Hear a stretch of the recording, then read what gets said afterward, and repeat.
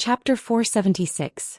In the midst of the anxious atmosphere, Zacriel stared at Ricky with a burning gaze. But this has never been confirmed. Ricky was silent for a while. Oh, interesting. Ricky stared into the Knight of Judgment's eyes and smiled. Which king?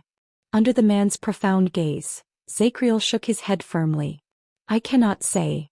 Thales exhaled.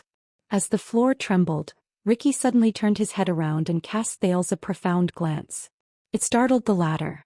But in the end, Ricky turned his gaze away and responded to the Knight of Judgment's words. Watchman, how much do you know about demons? How much do you know about me? Zacriel was stunned for a moment. Come tell me and tell your prince, Ricky said with a smile. Zacriel cast Thales a strange glance. In Constellation, Sunset Temple and the kingdom's secret intelligence department have been dealing with existences like you for a long time. Thales' expression changed slightly. According to Sunset Temple, you cannot invade the world with your true bodies. You can only possess people and use your current body as a vessel. Or perhaps you have lost your mind and can only speak through the mouths of your believers. Zacriel scrutinized Ricky carefully. But no matter what, your current appearance is just an illusion. Your roots are in hell. This is why you did not die even though you were fatally injured. Confusion. Thales suppressed the shock in his heart and digested the new knowledge. Ricky stroked his chin and raised an eyebrow. Interesting. The leader of the Disaster Swords nodded and said, Anything else? Zacriel was silent for a while. According to the records of the kingdom's secret intelligence department, aside from consciousness, you can also contaminate the world. Zacriel stared at the part of Ricky's body where he was injured. He gritted his teeth and said, The flesh and blood contaminated by you have abnormal activity that cannot be explained by common sense. You live in every inch of your body and every bit of your spirit. Unless you meet your natural enemy, you will never die and will never be reborn. Contaminate. Thales remembered something and he could not help but turn pale. Natural enemy? Ricky's interest seemed to be hooked by this new term. Zacriel continued to scrutinize Ricky's expression.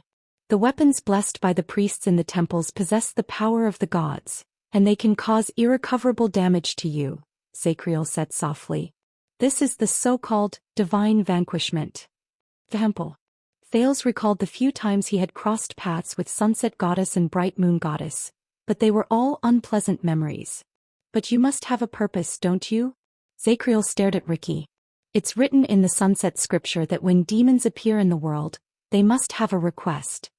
Then why did you come all the way from hell to find out the truth about the Dragon Breaker? Ricky was stunned. After a second.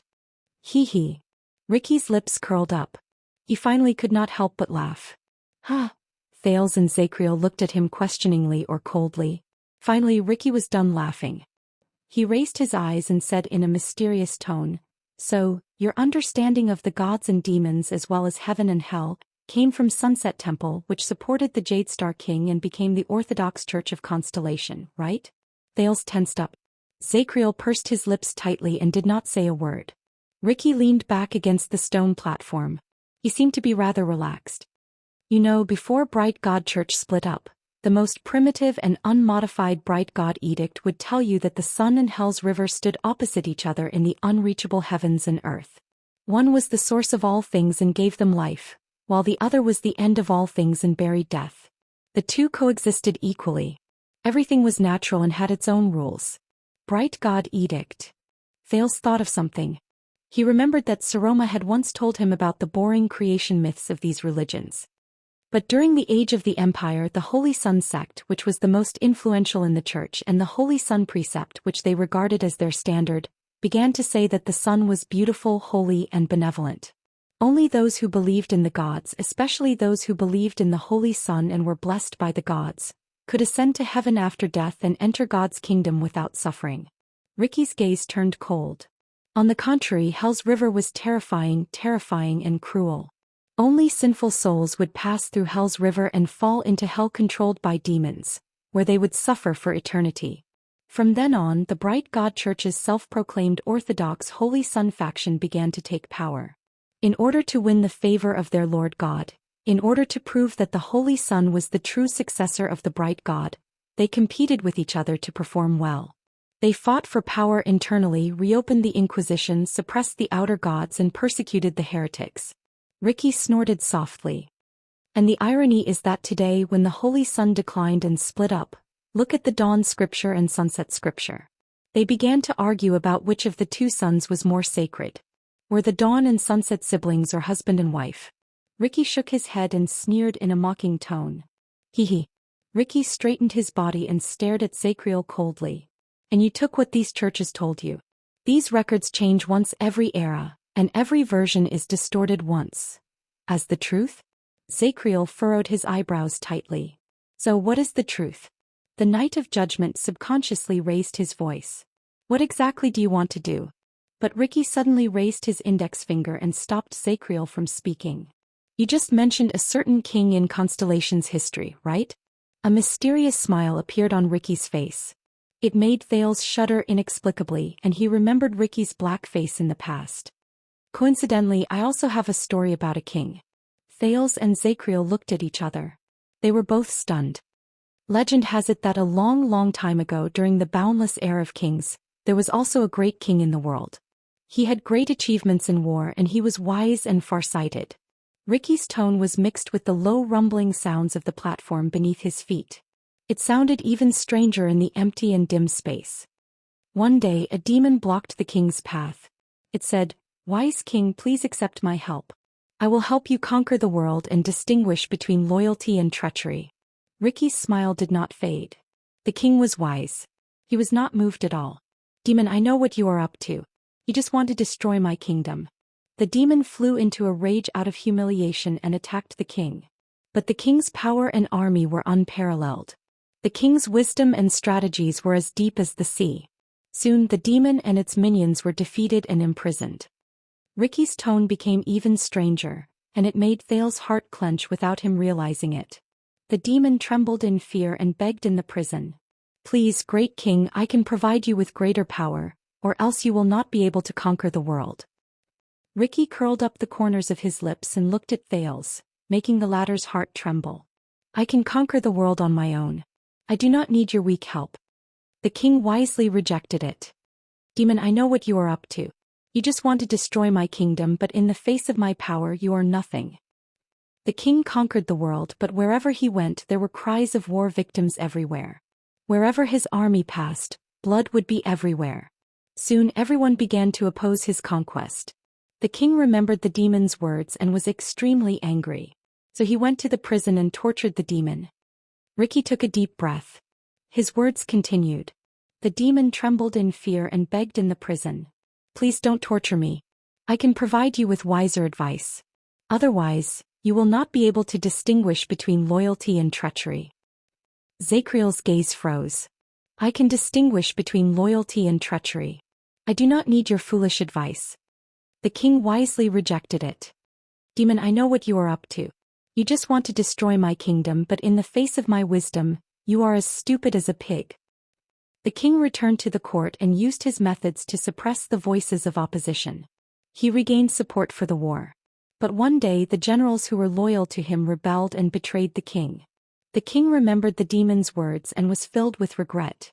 So he went to the prison and asked the demon. Thales had a premonition of the direction of the story. He frowned deeply. "Damn demon, come. I will accept your help," the king said angrily. In the next second Ricky raised his head. A hint of yellow light flashed in his left eye, which had returned to normal. "But I have already destroyed your kingdom," the demon said with a smile and disappeared before his eyes. And the king could only sit on the ground powerlessly until the rebel army broke into his palace and destroyed his kingdom. Ricky finished his story and looked at Thales. He let out a few chuckles that carried a profound meaning. This made the teenager's heart turn cold. This story sounds like a fairy tale at first. Humph. But Zacriel did not buy it. It sounds like a foolish king who brought disaster to the country and the people. He was falsely accused of being a demon. Ricky shook his head nonchalantly. He did not seem to be offended at all. "You know, the servants of the monarch of annihilation are the most delicate and extravagant. They love to bewitch kings, attach themselves to the nobles, and witness death and chaos through the whispers and murmurs behind the scenes. Most of the time, wherever they are, there will be war. And the believers of the Monarch of Annihilation are a group of opera fans. Their favorite actors are the believers with firm beliefs in the temples. Oh, they will never get tired of watching these actors' beliefs crumble on the stage of life under their guidance. In the end, they will betray and blaspheme the gods. Ricky said a few terms that Thales had never heard of in a seemingly casual manner. Monarch of Annihilation. Infinite Monarch. Zacriel finally became solemn. He looked at Ricky with a grave expression. So, you do not belong to the above two monarchs. You are the lackey of the other five. Ricky laughed involuntarily. Yes. There are 7 layers of hell, so there are only 7 monarchs who rule over hell, right? Ricky said perfunctorily. Let me guess, where did you hear this from? Sunset Temple? The kingdom's secret intelligence department? He then shook his head. Mortal. As he listened to their conversation, Thales blinked furiously. Indeed, when he was in Dragon Cloud City, he had read quite a number of religious works, but hell demons. But did you know that the King of Silence has a group of the most violent pets? They love to pollute powerful warriors and soldiers with strong wills because they can taste blood and violence the fastest. Ricky looked at Zacriel with a smile in his eyes. Like you. At that moment, the Knight of Judgment was stunned. But Ricky continued. They like to torture people's will, challenge people's limits, and enjoy human pain. For example, they will show boundless illusions to certain prisoners who have been imprisoned for many years, as well as the past that they miss the most and the people that they can't let go of. They will evoke the greatest regret, the most intense pain, and the worst nightmare in his heart, making him think that he has lost his mind. As he listened to Ricky's bewitching and meaningful words, Zacriel completely froze. Ricky deliberately said, but they can unknowingly confuse his mind, distort his heart, and add the last straw to a taboo belief that has already loosened. From there, it will guide his actions after he is released from prison.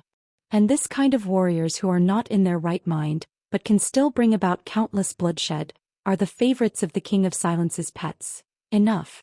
Thales cut Ricky off. The prince stared at Zacriel's dazed expression and said angrily to Ricky, "Stop talking nonsense." Zacriel took a deep breath and returned to reality. Of course, the demon is talking nonsense. Ricky did not seem to be angered by Thales' rudeness. He just leaned back against his stone platform and said airily, "That's what the king thinks too." Thales was instantly speechless. "Be careful, Your Highness. Do not make presumptuous guesses about what the demon wants to do. Do not think that you can be smarter than the demon, much less stronger than the demon."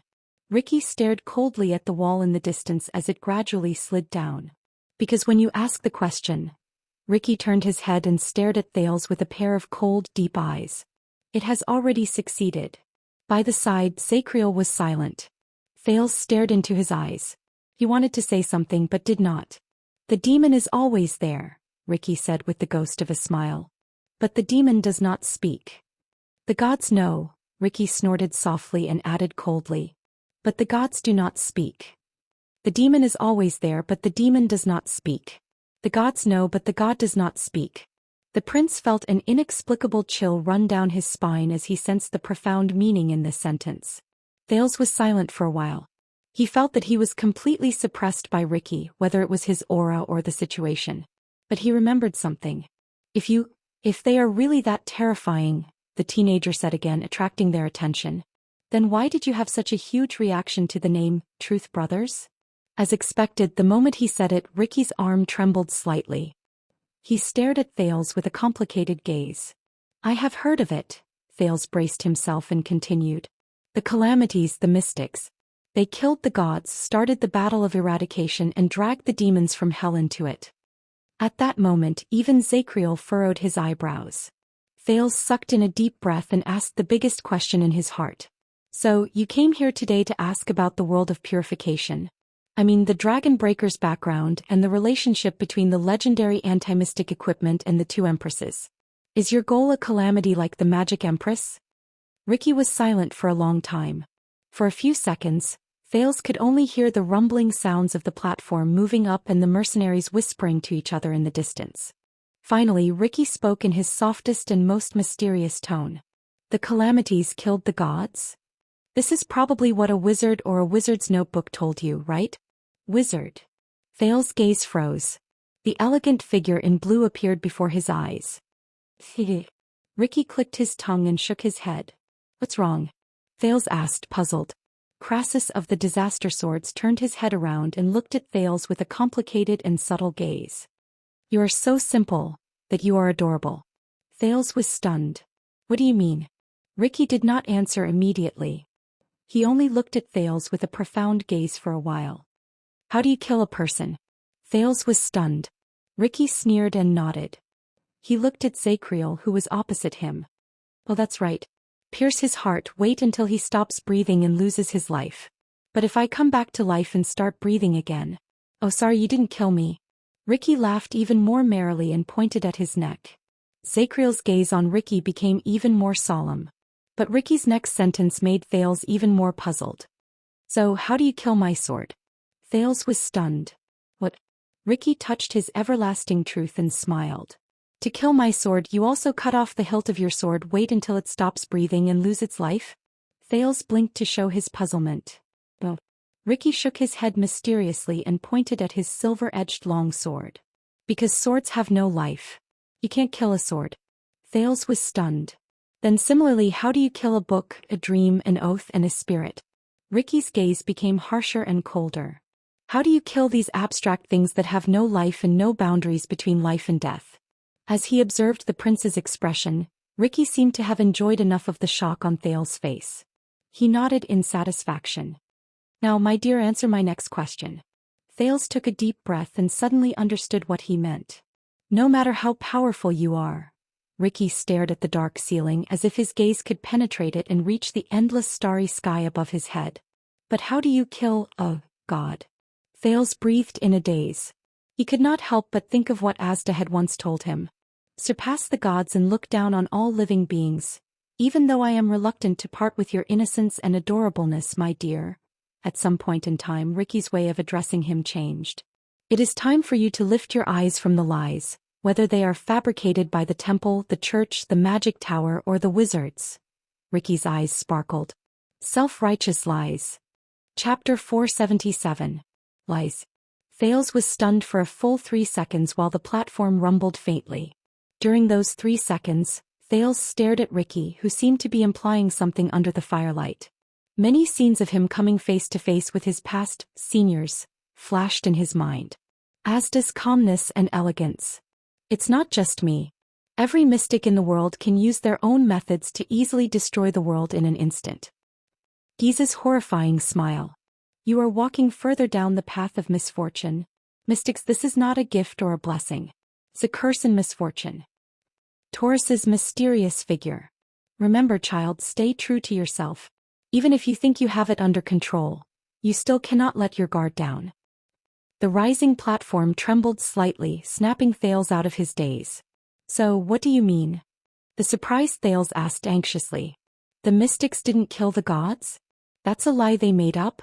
Or were they deceived themselves? But Ricky only sneered faintly. Zacriel watched them with a profound and silent gaze. Thales was still indignant. Or is it that the calamities have never surpassed the gods, and the gods are far more powerful than the mystics? Abnormally powerful? Ricky did not say a word. He only closed his eyes gently, as if he was chewing on the eagerness and confusion on Thales' face at that moment. Under Zacriel's contemplative gaze and Thales' questioning gaze, Ricky's shoulders trembled violently and he laughed uncontrollably. Ricky raised his head amidst his laughter and looked at Thales, who could not find anything funny about him. Kill, surpass, far surpass, and powerful? Look at these words you chose. At that moment, Ricky's smile slowly melted. His gaze was incredibly fierce, as if he wanted to stab Thales in the eyes. The understanding of mortals is always poor and narrow, Ricky said slowly, but they are always self-righteous and do not know it. Just like you now, my dear. Thales was stunned. I don't understand, the teenager said subconsciously. Ricky turned his head away without caring about anything else. When you talk about two people who are related, you always imagine a chessboard, right? Chessboard? Thales was confused again. Ricky slowly raised his hands and clenched them into fists in the air. The sound of his joints cracking could be heard. Then the two parties involved will be placed on the two ends of the chessboard in your imagination, and a game will begin. Abiding by the rules that you made up, They will play with each other to decide the winner, the loser, and the stronger one. He looked at his fists, his tone full of mockery and disdain. Thales frowned. Are you talking about the gods and the calamities? And maybe, demons? Thales stole a glance at Ricky. Ricky snorted softly. He looked at Thales and his fists slowly approached each other in the air before they collided lightly. You're like a silly brat who doesn't know how to think and only knows how to nod and smile foolishly. You pick out two characters from a mythological bardic poem and a historical play and discuss who is better. Your standard is, let's see who A or B can lift the big, smelly and hard rock covered in mud in the gutter at the second corner of his house. His tone was still as disdainful as ever. Thales was stunned for a second before he shook his head violently, as if he was trying to clear his overburdened brain. Wait. Can you stop using metaphors? Thales said in annoyance. I'm already confused enough. I really can't stand this. The prince looked frustrated. Ricky only lowered his fists, narrowed his eyes, shook his head and clicked his tongue. But Zacriel, who had been silent all this while, interrupted at this moment. You mean we think that the two sides of the chess game can follow the same rules to compare, but in fact one side of the chess game can ignore the rules we think of, directly cross the chessboard and eat the opponent's chess pieces? Zacriel stared at Ricky. Thales was slightly stunned and he seemed to be deep in thought. Ignore the rules we think of? Does he mean? This time Ricky finally put away his teasing and looked at Zacriel seriously. No, I mean, the demon and the knight of judgment stared at each other for a few seconds before he finally spoke softly. Perhaps the two parties in the game should not have been placed on two sides of the chessboard in the first place. Thales was stunned. Should not have been placed on two sides of the chessboard? Ricky's gaze froze slightly and he pointed at his own head. What they are playing is not the same game of chess, not the same kind of chess, not even chess. It is not even appropriate for both of them to appear in your mind at the same time. Zacriel's expression changed slightly. Ricky turned to Thales again as if he really enjoyed the feeling of teasing the prince. And my dear, you arrogantly asked me just now, but what I asked was, who won this game? Thales was stunned and speechless.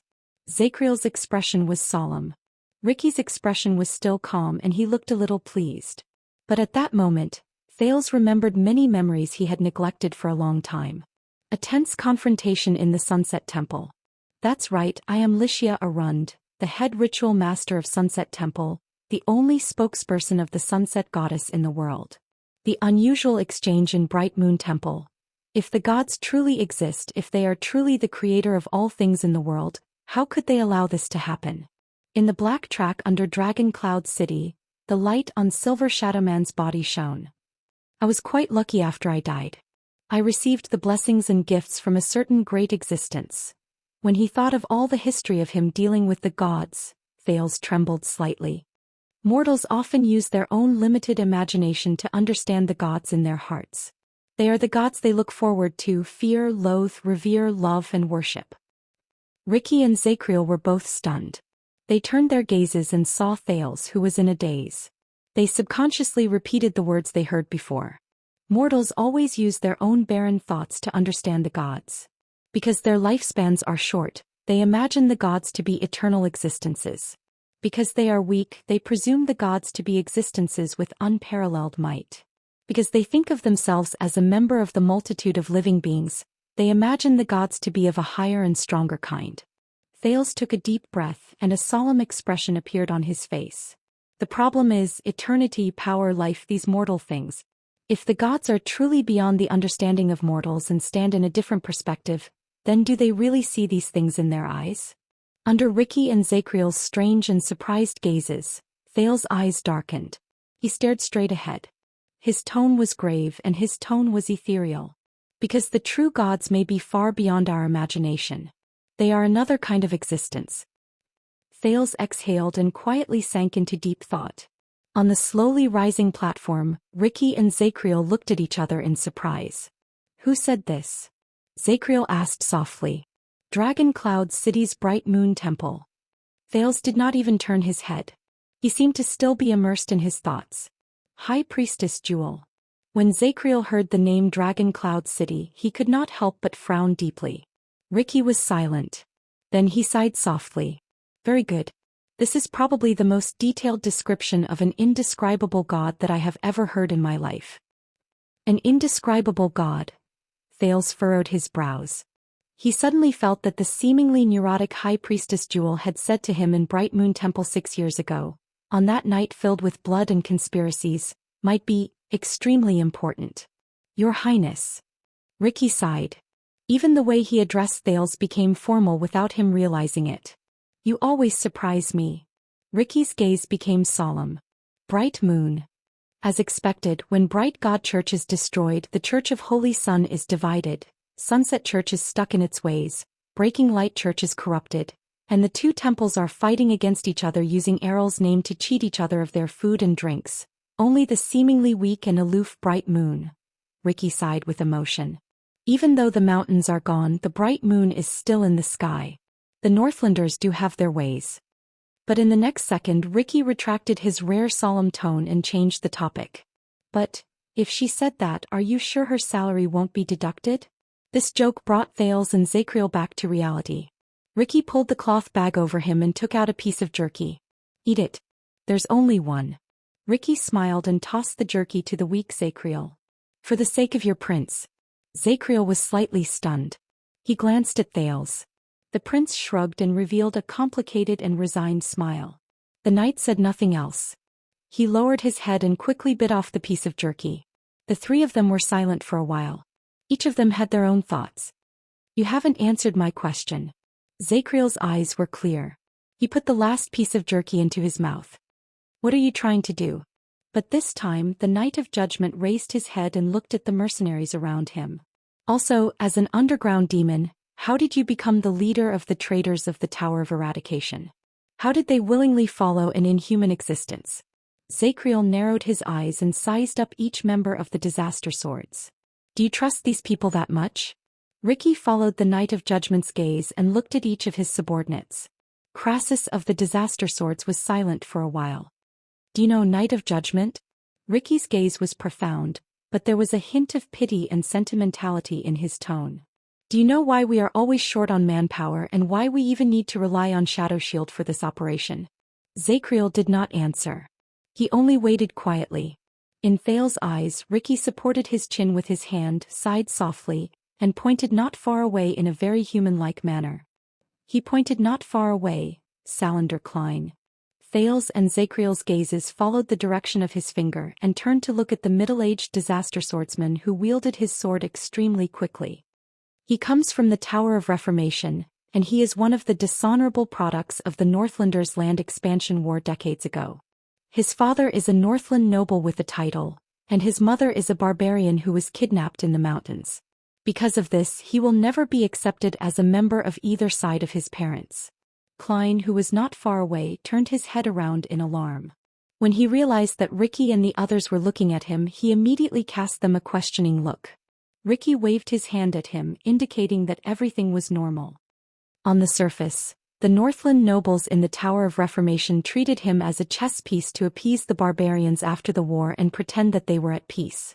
But behind their backs they only felt that he was a dirty, ugly bastard.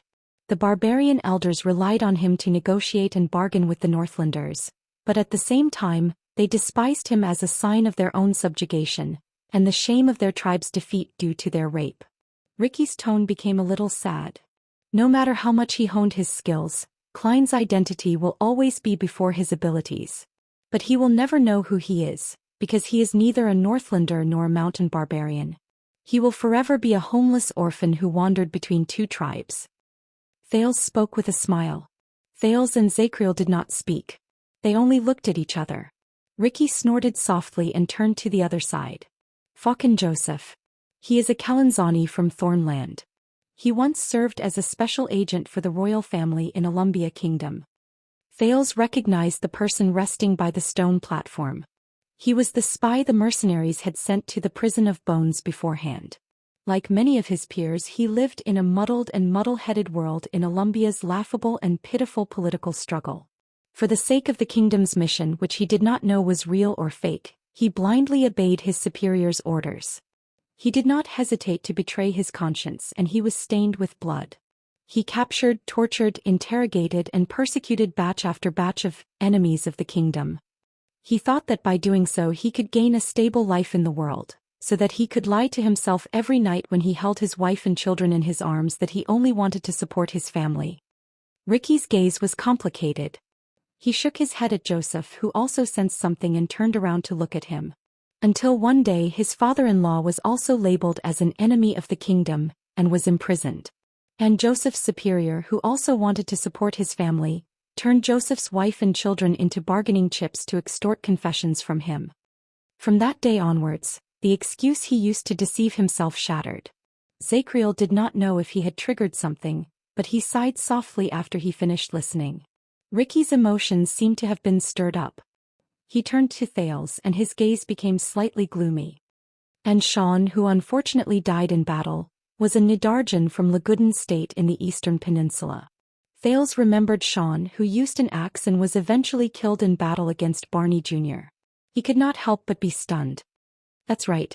He used to be the most promising and representative occupation among the Nidarjans. A bandit. He was quite good at it and his results were outstanding. Until one day he fell in love with a lady he kidnapped. Ricky stared at Thales in a daze, but it was as if he was looking at another person. Xian gave up on everything. He only wanted to marry her, get married and have children. For this he did not hesitate to fall out with his gang and become enemies with them. He killed them repeatedly. Ricky sighed softly. There was an indescribable pain in his voice. But after going through countless hardships, everything settled down and he was happy. He had children and lived a stable life. But his kidnapped wife poisoned herself, her daughter, her son and everyone else's food except Xian's. Thales widened his eyes. Ricky's words continued. As a weak woman who could not control her fate, she took her final, most miserable, most helpless and also the cruelest revenge. Ricky said slowly, from that day onwards, Xian understood that perhaps the world had already decided that he did not deserve happiness. He only deserved to sink into hell. Zachriel pursed his lips and said nothing. Ricky sucked in a deep breath and looked into the distance as if he had snapped out of his daze. Of course there was also your comrade in the Royal Guards whom you knew the most. Colin Samuel, who lost everything after the tragedy 18 years ago, and his old acquaintance's daughter, Marina Novork, who was born a noble but ended up in a corner of the world. When he heard Samuel's name, Zachriel's expression became gloomy. He said out of the blue, I'm sorry. Thales did not know who he said it to. Samuel. Marina. Thales stared at the two people in the distance in a daze. He then looked at Klein and Joseph. These are disaster swords. Ricky stared at the knight for a few seconds and shook his head, unbothered. Every person who becomes the scion of the outer tower has their own story, Ricky said. As he spoke, the light in his eyes became serious. Every person is an inhuman existence rejected by this world. Rejected by this world. At that moment, Thales remembered the lonely figure who only had a sword a long time ago. There is a reason why it is called the sin of Hell's River. We should have left the mortal world forever, but we deceived the ferryman of Hell's River time and time again, and avoided death's summons at the last moment. So our existence is the sin of Hell's River. It is proof that it did not manage death responsibly. Thales was lost in his thoughts. Do you understand now? Ricky raised his head with a stern expression and answered the Knight of Judgment's question just now. They are not following me. What they are following is the resentment and anger that comes from despair and injustice in their hearts. It grows stronger because of it, but they have nowhere to vent it. They can only burn in their empty wounds. Zachriel's gaze froze. At that moment, Thales clearly felt that the Ricky in front of him was different. The power of eradication in his body boiled again, and it gave the teenager a premonition of extreme danger. Scorching. Oppressive. Heavy. Thales shuddered. The scene of the disaster swords and shadow shield fighting against each other in an oblivious manner appeared before his eyes. Ruthless, crazy and merciless. Zachriel clearly felt something. The Knight of Judgment's entire body stiffened. His right arm trembled slightly as if he was suppressing his desire to attack. But Ricky did not care about the Knight of Judgment's abnormality at all. His gaze was like a blade and it coldly cut through the air before him. Even his voice had gained a little more of the chilling vibe from before. This is far from what those so-called swordsmen of eradication in the Tower of Eradication, who have been corrupted for many years, are used to fawning over the children of nobles from various countries, and who seek benefits from both sides of the powerful forces. They are hypocritical and aloof. In the next second, Ricky stared straight at Zacriel as if he could see through his soul. "Join us, Knight of Judgment." His tone was firm and brooked no argument. "We have too many similarities. You are a powerful warrior, but just like the other pitiful creatures, you cannot escape the cage of fate. You may not understand what we mean, but you will. We will let you see that fate is not inescapable." Zacriel remained silent. Ricky's expression was still terrifying. He extended his right hand to the Knight of Judgment. "In this dark world we found each other alone, just so that one day, you and I can see the tomorrow we hope for and walk towards the Palace of Rest." Thales arched his eyebrows. He felt that Ricky's words had an inexplicable meaning. But Zacriel only shifted his butt, cradled his injured left arm and turned his head away. "Sorry, I made a vow. This sword will only be swung for the Emperor's order." The knight's voice was hollow and hoarse, but there was a calmness and firmness in it. "It has no other use." The knight's words were simple and straightforward. It made Ricky's expression stiffen, just like the palm he extended. "This sword will only be swung for the Emperor's order."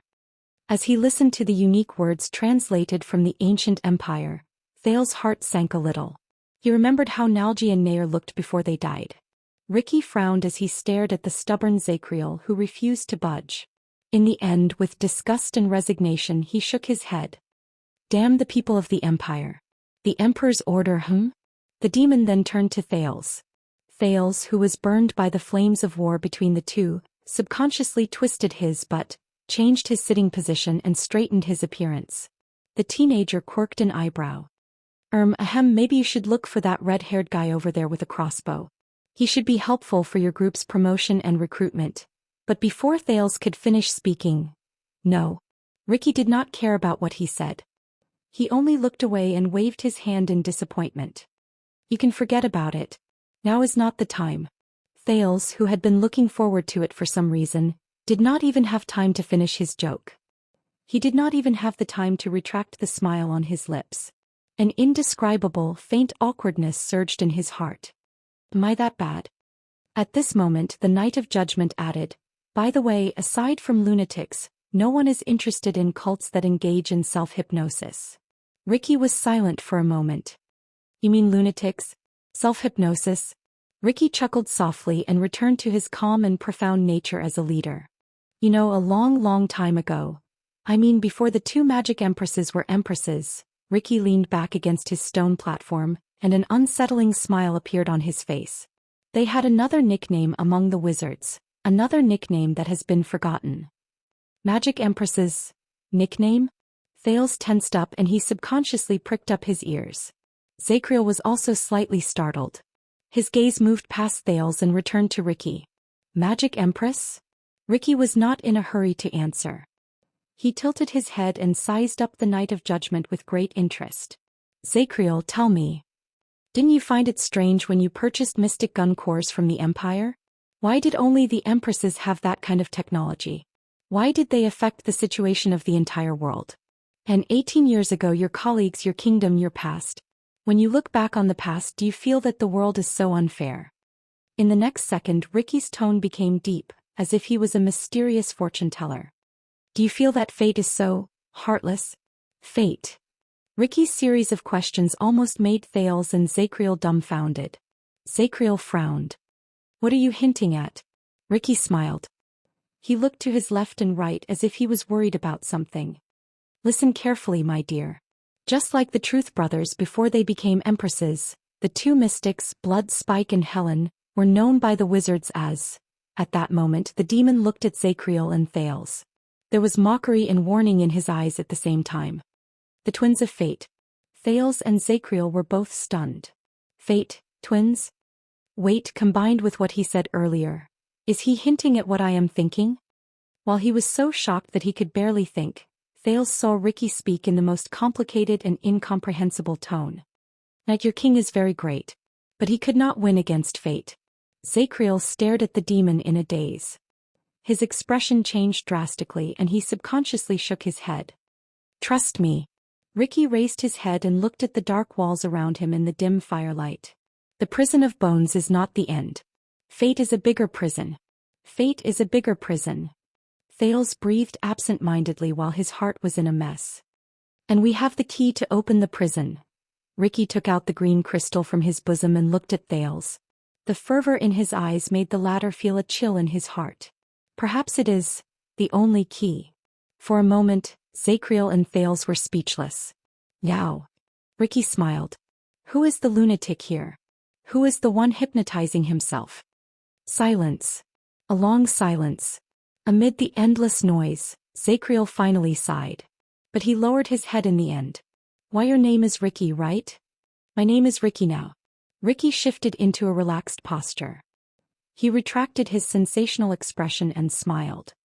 Why don't you consider my suggestion again? Zacriel raised his head. His gaze became clear again. He stared straight at Ricky. I suddenly have a feeling that you don't look like a demon. Instead, you look more like a human. At that moment, Ricky was completely stunned. His loss of composure and Zacriel's words made Thales suddenly realize that the man in front of him was an anomaly. What he said cannot be completely trusted. Interesting. Ricky remembered something and snickered. How do you know what a demon looks like?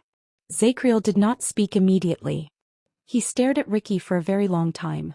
In many records, demons from hell are cruel, harsh, and tyrannical, Zacriel said in a low voice. Inhumane. Ricky raised his eyebrows slightly. He stroked his chin and seemed to be deep in thought. About that. True demons are indeed inhumane. In the next second, Ricky suddenly leaned forward with his hands on the ground. He lowered his gaze and looked up at Zacriel and Thales. He flashed a mysterious smile at the two of them.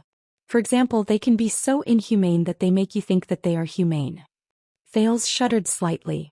As he stared at Ricky's rather human-like smile and mulled over the hidden meaning behind his words, the teenager felt an inexplicable chill run down his spine. Chapter 478. I remember now. You came to look for me in the dungeon. In the silence between the three of them, Zacriel spoke softly. It's because of the modified dragon breaker. And you have been hinting that our misfortune is because of the two supreme mystics who cannot be spoken of. Ricky turned around and smiled. Who doesn't suffer from fate? Zacriel was not fooled by Ricky's evasive answer. He calmly continued to ask. He calmly asked, so the purpose of the disaster sword's existence is the opposite of their name, to fight against calamities? Under Zacriel's question, Thales suddenly realized that the organization he led was a better breakthrough than asking about the mysteries surrounding Ricky. Ricky clicked his tongue and shook his head. Correction. Ricky showed a disdainful expression. We are the science from outside the tower, not the disaster swords. Zacriel fixed his gaze on Ricky. You want me to join you, but I know nothing about you. Only the Secret Intelligence Department has your records, whether it is those strange powers of eradication, or your long-term activities as mercenaries in the Western Desert. But Zacriel shook his head. But what makes me curious is that the Secret Intelligence Department has always turned a blind eye to you. When he heard the name of the Secret Intelligence Department, Thales felt a chill in his heart. He thought of something and looked at Zacriel, but the latter only shook his head slightly. Ricky smiled faintly. If this can dispel your doubts, Knight, our relationship with Constellation's Secret Intelligence Department is closer than you think. When he heard this, Thales became wary. He remembered Dragon's blood from 6 years ago. At that time, the relationship between the Secret Intelligence Department and Lampard was also closer than he thought. If only Thales was not the last one to know about it. Perhaps Zacriel's relaxed tone gave him hope, because Ricky smiled and continued to speak. More than 100 years ago, Hill Crassus, who walked out of the Tower of Eradication, came to Constellation to avoid being hunted down. At that time, the Red King furiously attacked Sharp Blade Valley, and the relationship between Constellation and the Tower of Eradication was at its worst. At that time, Crassus made a deal with the Red King John II. He obtained the king's permission and protection, and was able to hide in the Western Desert in the name of a mercenary group. Zacriel and Thales were both stunned. Ricky smiled and gestured to the people around him. This is the origin of Blood Whistle, and it is also what you see today, us. 100 years ago, Crassus made a deal with the Red King, and Disaster Sword made a deal with Constellation? A thought flashed across Thale's mind. What deal? The king has the royal guards and a group of vassals serving him. Why would he need to rely on an outsider? Zacriel asked in a grave tone. Convince your subordinates to join us, knight, and I will tell you more, Ricky interrupted Zacriel confidently. Believe me, we don't have any conflict with your beloved kingdom. In fact, we even have a long history. And I can help you. Ricky's tone was bewitching. But to his disappointment, Zacriel only lowered his head and muttered to himself for a while. But there is a reason why the Tower of Eradication calls you the Disaster Swords, right? The Knight of Judgment asked softly. Ricky sighed. Correction, we've never admitted that we're calamities. He seemed to be very concerned about this. But at that moment, Zacriel suddenly raised his head. His eyes shone.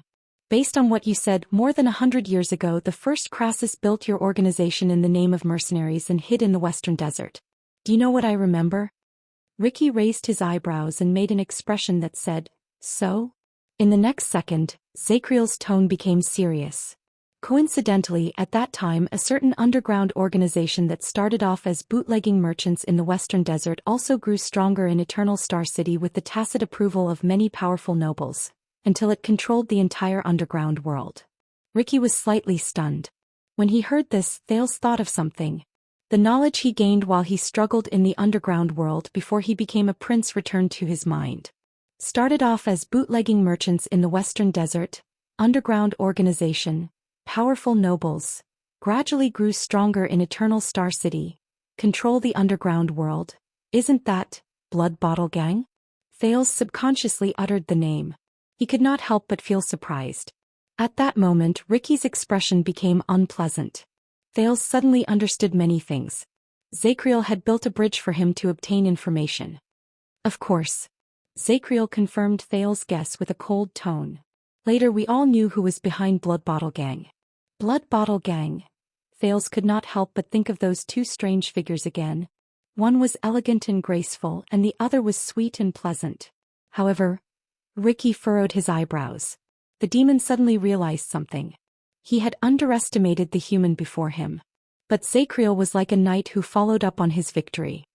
He said coldly, then when Blood Bottle Gang was flourishing, Crassus and the Outer Tower's legacy he had just built were called Disaster Swords by the Tower of Eradication? At that moment Ricky's face turned ashen. Thales remembered. Ralph once told him that during the fight between gangs 6 years ago, Blood Bottle Gang had hired a swordsman with a strange power of eradication, and he listened directly to Asda. That was not all. Thales looked at Ricky, whose expression was getting worse, and remembered another detail. When he was in Dragon Cloud City, Asda said before he left, he wants to go to the Tower of Eradication. Thales could not help but clench his fists. He had never wanted to see the mastermind behind Blood Bottle Gang as much as he did at that moment. Asda and, well, maybe only Asda. Built together with Blood Bottle Gang and attacked together with the Calamities. Zacriel's tone was filled with mockery as if he had seen through the lie. Yes, come tell me again. Are you not Disaster Swords? Ricky was silent. Thales watched their confrontation cautiously. At some point in time the aggressive Ricky and the speechless Zacriel had switched places. The one who was on the offensive now was the Knight of Judgment. You don't intend to join us, do you, Knight? Ricky's gaze gradually turned cold and he finally raised his head. You went along with my wishes just to get information out of me. Just like how you guessed that I was a demon just now. Zacriel snorted coldly. You did not come to me just to recruit me. Zacriel gritted his teeth and raised his voice. Blood Bottle Gang and the Calamities played a part in the turmoil 18 years ago. You, who had such a good relationship with them, were naturally part of it, right? Ricky did not answer his question. From top to bottom, from inside to outside, the attitude of the demons became incomparably cold. Looks like you're good at more than just fighting, Knight. I'm only good at fighting. Zacriel met Ricky's gaze fearlessly.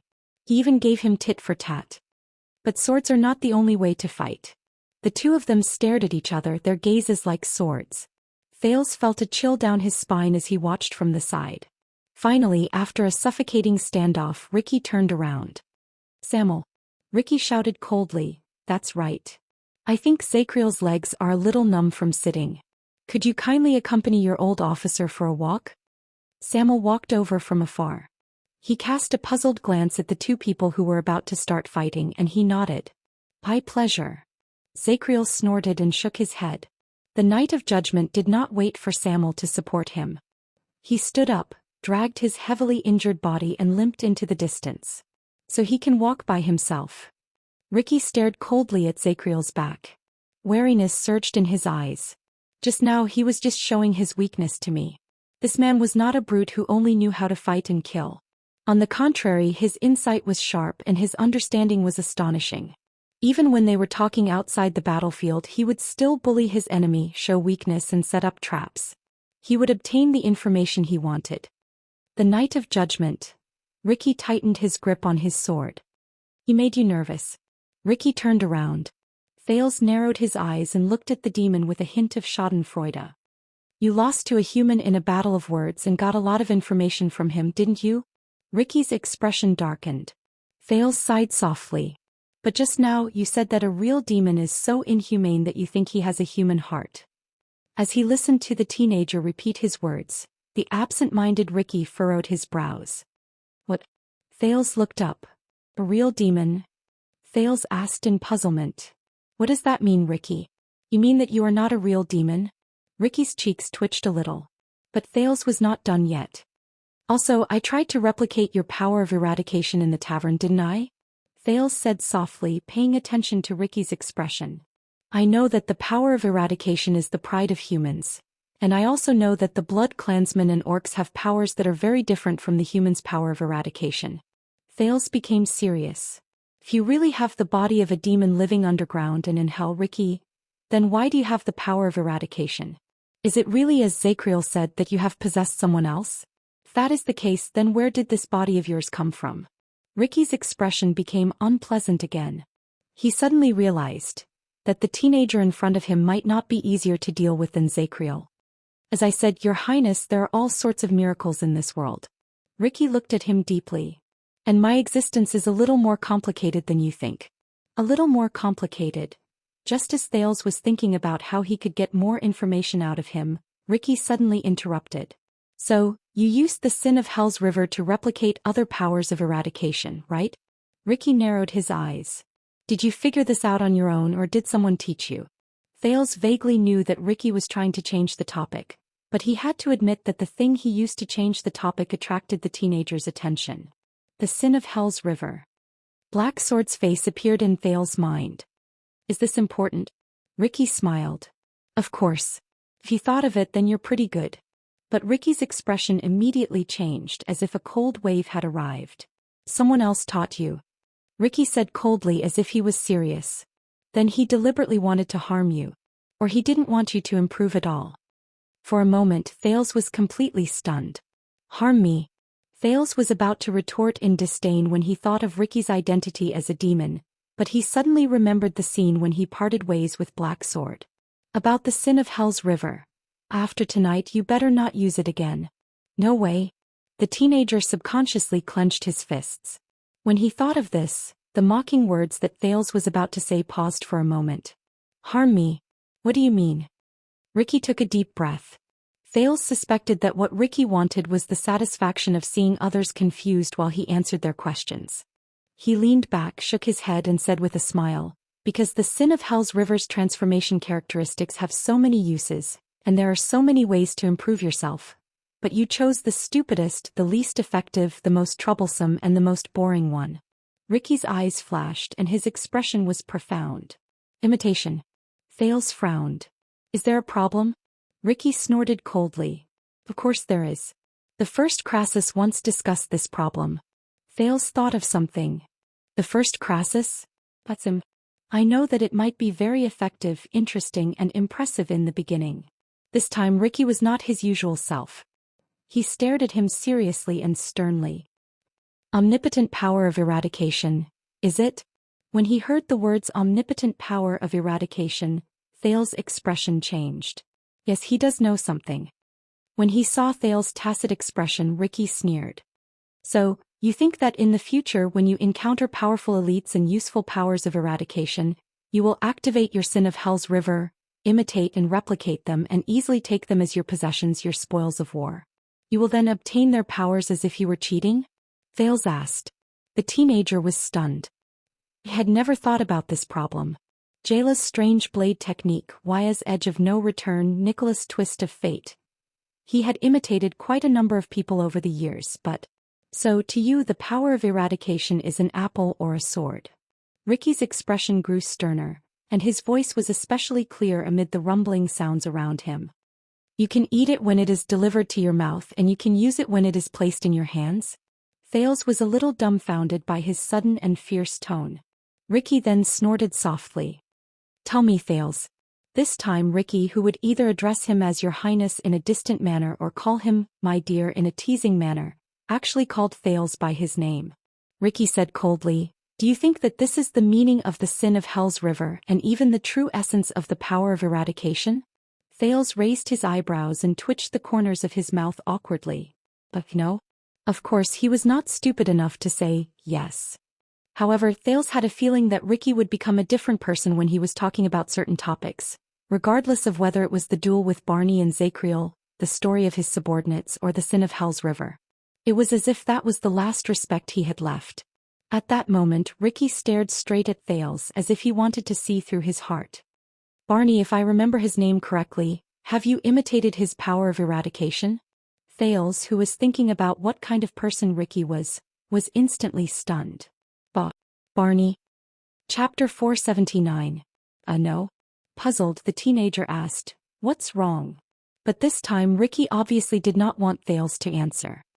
Barney's power of eradication is the thawing of glaciers, which is known for taking advantage of the situation.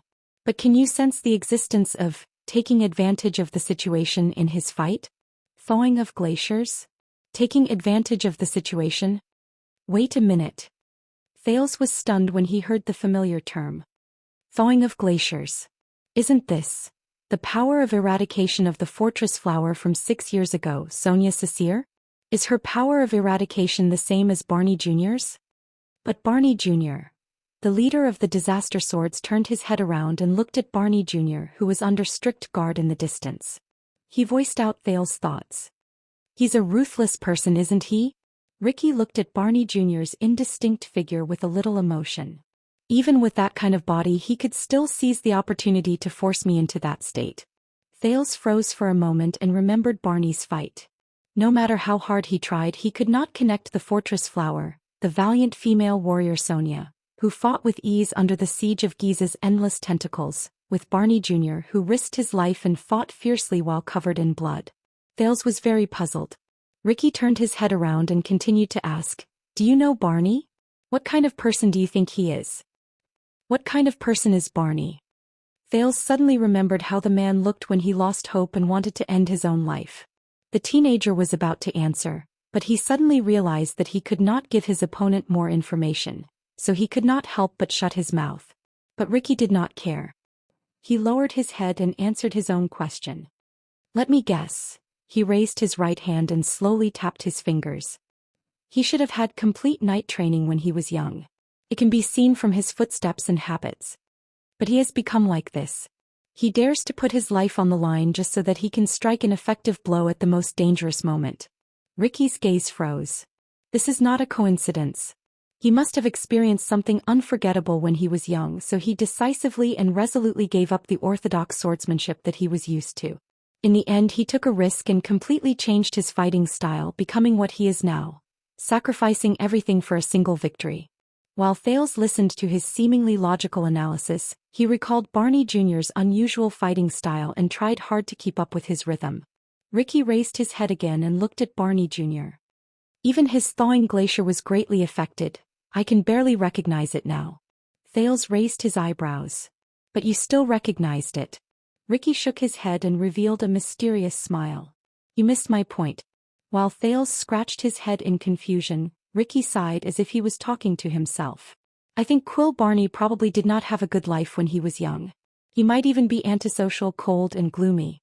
And his tragic experiences over the past decade or so have shaped his extreme, ruthless fighting style. Not only to his enemies but also to himself. I think he is probably tenacious, stubborn and even a little stubborn. He is not easy to get along with, just like his power of eradication. Thales recalled Barney Jr. in prison, then remembered the Royal Guard's experiences over the past 18 years. He did not speak. Ricky retracted his sighing expression and smiled. Tell me, am I right? Thales looked at Barney in the distance, then looked at Ricky suspiciously. You heard it from Samuel. They are old acquaintances. Ricky laughed when he heard that. But he only continued to turn his head and pointed at Zacriel, who walked beside Samuel.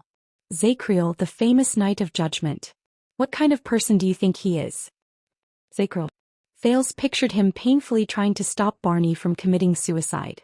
Ricky must have recalled the scene when Zacriel charged at him. He said absent-mindedly, Samuel told me about his power of eradication and I have seen it for myself. That guy is basically a huge army with all kinds of soldiers. With just a wave of his hand he can make everyone panic and throw them into chaos. What's rare is that he can move freely between movements and stillness without any sluggishness. At that critical moment he still has the leisure to think about things other than fighting. God knows when he stuffed the tarp on me. Chaos of armies. Thales whispered in his heart. This time he subconsciously thought, if I want to imitate that power of eradication. To achieve that kind of result he has to observe the complicated battlefield down to the smallest detail. He has to be extremely cautious, see everything, understand the enemy's situation in an instant, make accurate judgments, react immediately and coordinate his body and mind. He has to take care of both the enemy and himself. He has to be a genius. Ricky sighed. If he wasn't a warrior he would definitely be the best chess player.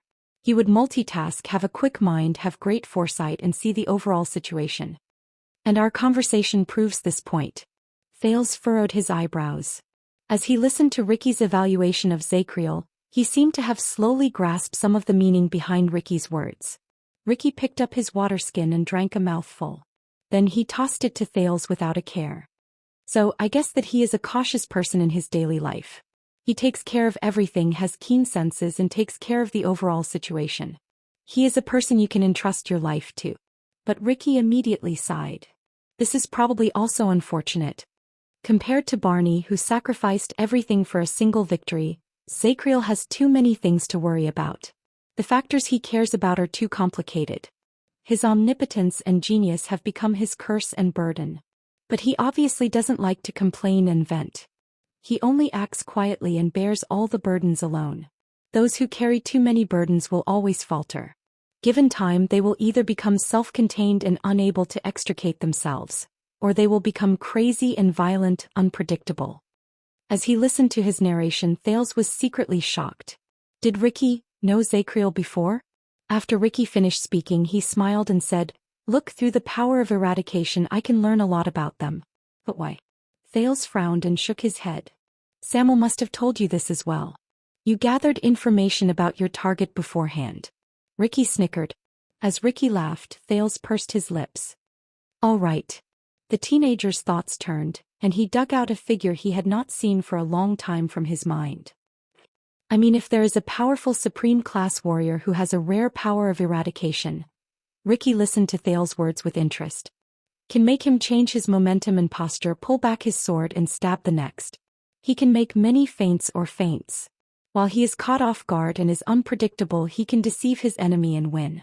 What can you learn from this? After Thales finished speaking, he remembered the person who defeated him countless times in the training field over the past 6 years. He also remembered Dragon Cloud City. Feints? Oh, that's not common. Ricky was stunned after he finished listening to the narration. He began to ponder, which was rare. You have to know that almost every warrior is taught to be resolute when attacking, firm when defending, steady in their footsteps and focused in their minds. Once they make a move, they must not have second thoughts. If they are on the battlefield and still expect to pull back after swinging their sword and find a better posture, these people are usually new soldiers and they die the fastest. Ricky raised his eyebrows and said uncertainly, But that friend of yours, he might be a rather special person. But that friend of yours, perhaps he is a rather special person. Perhaps he is a different kind of genius, able to turn his disadvantage into an advantage, giving him one more chance to regret his decision than his enemy. Thales chased away his memories and looked at Ricky seriously. Then what kind of person do you think he is? This time Ricky pondered for a long time. I had to guess he is confused. Huh. Thales was stunned again. Confused? Ricky nodded and made a guess. To pull back his sword and stab the next. I guess this kind of person might always want to do things better. To a certain extent he is a perfectionist. So this kind of person, I'm afraid he doesn't live a comfortable life. It's hard for me to imagine him not feeling confused and perplexed when he faces himself alone. Thales blinked in disbelief. No way. That dead face. Perplexed? Thales could not help but automatically imagine Nicholas standing in a big city, staring at the map in a daze while facing the traffic, scratching his head in confusion. Perplexed? Or perhaps the star killer standing in front of the neon lights at night, looking up at the sky, smoking a cigarette in melancholy amidst the breeze and steam whistles. Thales snorted and quickly covered it up with a cough. Impossible, he said subconsciously. No, the scene is too beautiful. The style is strange. I don't dare to look. I don't dare to look. Ricky also laughed when he saw Thales' expression. But after a few seconds he suddenly put away his expression. Do you think this is funny? Thales immediately froze. Ricky's tone was rather formal. For a moment, Thales thought he was back in class, whether it was the class in his fragmented memories or the class in Asda in reality. This made Thales subconsciously put away his smile and he sat up straight. Everyone's power of eradication is unique. It is formed through the user's long-term life and battles, and it gradually becomes one with them. It is closely related to their personality, experiences and habits and is inseparable. Even if it is the same power of eradication in different people's hands, the difference will be like heaven and earth. Unique. The same power of eradication will be very different. Thales listened attentively and immediately remembered Sonia and Barney's thawing of glaciers. Ricky's tone became softer. Just like that, the style of the power of eradication matches the user's characteristics, echoes with each other, and reflects their understanding of battle, themselves and their enemies. It is the unique emblem that is branded on every warrior. The unique emblem that is branded on every warrior. Unique emblem.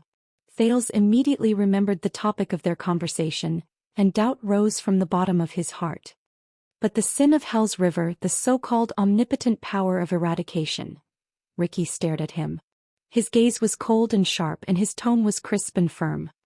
You, on the other hand, want to perfectly display the great strength that countless experts have accumulated in every battle, every life and death experience, and every kind of experience through only a few minutes of observation and contact?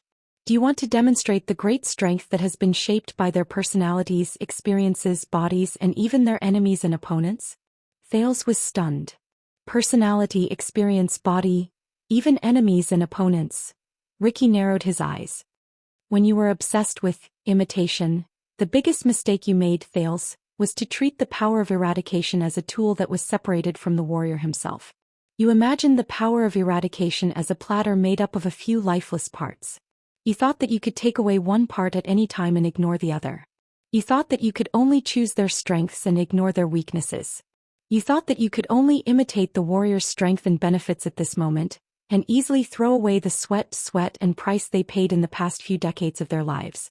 You thought that you could only remember the state you want to imitate at this moment, and ignore how they became what they are now from the past. Thales frowned heavily and began to think carefully about Ricky's words. Ricky leaned forward and stared at Thales intently. His tone became even fiercer. Did you know that even the most despairing suicide squad needed the help of Shaka wine during their suicidal charge on the battlefield in Western Desert? But Quill Barney, a man of noble birth, managed to do it so easily. This meant that he had to brush past the tip of a blade countless times. He had to train his spirit between winning by a hair's breadth and losing everything at the last moment. He had to abandon his hesitation about the pros and cons, seize the opportunity at that moment and turn it into his normal state and become the man he is today. So, his thawing of glaciers, his strength and his fighting style are things that I can imagine but I can never learn. Because I can't feel the terror of a hair's breadth, I can't practice that kind of decisive fighting style, and I can't reproduce his fighting style, which is full of distinct characteristics. Ricky's eyes flashed and he spoke firmly. So, no, Thales, the power of eradication is not a kind of power, nor is it a weapon, much less a state. It is the warrior himself. Thales trembled slightly. From Eternal Star City to Dragon Cloud City, and then to Western Desert Hill, even though Thales himself had awakened to the sin of Hell's River and practiced sword arts, in truth, he had always been indifferent towards the power of eradication in his heart. It was very simple. Asda's words had affected his judgment. The power of eradication was just an accessory created by the wizards for the knights. In this world, forbidden magic represented the highest knowledge. Moreover, after experiencing mystic energy and even knocking on the door, entering the thing stage that Taurus mentioned, but it was only now that Thales suddenly realized that he had forgotten again. He had forgotten the old crow's teachings and his own understanding of magic. Humility. Yes, magic might be all-encompassing and all-encompassing. It may seem vast, boundless, and enchanting. But the power of eradication. According to Ricky, it was much more focused and simpler than magic. Because it is the warrior himself. Thales pondered. Ricky's words continued, each sentence harsher than the last. In other words, Thales, your current sin of Hell's River is a true reflection of yourself. You only know how to adapt to the situation and can't find your unshakable self. However, Ricky's next sentence was like a long sword that pierced the bottom of his heart. This is your power of eradication, and it is the current you. You are forced to move forward, dragged forward, without a goal, without direction, swaying left and right, drifting along with the flow, and even... At that moment, Ricky's eyes widened in anger, as if he wanted to see through Thales' soul. Without a self. Thales was stunned. When he watched Ricky rely on his observations of the power of eradication to deduce the characteristics of Barney Jr., Zacriel, Nicholas, and the others, he found it rather interesting. But when it was his turn, Thales took a deep breath. If my sin of Hell's River is me. The teenager lowered his head in a daze. Without a goal, without direction, swaying left and right, drifting along with the flow, without a self. Ricky did not notice Thales' abnormality, but the teenager was in a daze. For a moment he could only hear his own breathing. Has he always been like this? Then Ricky spoke again. His stern tone brought Thales back to reality, as if he had been blown away by a cold wind. The omnipotent power of eradication? Imitation? No, it is not as beautiful as you imagine it to be. If you are not me, if you do not know my personality, if you do not know whether I am radical or cautious, if you do not know whether I like to stab or slash, if you do not know my habits when I fight, if you do not know the strength I use when I hold my sword, if you do not know which muscles I use when I attack, if you do not know the situations and history of my battles in the past, if you do not know the life I have experienced in the past, and how I came to form such a power of eradication. Ricky's gaze became more and more terrifying, as if he was looking at an unbearable humiliation, as if Thales had committed a heinous crime. Then you will not be able to imitate the most important and essential part of my power of eradication, the things that make it and I, the way I am. Thales, who had been thinking deeply about a certain sentence just now, could only listen quietly. If you have not experienced the Night of Judgment's life, you will not be able to obtain Zacriel's multitasking and ignore the terrifying burden he has to bear at all times. If you have not seen Barney's world, you will not be able to only enjoy Barney's terrifying lethality and ignore the devastating price he has to pay when he cuts off all means of retreat. Ricky snorted coldly, and his reprimand was merciless. No matter how exquisitely you imitate the sin of Hell's River, the product of it can only be a substandard product, a nondescript dregs. Substandard, nondescript. At that moment, as Thales stared into Ricky's eyes, he suddenly felt that the fixed impression he had towards the power of eradication, the complacency and pride he had towards the sin of Hell's River, had been completely crushed at that moment. No, perhaps it's not just the power of eradication. And Thales subconsciously clenched his fists and gritted his teeth. Himself. Ricky stared at the slightly dejected Thales and shook his head gently. More importantly, when you rely on imitation and ignore these things, it means that you lack the most basic things towards the power of eradication that other people condensed with their lives, towards each of the people you imitate, towards each of your opponents, and even towards yourself. At that second, Ricky straightened his posture and his gaze was incredibly serious. Respect. Lack respect? Thales was shocked by his attitude. But at the same time, the teenager could not help but start thinking, Black Sword, the imitation and duplication he taught me 6 years ago, the so-called omnipotent power of eradication, could it be not a good thing? Ricky's tone could almost freeze the entire underground prison. You are not imitating at all, you are plagiarizing. For a plagiarist, the sword in his hand or in his heart will never be his own. The imitation you imitated is just superficial, and will forever lack the most important core. You will never become those great warriors who have internalized the power of eradication in their lives. Ricky finished speaking and stared at Thales without moving. He waited for his response. Thales did not speak. He did not know how to respond. After a few seconds, the teenager exhaled laboriously and asked, "So the so-called omnipotent power of eradication in the sin of Hell's River is actually nonsense?" Ricky snorted coldly. "Oh." He leaned forward and gently raised his index finger at Thales. "This statement is correct. But you're on the wrong path." Under Thales' confused gaze, Ricky spoke softly. "The meaning of imitation is understanding. Understanding your opponent." "Understanding?" Thales blinked. Ricky looked around and the corners of his lips curled up slightly. "I don't know Barney, I don't know Zacriel, and I don't know that confused friend of yours. But I can understand them on another level through my feelings for their powers of eradication." "Another level?" Thales thought hard. The eyes of the leader of the disaster swords shone brightly. "For example, through analysis and speculation I can know, when I face Barney, I might not be able to withstand his life-risking attack head-on. Instead, I must use other factors from the side to delay, disrupt, and frustrate his attacks until I finally defeat him.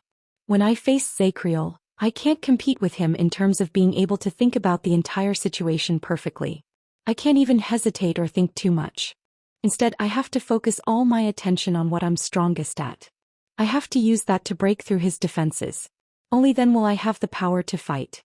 As he spoke, Ricky suddenly froze. Thales, who had been listening to him with an open mind, had a puzzled look on his face.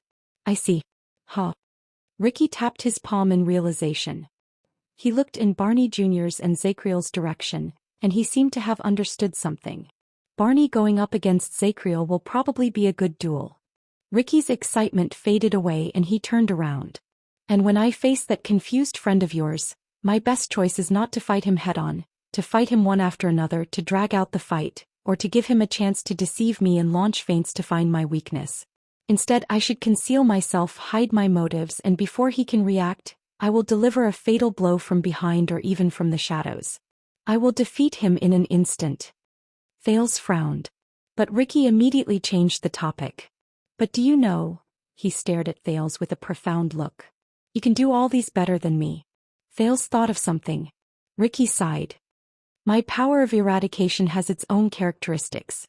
My opponent's style has already become fixed, and this is how I can bring out my strongest points. But you, Thales, your sin of Hell's River is constantly changing. You can do more, understand more, grasp more details, and understand your opponent faster, better, and more perfectly through this so-called imitation. You can understand your opponent faster, better, and more perfectly than I can." "Understand my opponent?" Thales mulled over the meaning of this sentence as he compared it to Ricky's example. The power of eradication is one of the most amazing powers humans have. How many elites have gone through countless trials and tribulations to achieve such an achievement? Ricky seemed to be rather sentimental. And the sin of Hell's River's imitation is not to simplify this process. On the contrary, it is to better understand this process of your opponent, and then better adjust and strengthen yourself, increase your advantage in battle, and give you options to deal with the situation. Thales' eyes lit up. "I don't want to copy my opponent's advantage, but to find my chance to win?" Ricky smiled. The surprised teenager recalled the elites he saw through the sin of Hell's River. The volcanic eruption in Araka Murch's body. The colorless but determined power that filled the fortress flower. The silver needle-like glare that drifted about Nicholas' body. The gray color on Raphael's body. Thales suddenly understood. He did not want to become them. Instead, he wanted to surpass them. Through the imitation ability of the sin of Hell's River, you can deduce their experiences, characteristics, strengths, and weaknesses. You can grasp the most essential and purest parts of their martial arts and skills, and turn them into your advantage when you fight against your enemy. You should not lazily skip this step and dream of becoming them and copying their achievements. Ricky used his finger to point at Thales, who seemed to have understood something. Remember, the important thing is how you are and not how strong your opponent is. The important thing is how much you gain, not how much you can imitate. Once you master this, you will be able to find a way out in every situation and find a way to deal with every powerful enemy. Thales shuddered slightly. It was as if a train of thought that had been blocked for a long time in his mind had been cleared. Ricky narrowed his eyes and looked at Thales, whose eyes were becoming clearer. The stern look on his face slowly melted. The advantage of the sin of Hell's River's endless changes is not to allow you to imitate the real and become all your opponents. Instead, it is to allow you to face all your opponents calmly and fearlessly. Ricky took a deep breath and looked at Thales, whose expression had changed. He sighed softly. This is the true, omnipotent power of eradication.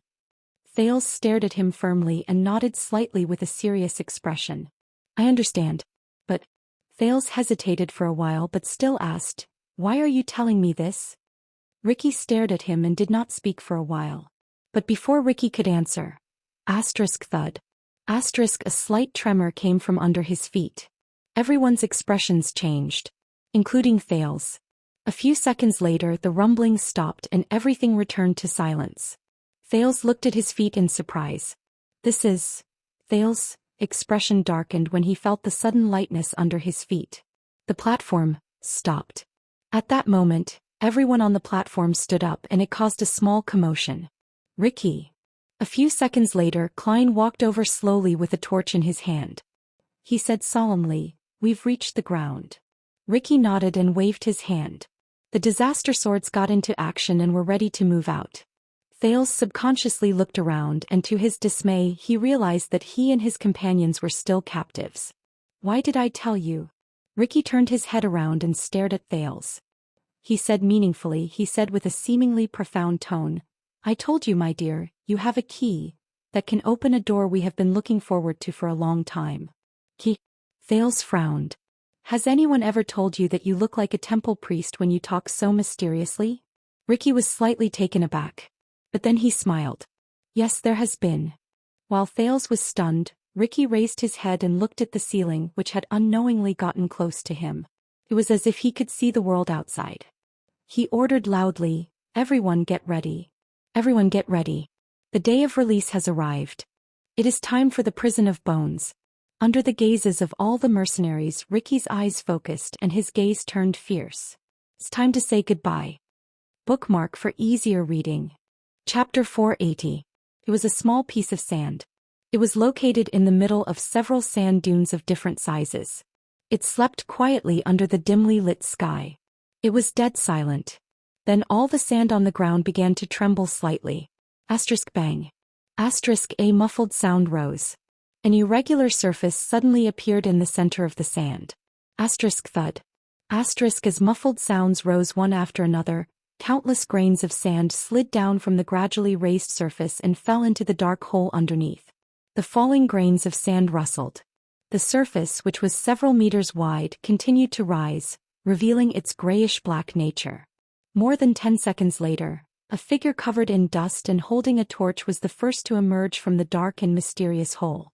The figure patted off the sand on his body and looked around. Then he turned around, extended his hand to grab the second person and pulled the latter out of the hole. Then the third, the fourth. More and more people climbed out of the hole. There were dozens of them. Then a thin figure appeared from the hole and was pulled out. He stepped on the sand. Cough, cough, cough. Thales, who was covered in dust, took off his towel and coughed out dust and sand in pain. He patted off the sand on his body. The temperature of the cold wind before dawn and the smell of sand assaulted his senses at the same time. It made him shudder. It was familiar yet unfamiliar. Thales subconsciously reached behind his waist but he touched nothing. It was only then that he remembered that his dagger had been confiscated by Ricky. Behind the teenager, Tardin, Bruley and Cannon's hands were tied tightly. They were escorted out one after another. Zacriel, Barney and Belden were in an even worse state. They were even blindfolded and were personally watched over by Klein and Joseph. Quick Rope seemed to be treated as an unimportant errand boy. He bitterly moved the equipment the mercenaries retrieved from the battlefield. From time to time he glanced at Thales as if he was asking for help. Stake was also blindfolded. He was roughly pushed out under the watch of 2 mercenaries. Everyone came to the surface one after another. Isn't this the prison of bones? Thales stepped on the familiar sand. He ignored Quick Rope's resentful gaze behind him. While he cleaned up the mess on his body, he tried his best to observe his surroundings under the dim light. It's not even Blade Fang's camp? The vast yellow sand around him surprised and terrified him. Ricky turned his head around under the dim eastern sky. How do you think we'll go back the way we came? Ricky threw away the torch in his hand and shook his head mockingly. The entrance to the prison of bones. I reckon that the people from the Secret Intelligence Department have already surrounded that place. Thales sighed internally. The prince hugged his arms and rubbed his body, which was suddenly exposed to the cold wind. He looked around in puzzlement. Where is this? It's not far from Blade Fang's camp. Ricky raised his head under the gray sky and stared at the familiar small row of fortresses in the distance. But I can just see it. Thales narrowed his eyes and observed Blade Fang's camp, which seemed to be right before his eyes. He felt dejected. In the desert, just in sight, was equivalent to walking for a whole day. So what would happen to them next? What are you waiting for? Thales asked while rubbing his hands together. This time Ricky only glanced at him coldly. Timing. Opportunity. Thales frowned. While the cold wind howled, Ricky raised his head to look at the sky. Everyone, final check. We're leaving. Ricky walked past Thales, who was deep in thought, and walked towards Samuel, who stood in a secluded spot. He stared at the royal guards who were tied up tightly in the distance and whispered to Samuel, "How is it?" Samuel avoided the group and cast a glance at Zacriel before he shook his head. They refused to join us. Ricky frowned and exhaled. Barney. Samuel snorted softly. He seemed to be very displeased. Especially Barney. That guy's temper is harder than a rock. Ricky stared at the blindfolded Barney and clicked his tongue softly. But he just had to be the one who mastered the secret of the Northland military sword style. Samuel's eyes brightened. Then is he? But Ricky shook his head in disappointment. The thawing of glaciers. Both of them were silent for a while. Ricky swept his gaze over his subordinates who were doing their final checks and preparations behind him. He gestured at Zacriel with his chin. I've been trying to convince their commanding officer. If he agrees first. But Samuel shook his head firmly. Not Zacriel. The determination in Samuel's tone made Ricky a little stunned. The key is not Zacriel. Samuel looked at the slightly shorter and frail figure behind him. His expression was complicated. They are only loyal to him. Ricky looked in the direction of Samuel's gaze. He saw the teenager, who was covered in wounds, looked exhausted and had a bruise on his chin. He stared at the sand under his feet dejectedly while he mumbled something. Him.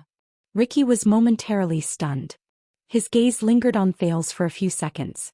You told me that you could make them fight amongst themselves. Ricky turned his head around and his expression became stern. What happened after that? When that child appeared, all of you knelt together. What happened? Samuel was silent for a while. The sleeping Nalji and Nair appeared before his eyes. And the teenager's smile. I rest by the Emperor's side. It's nothing. Samuel looked up and shook off his memories. He tried his best not to look at Thales. He's just very convincing. Ricky raised an eyebrow when he sensed the alienation in Samuel's tone. Very convincing. Is that so? He cast Samuel a deep glance. I'm very curious about one thing, Samuel. Ricky's words made Samuel nervous. Crassus narrowed his eyes. Before we arrived, did you manage to find out why the Knight of Judgment wanted to kill that child? Samuel's breathing froze for a moment. Why? He was silent for a few seconds. Ricky approached him slowly. What is it that you haven't told me yet? Maybe it's about the royal family? When he saw Samuel's expression, Ricky chuckled. All right, I know that you might not be able to let go of the oath you swore in the past. I completely understand. But Samuel took a deep breath and interrupted him. Zacriel did that. Samuel looked at Ricky seriously. Maybe it's because he's really mad. Really mad? Ricky frowned and his face was filled with suspicion. Samuel lowered his head unnaturally. You saw it too. Zacriel was shouting about killing them just a moment ago, and in the next moment he came back to help them. I think he's really mad. This time Ricky stared at Samuel for a long time under the dark but almost bright sky. Samuel did not raise his head. Oh, he's mad. Ricky's gaze never left Samuel, but his tone became strange. No wonder it's so hard to communicate with him. He continued to observe Samuel's expression. Samuel coughed and suddenly spoke. Listen, you want the secret of Barney's swordsmanship. Sure, if we can take that child away. At that moment, hey Ricky. Uncle Ricky? Ricky, little dumbass. Ricky and Samuel turned their heads and were surprised to see Prince Thales raise his hand high in the crowd and shake it at them. Dumbass. Can we talk in private? Thales' forceful shake of his hand and loud shouts attracted many people's attention. Behind him, Marina even put her hand on the hilt of the sword by her waist. He said, take him away. Ricky glanced at Samuel's side and walked back. Ricky went in front of Thales and resumed his calm and slightly humorous expression. Your Highness, don't tell me that you want to find a quiet place to pee. Because you can do it on the spot. We don't mind. To his surprise, Thales smiled, revealing a row of teeth. I suddenly thought of a question about the air calamity. You went to the Tower of Eradication with all of you, right? As soon as he said that, the mercenaries who were busy with their own things fell silent. Many people looked in their direction. Ricky's expression changed. He turned his head and said to Samuel with a gloomy expression, watch them.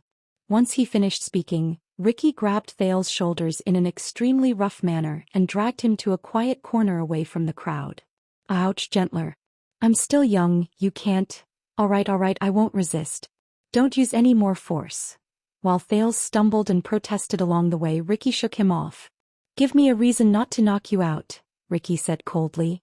But Thales only patted the sand off his body, panted and shrugged. That dragon breaker or something else, that's what the air calamity wants, right? Thales smiled and said, your behavior in the prison made me feel that all of you don't have that much desire for this. There was a subtle change in Ricky's expression. And what all of you want is black sword with the sin of Hell's River. Thales' tone became formal. Yes, I know. Black sword was the one who brought that weapon back. Ricky's eyes widened a little. He stared at Thales for 3 seconds. My dear, I realized that. Ricky's tone could probably catch up to the temperature of the night in the desert. You're cuter when you listen to me seriously. Thales bared his teeth in resignation. The teenager turned his head to look at the crowd and scratched his head. Those names you mentioned, they took me some time to recall, but... Ricky narrowed his eyes. Thales turned his head around, took a deep breath and said solemnly, the Iron Blood King was the king of the north who died in a heroic battle against the ancient orcs before the era of multiple kings. There was a drama from the age of the Empire that talked about how the Black Knight was put on trial for murdering his lord. Shalon Tannen was a name from the Tannen family in Northland. They were stripped of prestige Orchid region and removed from the 10 archduchy families of Extet because they attempted to murder the king. With every sentence Thales said, Ricky's expression became a little more gloomy. As for Hill Crassus, he was the person who betrayed the Tower of Eradication and established the disaster sword more than 100 years ago. Thales finished the last sentence. Ricky looked at him and snorted softly. This child, maybe Samuel is right. When he thought of this, Ricky said, correction, we are not called calamities. Thales interrupted him again. Based on what you said, they were all people who awakened the sin of Hell's River, right? Ricky raised his eyebrows. You once said that the power of eradication is the person. Thales took a few deep breaths. But it seems that every owner of the sin of Hell's River did not end up well. Including Black Sword. This time Ricky stared at him deeply, as if he had discovered something incredible about Thales. I have a few friends who trained in the Tower of Eradication. They told me, Thales said tentatively, the biggest difference between the disaster sword's power of eradication and theirs is that it surrenders to the worst aspects of power, madness, brutality, and pain. Even the opponent can feel it. Am I overthinking things? Thales paid attention to Ricky's expression. Or should I really give up on the sin of Hell's River? Madness, brutality, and pain. Thales did not know if it was the Tower of Eradication or the disaster swords that agitated him, but Ricky's expression became unpleasant. Your friend must have an extraordinary status. Ricky was silent for a while before he spoke. You must know that we are the secret scars that the Tower of Eradication is most unwilling to reveal. Also, correction, we are not called Disaster Sword. Thales could tell that Ricky was changing the topic. He could not help but sigh. I have seen how you fight. You cannot deny that you fight like beasts. Ricky snorted and shook his head. Then you should know that we are stronger than the average swordsman of eradication, and we are bound by fewer restrictions. But Thales did not buy it. What you taught me today and what you said about looking forward to the day I reach the true world. Will I become a beast like that in the end? Ricky snorted in annoyance. He was about to answer, but he suddenly remembered something. Strange. Ricky raised his eyebrows. Why are you suddenly so talkative? Thales froze slightly. He looked behind him furtively as if he was afraid of being seen. Then he awkwardly raised the thing in his right hand. Because of this? Ricky saw the thing in Thales' right hand clearly. It was a dagger that shone with a cold light. It seemed to be the one he had seized earlier. Ricky's expression changed drastically. He subconsciously lowered his head and touched his bosom. When did you steal? Ricky did not manage to finish his sentence. Asterisk in the next second, a gray blade that he was very familiar with appeared in the air. Like a battleship that broke through the waves, it pierced Ricky's left forehead, piercing his skull. Asterisk swoosh. Asterisk the gray blade pulled out the skull, bringing with it an endless amount of blood. It splattered the sand red. Ricky. Thales gritted his teeth and ran a few meters to the side. Before he could greet the dark purple masked man who appeared again, he heard the mercenaries behind him who had been paying attention to him cry out in alarm. Enemy attack. Joseph gritted his teeth in hatred. He roared and drew his sword. With a few mercenaries he rushed towards the figure in black who suddenly appeared. *CK me, it's him again. Klein was so angry that he laughed. He also brought a few people to surround him. How many *King times has it been? But in the next moment Klein noticed that something was wrong. *thud. A loud thud rose. Joseph felt a pain at the back of his head. His entire body spun and he fell down. The three mercenaries beside him turned their heads subconsciously and saw that the disheveled prisoner with his left arm in a splint had already squeezed into their midst. Klein lay on the ground and turned his head around while trembling. He watched in despair as Zachriel, who had broken free at some point in time and regained his freedom, easily and quickly knocked down 3 people. Or rather, he only knocked down one person because the other 2 had knocked each other unconscious for some strange reason. Then he stepped over Klein's body. Zachriel limped towards the place where Ricky and Thales were. He only left behind a few words that floated in the air. The 4th time. Klein sucked in a breath in pain. No, when did they break free? Not too far away, Bruley, who had also broken free from his restraints, roared and sent a person flying. Barney Jr. knocked over the mercenary guarding him with a headbutt. Tardin snatched an axe and threw it to Belden. Cannon threw a throwing knife that came out of nowhere. The mercenaries instantly fell into chaos. Joseph, who was charging at the front, turned his head around in surprise. At some point in time, all the prisoners had broken free from their restraints. They used the shock brought about by Ricky's fall to quickly break out of the encirclement and regrouped with Thales. No, they are, whoosh. An urgent sound rose. Joseph instinctively lowered his head, only to find that an arrow had been shot into the sand by his feet. *CK, why didn't I hit you again? You're *King fake, right? Across him, Quick Rope tapped the crossbow of time in exasperation. But when he realized that 3 people were surrounding him, Quick Rope immediately felt as if his soul had left his body. He dashed towards Thales while flailing his arms. Help! Samuel roared in the crowd as he reorganized the chaotic team and formation. Don't panic, they're just a spent force. We have the advantage in numbers. Thales breathed nervously in the chaos and uproar that lasted only a few seconds. He turned his head and saw Yodel throw something at Barney and the others, who were running towards him. But before the prince could say anything, he heard a chilling rustling sound coming from nearby.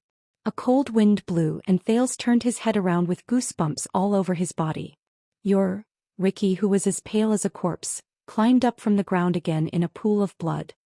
He gritted his teeth, glared, and reached out to draw everlasting truth from his waist. You're courting death. But before he could finish speaking, Zachriel, who was the first to run towards him, had a stern expression on his face. He lowered his body, suddenly leaned forward and extended his hand. In the next second, Thales widened his eyes and opened his mouth. He watched in shock as the heroic and imposing Knight of Judgment moved towards Ricky, who was resurrected.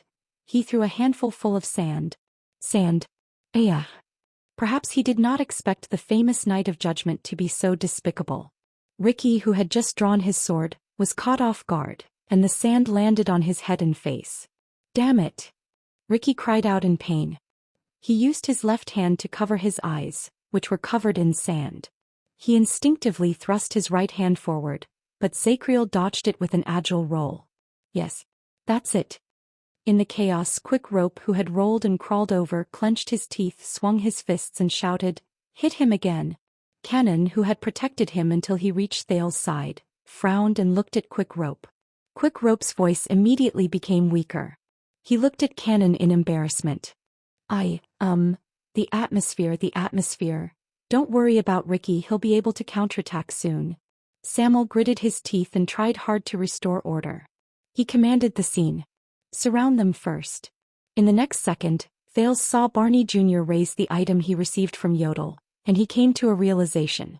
"Do you think you can kill me like this?" Ricky rubbed the sand in his eyes in pain while he swung his sword according to the sound of the wind beside his ears. But soon he heard a metallic sound beside his ears. Ricky closed his eyes and endured the pain in them. He only felt a huge force surging towards him and squeezing him from all directions. It squeezed him so hard that he shuddered. Asterisk thud. Asterisk with a soft sound, everlasting truth fell on the sand. As the mercenaries cried out in surprise, Ricky tried his best to open his eyelids a little and saw the scene before him. Chains. At some unknown point of time, a vicious chain with countless barbs had already surrounded him from top to bottom, locking him down tightly. His left hand was chained to the left side of his face, and his right hand was chained to his body. He was kneeling on the ground. Barney and Belden held one end of the chain with cold expressions, while Bruley and Tardin held the other end. The four of them used their strength to pull the chain taut, one on the left and the other on the right, locking down Ricky's movements. "Come on, we know we can't kill you." Zacriel panted while his arm was suspended. He came in front of Ricky. "Then I'll just trap you." The Knight of Judgment ignored the strange gazes from his subordinates and Thales and Quick Rope. With a calm expression, he rubbed off the remaining sand in his right hand, picked up everlasting truth in front of the immobile Ricky, and turned towards the mercenaries. "By the way, it's a good sword." Thales exhaled and supported Quick Rope as he stumbled towards him. He recognized the chain on Ricky's body. It was the chain Stake had used to trap Yodel. "Aha!" Ricky, who was chained down, could not suppress his anger and roared. "Zacriel!" But just like Yodel just now, the more he struggled, the deeper the barbs on the chain pierced into him. The harder it was for him to break free. Thales panted, smiled, and gave Yodel a thumbs up. "Well done." It had only been a dozen seconds since Yodel appeared and Ricky was trapped, but he felt as if he had experienced it for a lifetime. Yodel turned the supreme sword upside down, placed the hilt in front of his chest and bowed slightly to Thales. In the next second, ripples appeared on the masked protector in black, and he disappeared into the air again. A few seconds later, under Joseph and Samuel's lead, dozens of disaster swords surged forward. They spread out from the front and surrounded the guards. But another figure was already in front of them. The Knight of Judgment's body seemed to have a certain aura. Wherever he stood, the mercenaries who had seen his abilities would freeze. "Stay calm." Samuel blocked all the angry mercenaries in exasperation. He stared at Zacriel in front of him. "Don't forget his abilities." Joseph gritted his teeth. "He's badly injured. We just need to." "No." Samuel shook his head resolutely. "I can't take the risk. Don't forget that mask." Joseph roared angrily. Thales managed to calm his breathing after much difficulty. He observed that the situation had returned to a stalemate between the two parties. Ricky's eyes were shut tight. He was chained by 4 people. Thales supported Quick Rope and stood behind him. Cannon guarded him vigilantly by the side. Zacriel raised everlasting truth and stood calmly in front of the remaining mercenaries. The small sandy area slowly regained its silence. Only the sound of breathing could be heard. "My old friend with the mask." Ricky tried his best to open his eyes a little while he was chained up. He tried his best to search for the mysterious figure. "Marina said that you were killed. When did you come back?" There was no response. Thales sucked in a deep breath and said with a smile, "Underground, when your people were resting and waiting, when I dragged you along to talk about demons and the power of eradication so that you could enjoy the pleasure of being a good teacher." Ricky froze for a moment. The teenager continued. Your old friend was lurking in the dark. He was busy untying the ropes, sending messages and making plans. What? The pleasure of being a good teacher?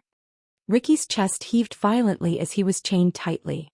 He struggled again, but the 4 guards' faces turned red. They locked him down tightly. And you used this opportunity to lower my guard, and when the time was right, you would step aside and talk? Ricky's eyes were shut, but his voice was filled with anger that seemed to want to burn everything. Thales chuckled to show his tacit agreement. Under the gray sky in the east, Ricky's face was filled with anger. He gritted his teeth and said to Thales behind him, I underestimated you again, Your Highness. You're really sinister, cunning, and full of tricks. Sinister, cunning, full of tricks. Thales sighed. He turned around and looked in the direction of Blade Fang's camp. You praise me too much. Thales turned around and flashed a friendly smile at the exasperated mercenaries in front of him, baring his white teeth. After all, I'm not a demon. Chapter 481. Thales did not like Dawn. The last dawn that left a deep impression on him was 6 years ago in Dragoncloud City. It was the moment the calamities disappeared and the great dragon soared into the sky. But when the night was about to end and the dawn came from the east, what he saw was not hope, but an abyss. At that time he was just like he was now, experiencing disasters that ordinary people couldn't imagine. He forced himself to hold on with minimal supplies and rest, and faced almost unsolvable problems. In the tense atmosphere, Thales clenched his fists in the face of dozens of mercenaries who were glaring at him with hostility. Barney Jr., who could only use one arm, wrapped the chain tightly around his left shoulder.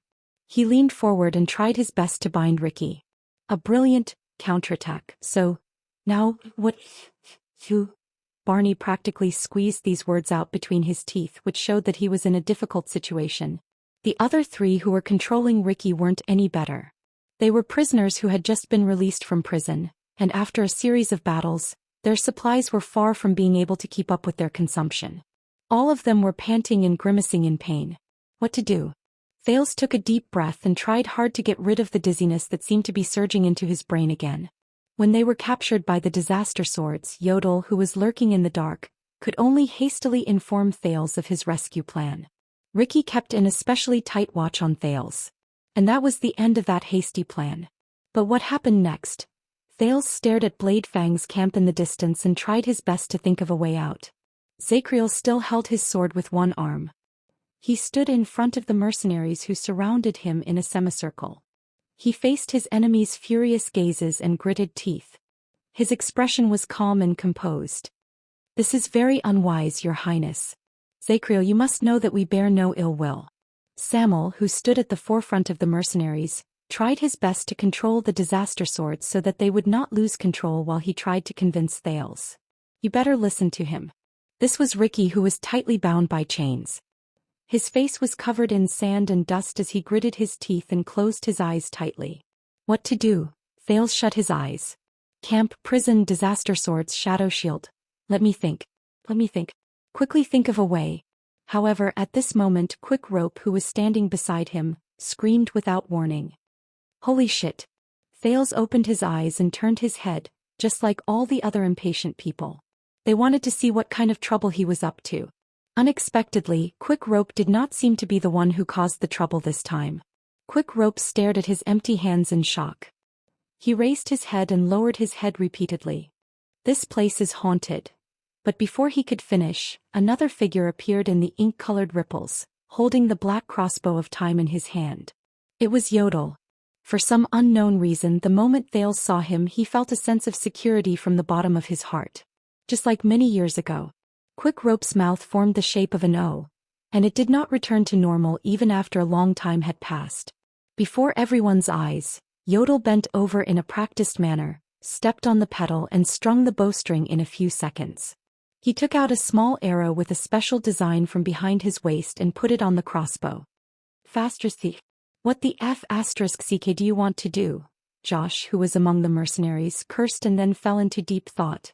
Quick Rope came to a realization.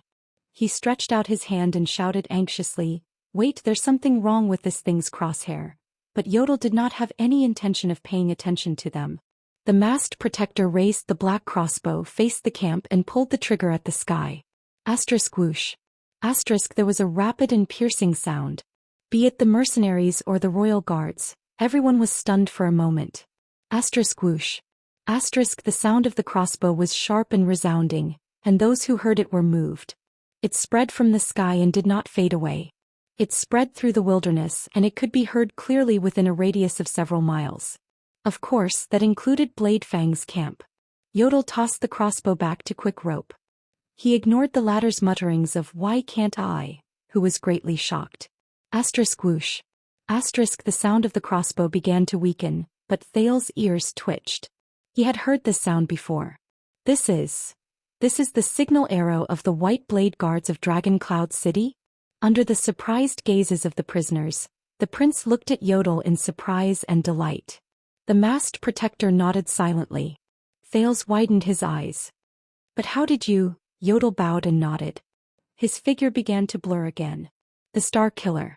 You didn't finish rummaging through his luggage. The masked protector's figure completely disappeared from everyone's sight. Only one sentence was left in the air. So, I didn't waste it. Didn't waste it?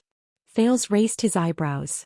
He imagined the miserable scene of Nicholas the Star Killer waking up and realizing that he was lying naked on the wasteland. Everything from his horse to his luggage had been plundered, and he had no money at all. Thales put away his boring thoughts and his mood lightened. Very good. What we need to do now is to stall for time and wait for reinforcements. Oh no, I recognize you. Tardin, who was tugging at the chains with all his might, widened his eyes. He stared at the spot where the masked figure disappeared and hissed. You're that little girl from Renaissance Palace. But Zacriel, who had been paying attention to the enemy, suddenly spoke and interrupted him. Tardin, focus. We don't have time to talk about this. The Knight of Judgment's stern rebuke drew everyone's attention back to the enemy. I've had enough and you reminded me of it.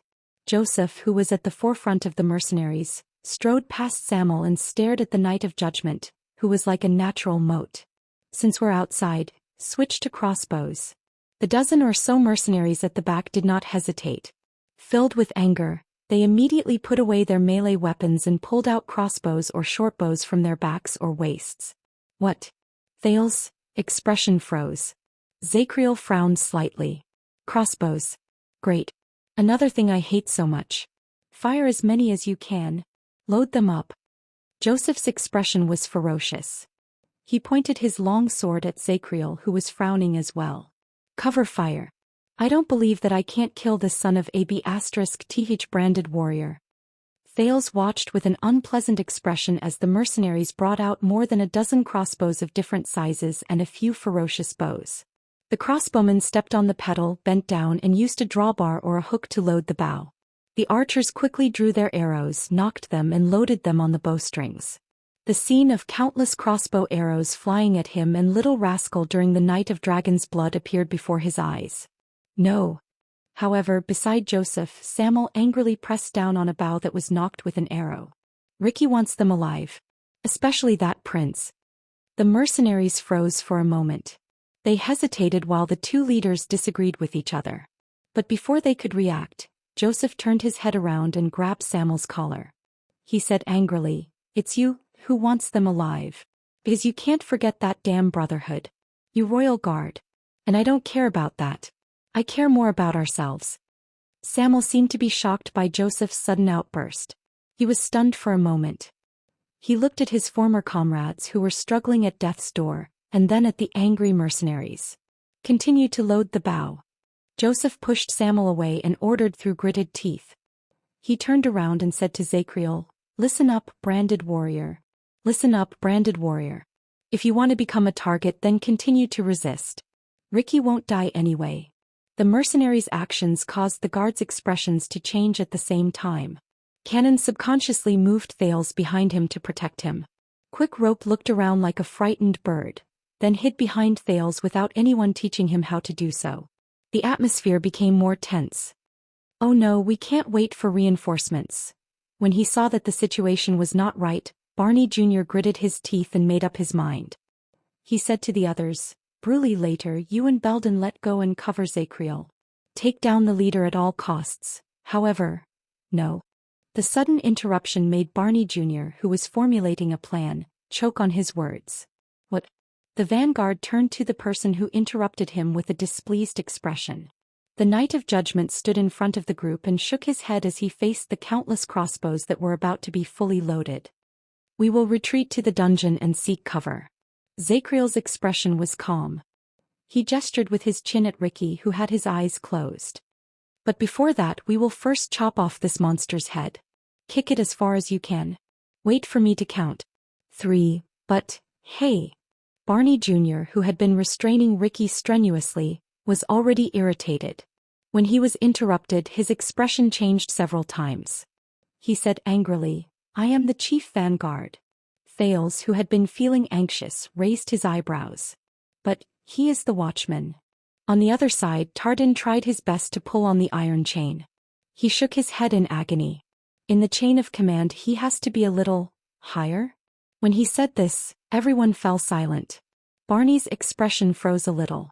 No. Zachriel turned his head around slowly. He was incredibly calm, as if he did not care. The legacy watchman is second only to the guard captain, and has the same rank as the vice captain when we are not at war. By a lot. Hi. A lot. Barney sucked in a deep breath. As if he was constipated, he turned his head back to its original position in pain. He bared his teeth and mouthed a rude word. He looked regretful, as if he was thinking, why didn't I kill this bastard with my sword just now? The guards turned their heads away, trying their best not to look at the vanguard's expression. But at that moment, everyone? Belden, who had been silent all this while, suddenly spoke. He stared at Ricky, who was trapped in the middle of the chain. There was fear in his voice that he could not hide. This man's strength. Everyone was shocked. They turned their heads. There's a problem. Right after he finished speaking, the chain in Belden's hands trembled. As if he could not control himself, he slid a few inches closer to Ricky on the sand. Belden was not the only one. Barney Jr., Bruley, and Tardin, the three people who controlled the chain, also began to slide at the same time. Thales glared at the chained Ricky. At some point of time he had already freed his left and right hands from the chain. He held the barbed chain in a reverse grip and slowly pulled it back. What? The chain began to tremble violently. No. Barney Jr. stared in disbelief at the trail he left behind on the sand. There are 4 of us. What is going on? At that moment, a voice that caused fear to rise seemed to have appeared out of nowhere. It lingered in everyone's ears. You think you've trapped me? Rough. Hoarse. It sounded like the roughest scraping sound in their hearts. It was sometimes strong, sometimes weak, sometimes high and sometimes low.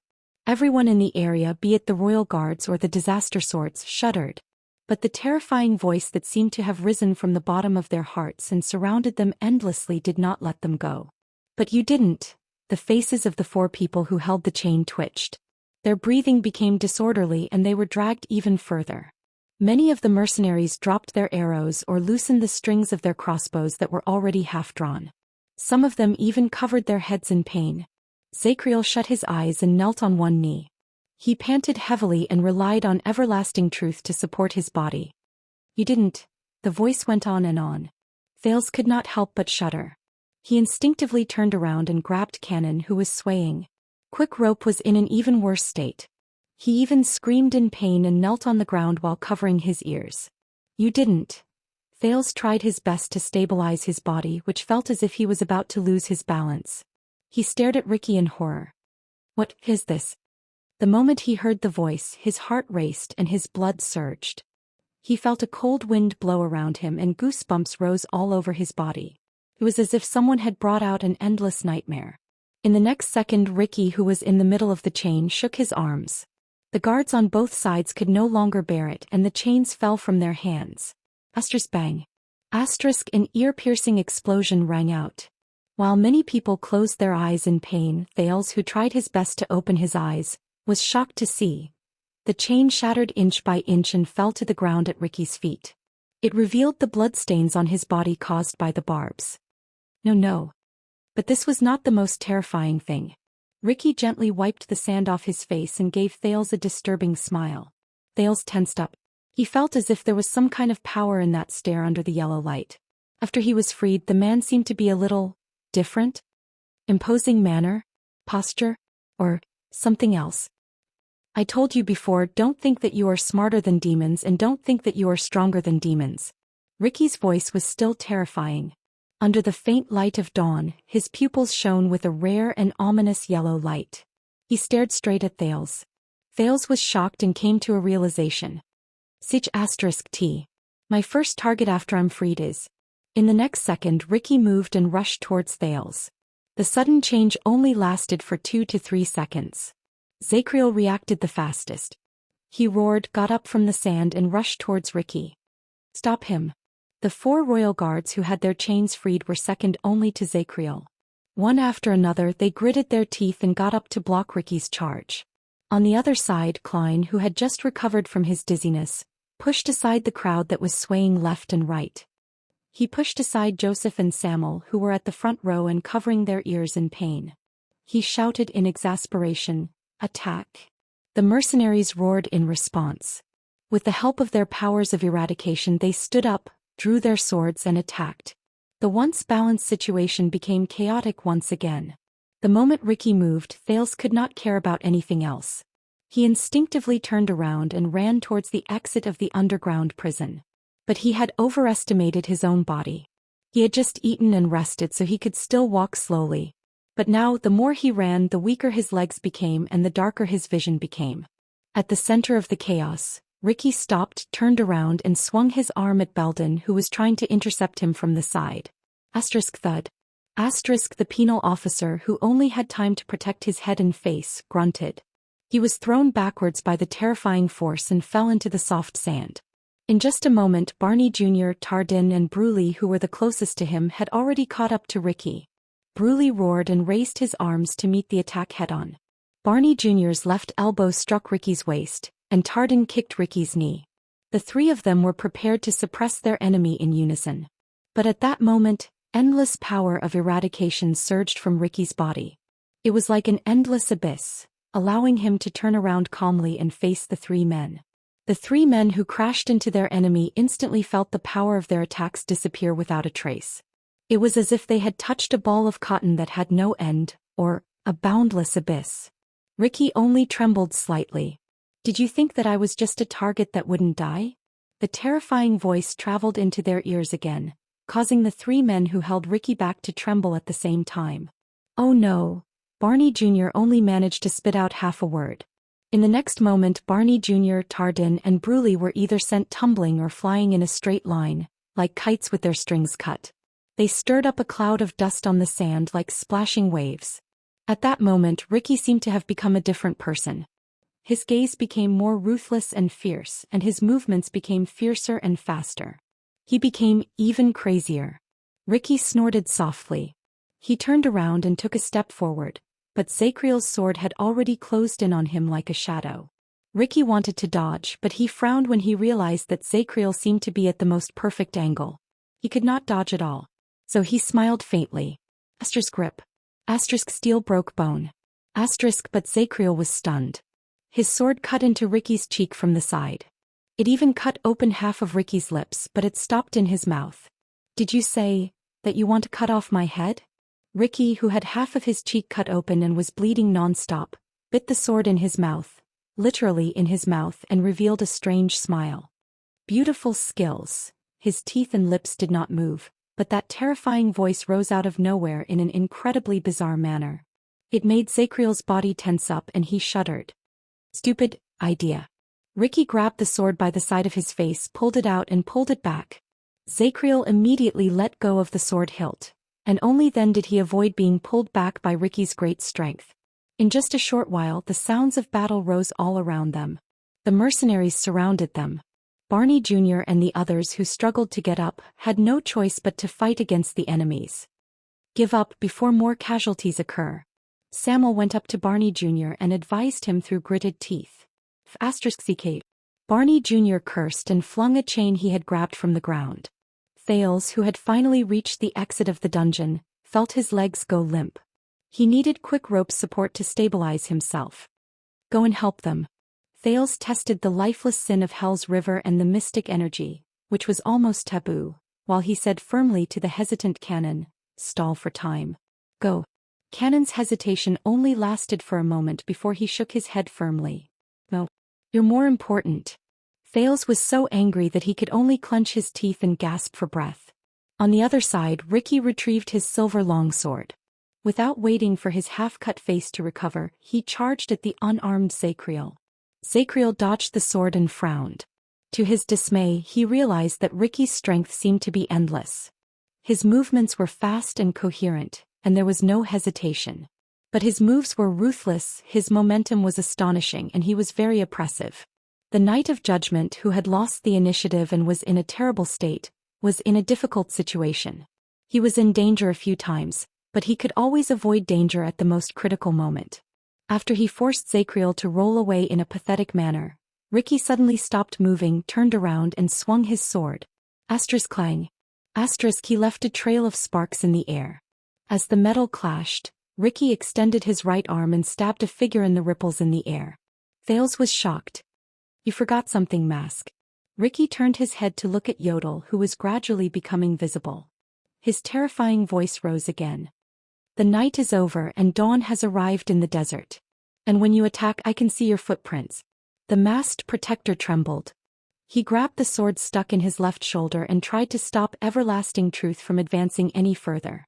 In the next second, Yodel seemed to have given up on struggling. Instead, he raised his head, shook his right hand, and the gray short sword shot out like lightning. Ricky only tilted his head slightly and dodged the attack. "You missed." Ricky sneered and looked at the masked assassin, who was trembling and kneeling on the ground because of his terrifying power of eradication. But the one who answered him was not Yodel. Instead, it was a gray short sword that pierced through the back of his neck and came out of his mouth. He did not miss. Zacriel, who had appeared behind Ricky at some point of time, said coldly. Ricky trembled.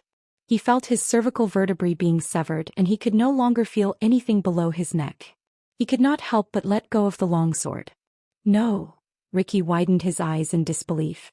His oral cavity was clearly destroyed, but his terrifying voice still rose out of nowhere, causing Zacriel to shudder involuntarily. "How did you?" Zacriel tightened his grip and stopped Ricky from continuing. "Do you know what abilities this legendary anti-mystic equipment has?" The Knight of Judgment shook his head in disgust and pushed Ricky's body away. As expected, legendary anti-mystic equipment? Ricky fell down powerlessly. He watched helplessly as Zacriel pulled Yodel up, patted the latter's shoulder, picked up Everlasting Truth and turned to him again. Zacriel raised his longsword coldly. "I'm not telling you." However, in the next moment Ricky howled on the ground. His howl was shrill. It shook people's hearts. All the people who were fighting in the field shuddered. They could not control themselves and instinctively knelt down. Thales used all his strength to hold onto the metal plate at the exit of the dungeon. Beside him, Cannon and Quick Rope had already knelt down. They were in great pain. What in the world is this? On the other side, Ricky struggled to get up at an even faster speed than before. He used his arms to block Zacriel's trembling long sword. It was as if he no longer needed time to regenerate and recover. Zacriel and Yodel looked at each other, then at Ricky in shock. The yellow light in Ricky's pupils became more obvious, and strange charred muscles could be seen faintly from the wounds all over his body. "Then don't ever speak of it again." Ricky stared at Zacriel and Yodel in front of him. For the first time, a resolute killing intent appeared in his eyes. At that moment, Zacriel instinctively trembled in the face of danger from his skin to his blood. In the distance, Thales saw with his eyes wide open. Ricky shook his arms and Zacriel and Yodel were sent flying. Zacriel fell to the ground and coughed up blood in pain. Covered in blood, the horrifying Ricky walked towards Yodel. "You're great, Mask. The last person who killed me twice without me being able to fight back. My name is Jasmine Lorraine." Ricky lifted the masked protector from the ground and covered his right hand with the dark purple mask. "Then let us see what's under your mask." "No, no." Zacriel, who fell to the side, extended his hand in pain and fear. "That mask.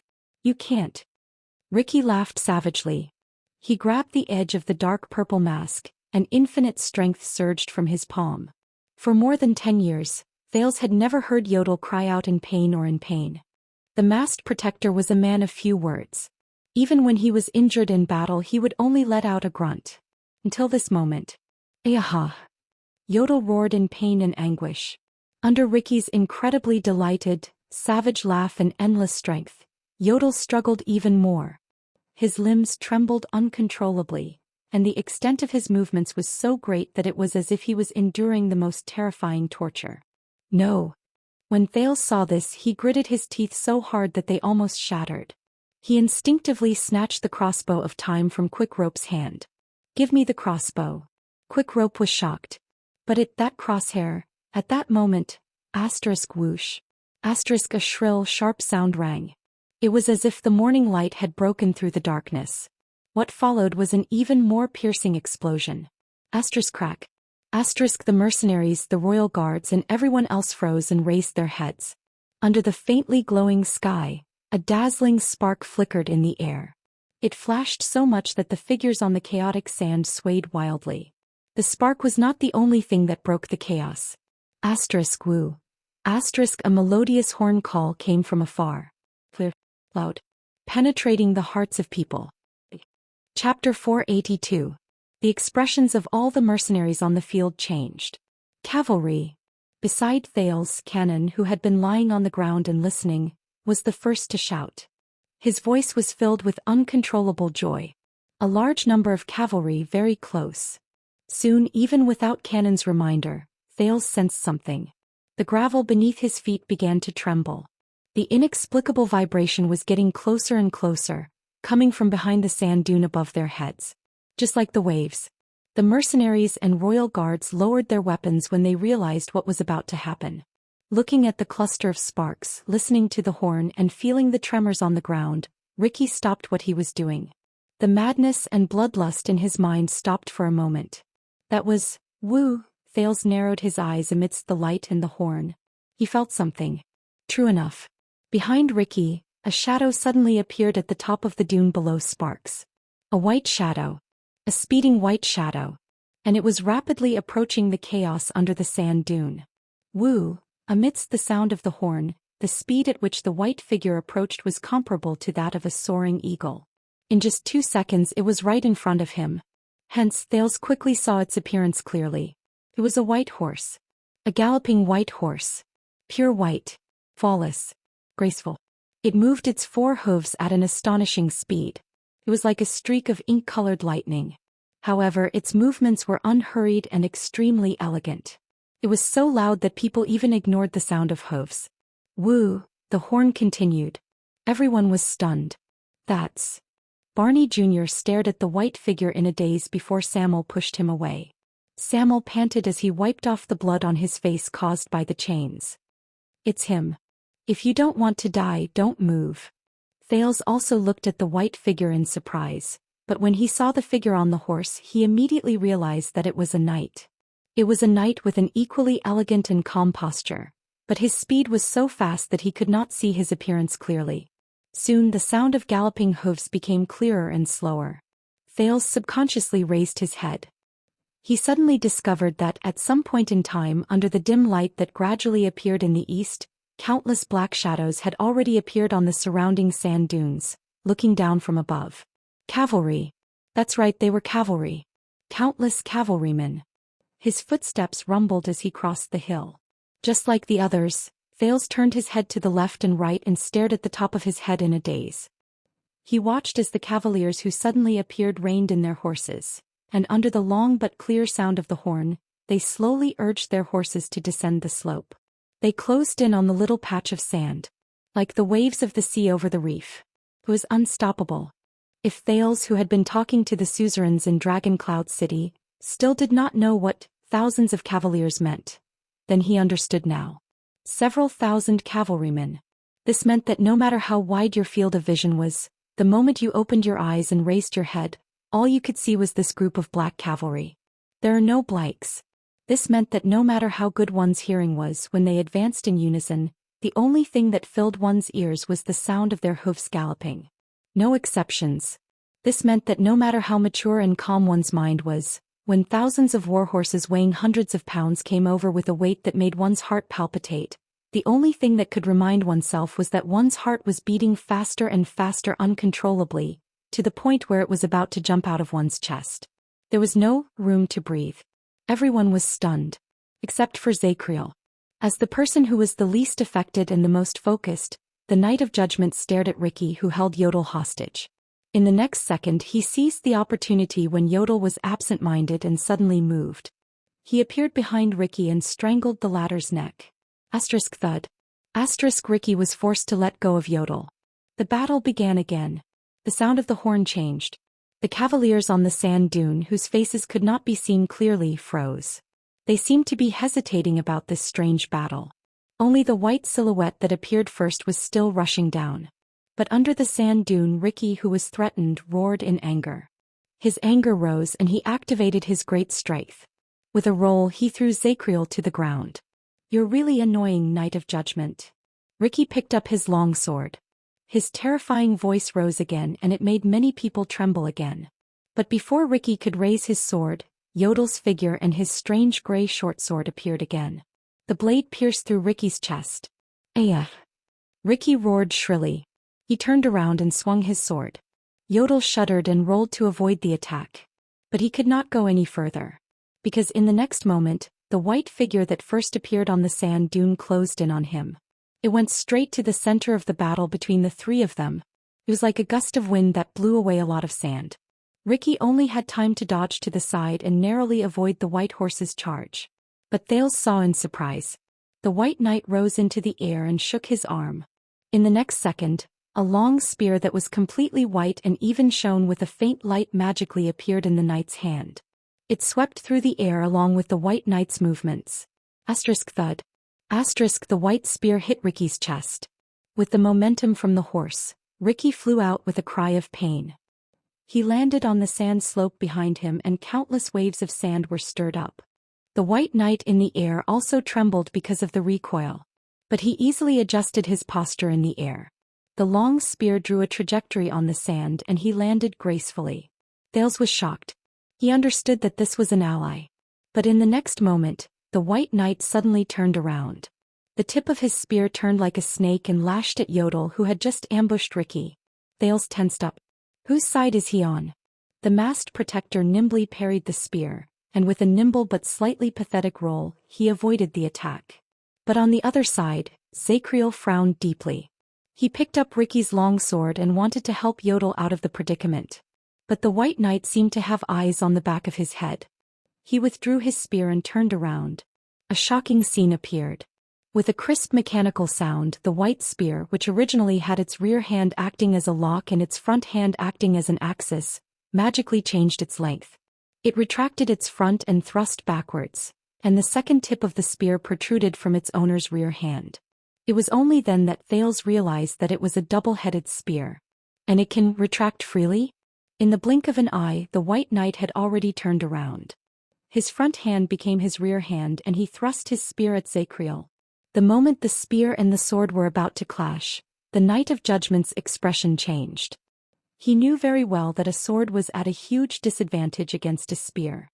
He instinctively withdrew his sword, took 3 steps back and barely avoided the white knight's thrust.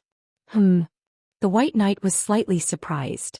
He seemed to be puzzled by Zacriel's perfect evasion of his confident strike. At that moment, Ricky let out a shrill roar again, and it made everyone's hearts palpitate. In the billowing sand, Ricky rose again and rushed back into the battlefield. He rushed towards Zacriel, who had yet to gain his footing. The Knight of Judgment gritted his teeth slightly. But before he could react, a figure flashed in the air. Yodel appeared in Ricky's path and intercepted his knee. Asterisk whoosh. Asterisk as the horn continued to sound, the battle between the three of them resumed. Ricky's momentum was aggressive. He was incredibly angry after being toyed with repeatedly and he wanted to kill Zacriel. Yodel, who was hidden in the dark, moved back and forth. He dodged in a disheveled manner and tried his best to stop Ricky. While Zacriel defended himself calmly, he tried to find a chance to counterattack and cut off the demon's head again. But before Thales could react, the white knight moved again. He dragged his spear behind him and strode across the sand at an astonishing speed. He charged into the battlefield between the three people. At that moment, Thales felt his vision blur. In the chaos, the White Knight did not have any qualms. He thrust his spear left and right and it flew swiftly. He struck the enraged Ricky repeatedly, forcing the latter to slow down.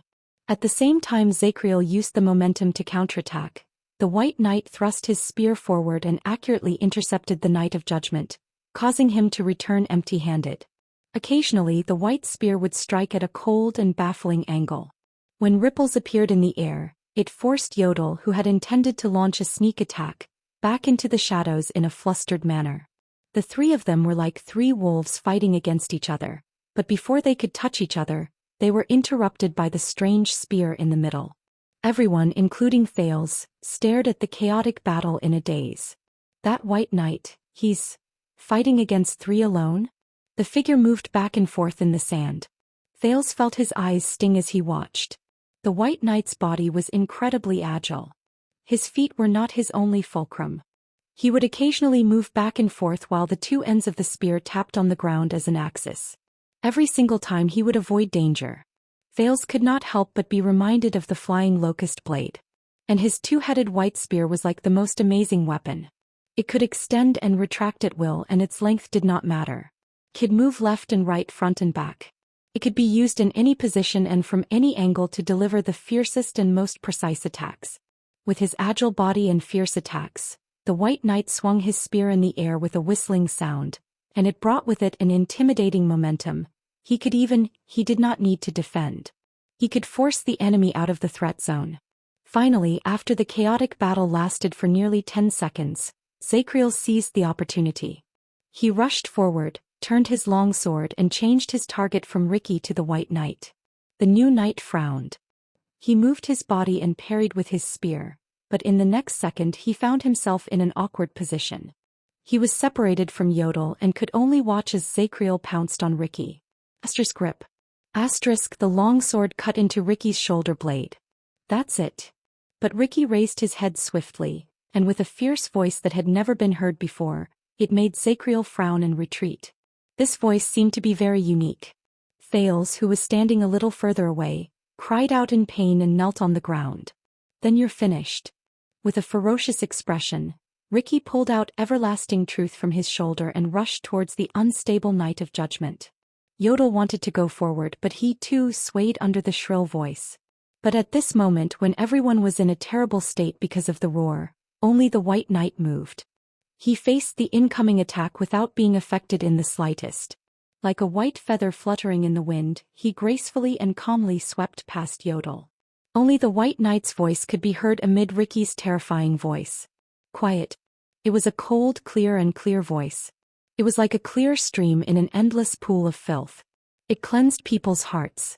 It could not be questioned, refuted, or disobeyed.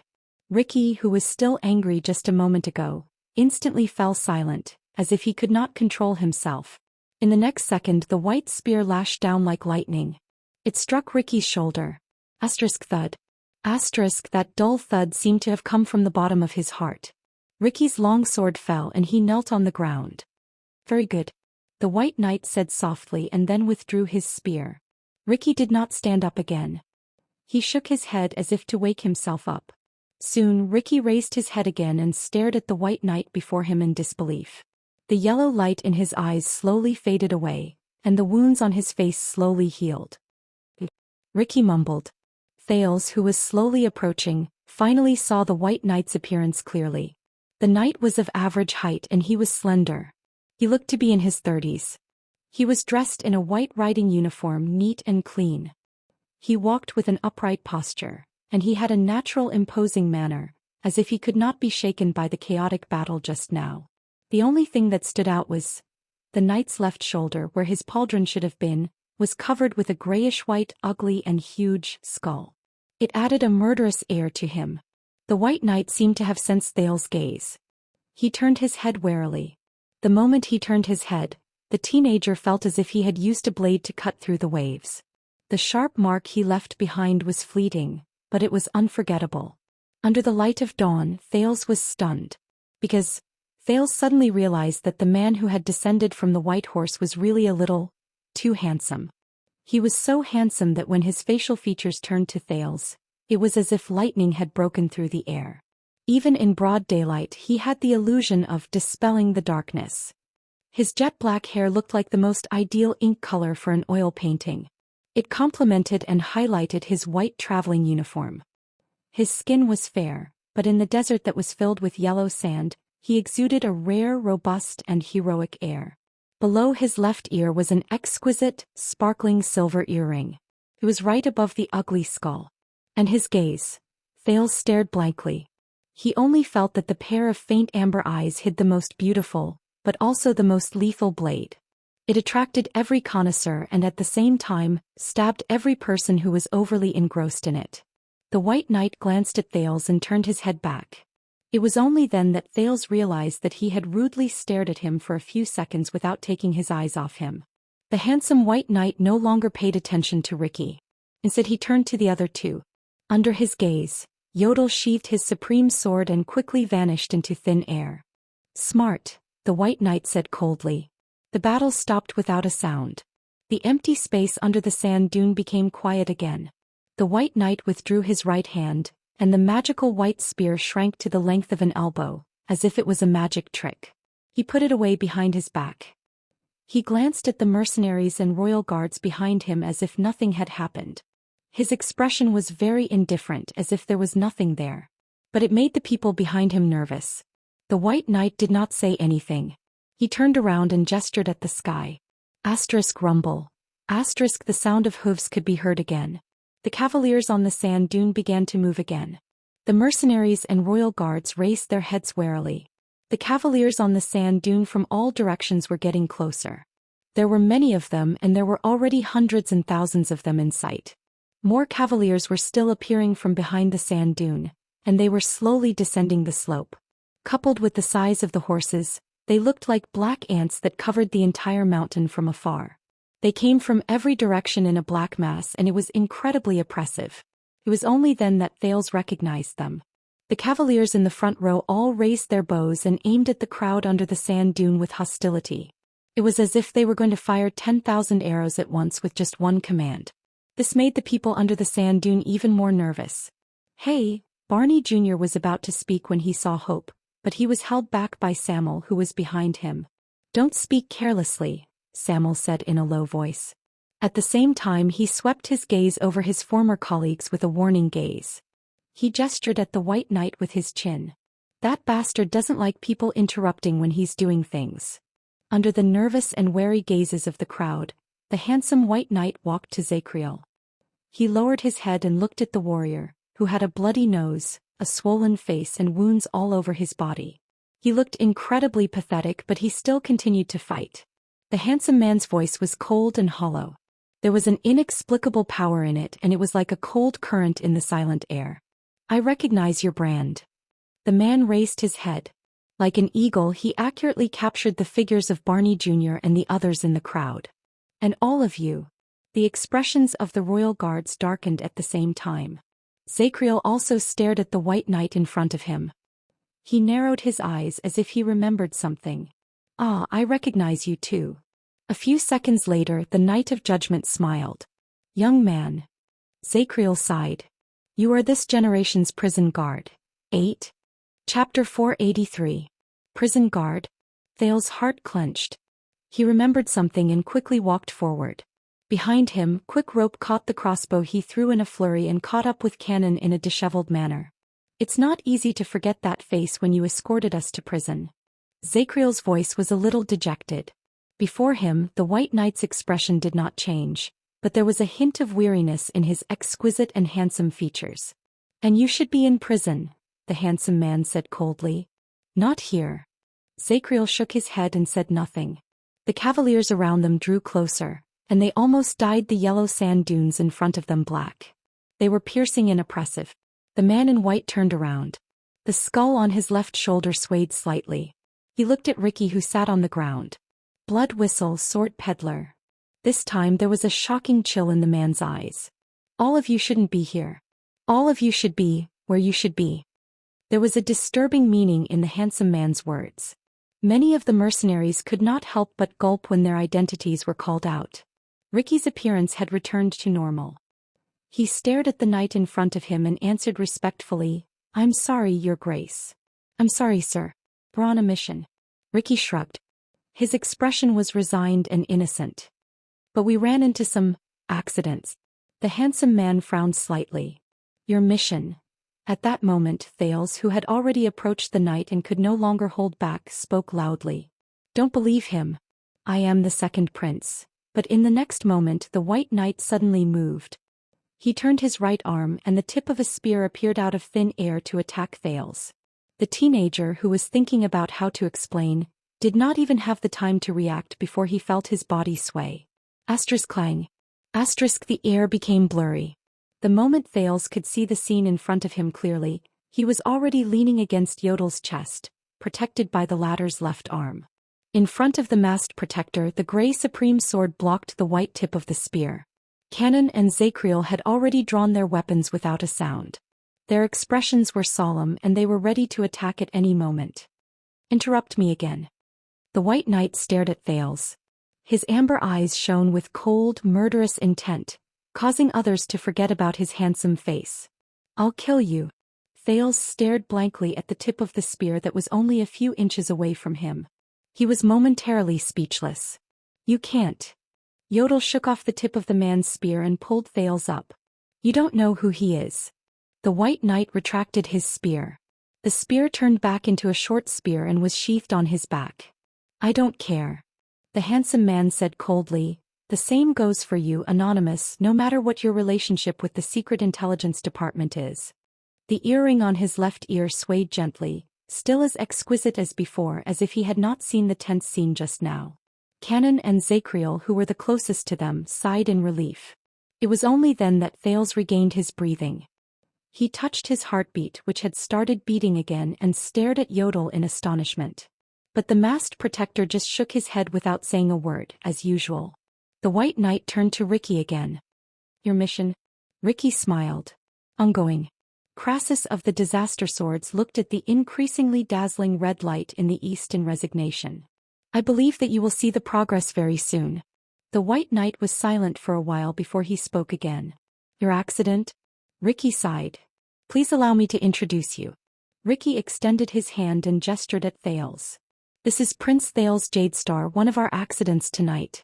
Ricky's expression was resigned when he said this. Whispers immediately rose from the cavaliers who were closer to him.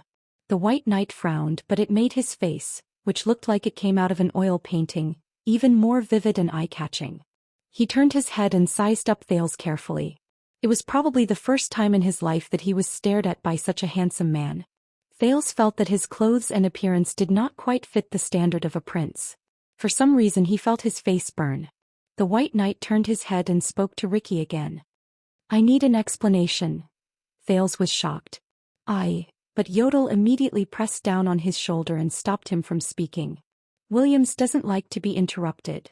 The masked protector bent down and whispered into the teenager's ear, and he is serious. As Yodel spoke, he added another sentence in his heart. It doesn't matter if you are a prince or not. Williams. Thales was surprised.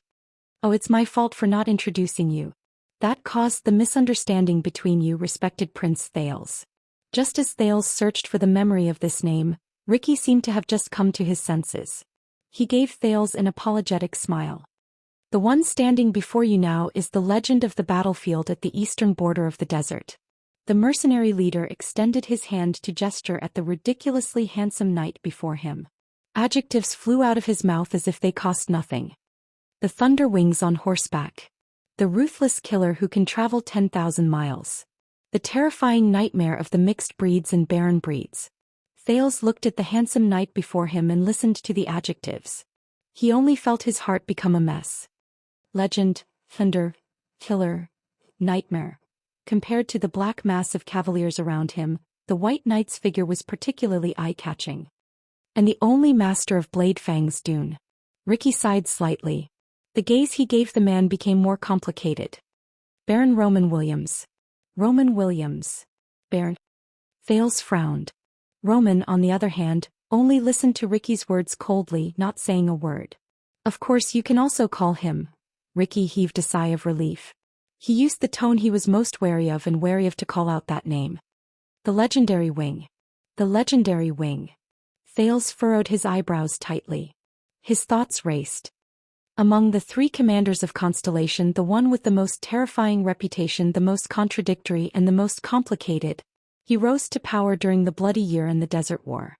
He slaughtered countless people and he even trapped and killed 6,000 orc captives alive. He once returned to Eternal Star City with a triumphant reputation. He brought his army along with the king and paraded around Eternal Star City. From then on he was rumored to be the one who could conquer Western Desert with his face. The legendary wing? The legendary wing himself, the handsome and terrifying Roman Williams, who was rumored to be fierce and terrifying, stared at Thales indifferently. His expression did not change. At that moment, Thales' gaze was fixed on the hideous skull on the knight's left shoulder. He recognized it. It was a Aeon orc skull. However, at that moment, bang. A loud sound came faintly from afar. It was like thunder behind the clouds. The crowd burst into an uproar. The cavaliers stationed on the sand dune were also shocked. They comforted their anxious horses. Thales instinctively looked in the direction of the loud sound, and he was immediately shocked. It was Blade Fang's camp. A puff of black smoke rose slowly from the direction of the camp. Everyone stared blankly at the unique situation in Blade Fang's camp.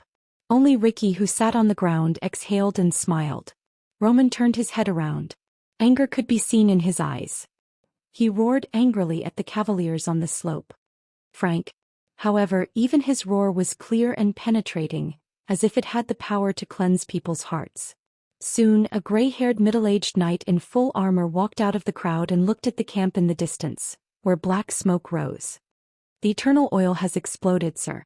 The old knight named Frank frowned and said, "Those damn old soldiers. Those damn old soldiers. After we left, they didn't even know how to manage military supplies and logistics." But at that moment, a second puff of black smoke rose slowly from the other side of the camp. The legendary wing's expression became even worse. "Wait, that is..." Frank's gaze focused and his tone began to change. "The second source of fire, in the direction of the shops. It's arson on purpose." His voice caused a commotion among the cavaliers. Many of them began to whisper anxiously. But with just a turn of Roman's head, everyone who was swept by his gaze subconsciously shut their mouths. The army returned to silence. But as if the heavens wanted to play a joke on this handsome knight who liked silence, a few seconds later, a horn that was hurried and made people panic came from the direction of the camp. Woo! 3 consecutive blasts. The sound spread throughout the wilderness. This time, the mercenaries and the cavaliers finally erupted in a shock and uproar that was difficult to suppress. The handsome Roman seemed to be unable to take it anymore. He did not bother to restrain his subordinates, but quickly turned his head around and shouted in the direction of another hill. "Felicia!" A commotion rose among the cavaliers. A red-haired female cavalier shouted and chased away the people who blocked her way. She rode to the foot of the sand dune. It was clear that Felicia was a rare beauty, but she had strangely shaved off the left side of her head, and there was a strange tattoo on her face. It reminded Thales of Ralph, who was beside him. "Sir, the messenger has confirmed it. It's an invasion alert," Felicia said in exasperation. 7th grade. As they watched the smoking camp in the distance and listened to the increasingly urgent horn blasts, the commotion in the army grew louder. In the midst of the commotion, the legendary wing lowered his head and said nothing. Perhaps it was because of his attitude, or perhaps it was because of the strict military discipline, but soon the restless cavaliers calmed down. What left a deep impression on Thales was that when an astonishing number of cavaliers calmed down from the commotion, the soundless silence that instantly disappeared was also astonishing. In the terrifying silence, Roman slowly turned his head around and looked at Ricky, who was on the ground. "You." Ricky exhaled softly and raised his head with a smile. He stared at the legendary wing, who had an overwhelming advantage in terms of strength and numbers, without flinching. "Yes, Lord Baron. What you are seeing now is our mission." Whispers rose among the cavaliers. Thales frowned and looked at the crowd. Stake had been knocked unconscious during the chaotic battle just now, and he was still unconscious. Roman's expression was calm. There was not a hint of emotion on his handsome face. "How did you do it?" Ricky shrugged and spread his hands in resignation. "Oh, this is all thanks to my comrades from Shadow Shield. This time Roman interrupted him without hesitation. His tone was cold. What happened? Ricky was silent after he was interrupted. He lowered his gaze and pondered for a while before he raised his gaze. The prisoners in White Prison. Ricky's tone was natural and he was not panicked at all. They have been released and they are looting and causing chaos in the camp. Ricky smiled and continued to speak.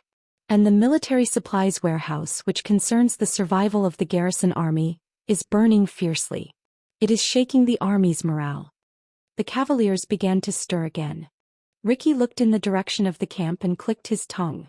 But now, the suzerains of Western Desert, the only ones who have the garrison army in the camp and have the strength to deal with them, are on the verge of internal strife and mutiny because of an assassination attempt by a feuding noble. As for the highest level of alert, level 7, Ricky listened to the indistinct sound of the horn beside his ears and chuckled. The gray mixed breeds and barren breeds led by Shattered Stone Tribe and Shuraran Tribe have sneaked back from outside the camp. They are preparing to use this opportunity to launch a surprise attack and invade Bladefang's camp while it is busy with its own affairs. They will plunder to their heart's content and wash away the humiliation they suffered during the Desert War 11 years ago. Shattered Stone Tribe? Thales was shocked. The army on the sand dunes around them finally burst into an uproar. The middle-aged knight, Frank, was first stunned before he roared in anger. F***CKU, but Roman suddenly raised his hand. Frankie's curse was stuck in his mouth.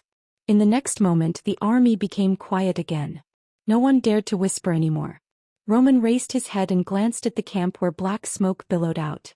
Indeed, they are selling swords, Roman said coldly. You have exceeded my expectations. Ricky nodded. He looked rather sentimental. Tonight is not an ordinary night. There are some small surprises. Both of them were silent for a few seconds. In the next moment Roman suddenly spoke. So, what do you want? When he said this, the royal guards, Frank and Felicia looked at the legendary wing in surprise. Ricky smiled. You do have sharp reflexes, Your Grace. He stood up and gestured to his subordinates before he bowed respectfully. We, the friendly and kind Blood Whistle, are your mercenary companions, Baron. Ricky hooked his finger. Klein immediately patted an unconscious captive awake and brought him forward. We will offer you the highest person in charge of Shadow Shield in Northland, Stake. Ricky looked at the frightened expression on Stake's face when he woke up in front of the cavaliers. He smiled faintly. His appearance will make the assassins who have been causing trouble in the dark give up on their target and flee in all directions. The legendary wing frowned and did not speak. We will also return the only heir of Constellation, Prince Thales Jade Star. Ricky extended his arm to the nearby Thales, who could not help but grit his teeth. His status is enough to suppress those wild and unruly suzerains of Western Desert in your camp. Ricky observed the other man's expression and seized the opportunity to smile humbly. Of course, we will also offer you an opportunity. Ricky pointed at the camp in the distance where black smoke billowed out. You do not have to waste those opportunities on us bumpkins who have hostages in our hands. You can use them to quell the chaos and turn the tide. This time even Zachriel began to frown. He re-evaluated the man who had been a crazy, ruthless and belligerent demon just a moment ago, but had now become the level-headed and wise Crassus. The legendary wing still did not speak. We Blood Whistle will use all of the above to buy from you, Your Grace. Ricky nodded respectfully. Our lives, safety and freedom. Chapter 484. The crimson hue in the east began to fade and the sky became brighter. But the atmosphere on the sand became stranger. Under countless gazes, Roman, who was as handsome as a painting, stared coldly at Ricky, whose armor was damaged and covered in blood, but who was not injured at all. Thales sucked in a deep breath and turned to look at his surroundings. The cavaliers who were ready for battle, the nervous mercenaries, the royal guards who had complicated emotions, and the mini and exquisite Bladefang's camp in the distance. He was deep in thought. Finally, the legendary wing turned to Stake, who was guarded by Klein. Shadow. Roman looked into Stake's eyes, which were filled with indignation and pain. Stake stared at the handsome man in front of him and realized something. He no longer struggled pointlessly but frowned and fell into deep thought. More. Ricky raised his arms with a smile on his face. He has a close relationship with all of you here. Aside from the fact that he is the mastermind behind most of the chaos tonight. The leader of the disaster swords pointed at Blade Fang's camp in the distance. His tone was mysterious. He is also the main culprit who colluded with the enemy to sneak into Blade Fang's dune and assassinate Hermann Jadestar during the bloody year 18 years ago. Thales sighed. Stake closed his eyes in indignation. At that moment the sand became quiet. For a moment only the howling of the wind could be heard. Even the intimidating gaze of the legendary wing froze. In the next second the cavalier officers in the first row on the sand dune burst into an uproar. What? Frank frowned in disbelief. Are you talking about Ghost Prince Tower? And the fall of the camp? This person? For a moment, countless pairs of eyes were trained on Stake. Ricky nodded and looked at the scene he caused with satisfaction. A surprise gift, right? Zacriel, who was obviously exhausted, sat on the ground and stared at Stake with a profound gaze. Damn you, Samuel, that guy. Barney Jr. pushed Samuel hard, but perhaps because of the arrows around him he did not continue to attack. Did you always know? Samuel only pursed his lips and did not speak. In the slightly chaotic scene, Thales looked at the person who had the most authority. The legendary wing did not say anything and he did not restrain his subordinates who were in an uproar.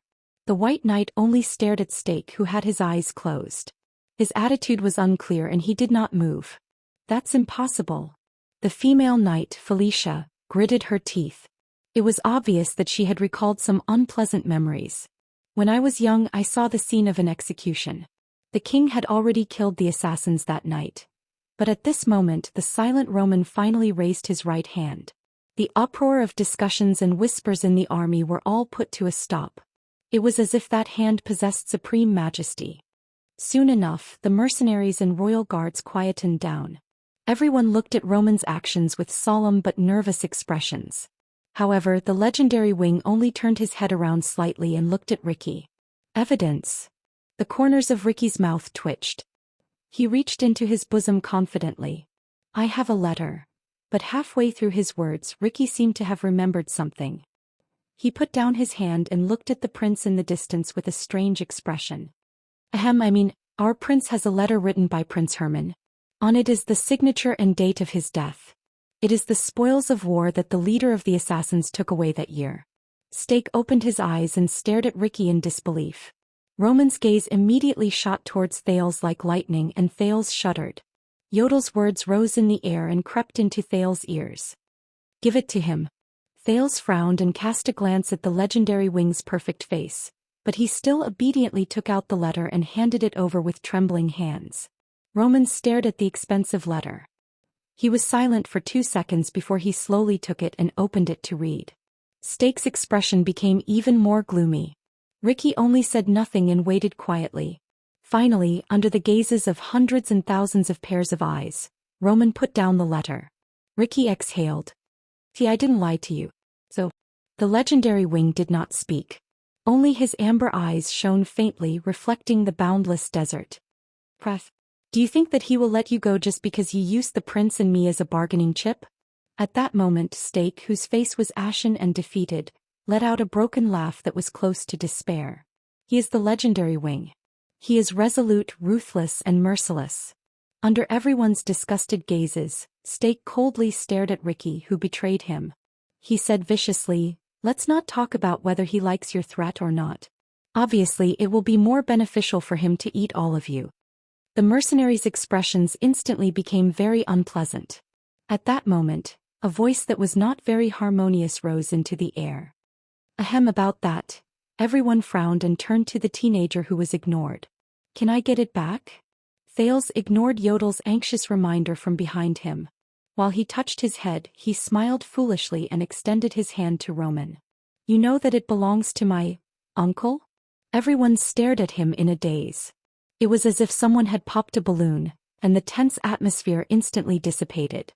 Roman frowned for a few seconds, as if he wanted to re-evaluate the teenager who dared to interrupt him again. And Thales could only brace himself and endure it. His smile froze. Fortunately, perhaps because he had confirmed his identity, the legendary wing did not threaten to kill him at every turn. Instead, he extended his hand in an abnormal manner and returned the letter to Thales. Asterisk tick tick. Asterisk by the side, Ricky narrowed his eyes and imitated the sound of the clock. Time is passing, Your Grace. He pointed at the smoking Blade Fang's camp in the distance.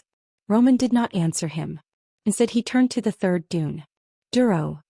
On the third dune, a sturdy knight rode out from a group of cavaliers who were dressed very casually and arrived in front of the legendary wing. Thales and Quickrope both moved. They recognized him. It was Duro. He was the psionic warrior they met on their way back. He was the boss of the Freak Squad in the Stardust unit. The lads are ready, Your Grace. Duro, whose left arm was thicker than his right, answered respectfully. Any time. Roman stared at the camp in the distance and nodded. Of course, if you want, we can snatch the prince back right now. Duro looked at Thales. It was obvious that he did not recognize the teenager, who was even more disheveled than he was during their journey in the desert. He then glanced at the mercenaries in disdain. Then we only need one charge. We don't even need to use Karl's rotating troops and we can crush all of them. Duro's gaze was filled with hostility and murderous intent, just like the other cavaliers' gazes. His words made the mercenaries and the royal guards nervous. Only Ricky sighed unhurriedly. I have another piece of news for you, Your Grace. Crassus, the current leader of the Disaster Swords, narrowed his eyes.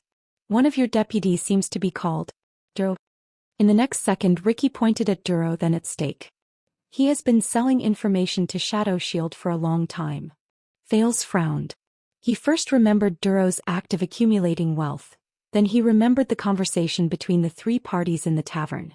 Duro, who was named, was first stunned, then his expression changed. He urged his horse to charge at Ricky. He was furious. *CK your mothers. At that moment, Klein and Joseph instinctively moved closer to protect Ricky, who was still smiling. The cavaliers in the first few rows also aimed their bows and drew their swords. Even Thales' arm was grabbed by Yodel, who was hiding in the dark. The scene instantly became chaotic. At that moment, *whoosh. White light flashed. The white long spear instantly appeared in the legendary wing's hand, and he stabbed it into the sand with one hand.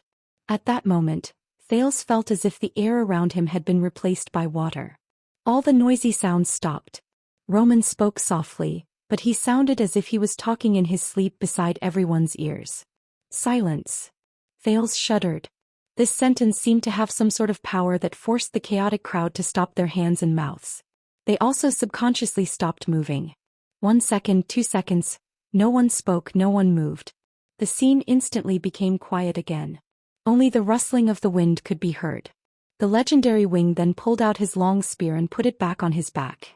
The people in the area looked as if they had just woken up from a dream. They seemed to have remembered how to breathe. Sir.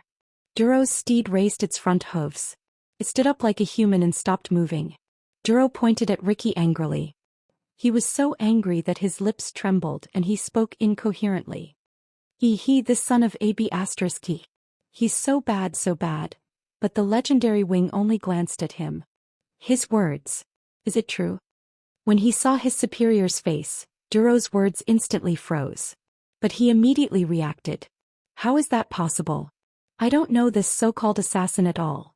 However, Ricky gently pushed Joseph away, who was shielding him behind him. He chuckled and said, but he told me that your wife and daughter are seriously ill, right? Duro was stunned. Maybe you'll do something unusual for them? Duro gritted his teeth. He glanced at the cavaliers around him and said angrily, don't you *King slander me. At that moment the legendary wing spoke softly again. I hate arguing. It was just 3 short words, but they were like holy words from a religion. They instantly made Duro and Ricky shut their mouths. Roman raised his head slightly. His eyes were like lightning as he stared straight at Duro. You only need to say yes or no. Duro panicked. Of course not. I was promoted by you and I have always been loyal to you. But he was interrupted by his superior again. But you don't sound so sure. The legendary wing's voice was still steady and hollow. It sounded as if it came from the horizon. Duro instantly froze. He stared into his superior's eyes and instinctively lowered his head. He seemed to be hesitating. My wife and daughter are indeed not in good health, Your Grace. Duro's tone was a little soft. He rubbed the reins with his hands and he spoke with great difficulty. I can't pay for my labor. Sometimes I will think of ways to earn some money with some merchants. The legendary Wing frowned. Felicia, who was by the side, saw Duro's embarrassment. He could not hold it in anymore. Your Grace, we should deal with these things in the future, but the camp. But before she finished speaking, Frank, who had urged his horse to her side, pressed down on her shoulder. The middle-aged knight shook his head at the puzzled Felicia. As a bystander, Thales frowned slightly. Earn money? With information? Ricky snorted softly and looked at Stake. Your wife and daughter are not sick. They are just periodically poisoned by these assassins. At this moment, Duro's expression finally changed drastically. He turned to Stake, who seemed to be unafraid of death. What? Ricky said sarcastically. You don't have to thank me, but this is the cause.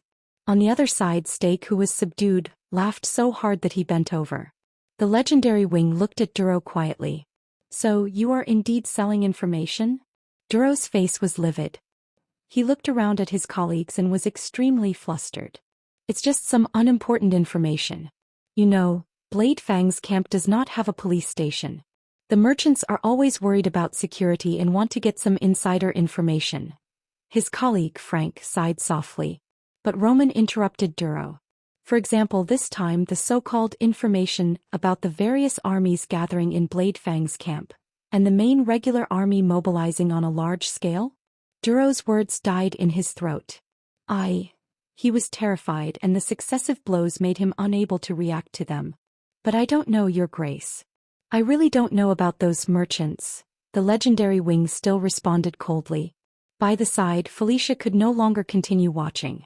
Your Grace, she said tentatively. We should first rescue the camp. But Roman interrupted her without hesitation. The camp is always impregnable. He stared at Duro, who was drenched in sweat. The coldness in his voice even infected the air. But my deputies may not always be the same. These words caused Frank and Felicia, who were beside him, to shudder and fall silent at the same time. Duro shuddered. Your Grace. Roman took a step forward and slowly approached Duro's steed. Your family member is seriously ill. Why didn't you come to me? Duro was clearly taller than Roman when he rode on the horse, but at that moment he looked like a trembling mouse that saw a cat catching mice. In the next second, Thales only saw a flash of white light before his eyes, and it was followed by Duro's pained screams. Ah! The cavaliers in the first few rows cried out in surprise. When the shocked Thales turned his gaze around, Duro had already landed on the ground. The leader of the freaks did not die. He lay on the sand and panted in shock while he stared at the white spear in front of his chest. The tip of the spear was only a few inches away from his throat.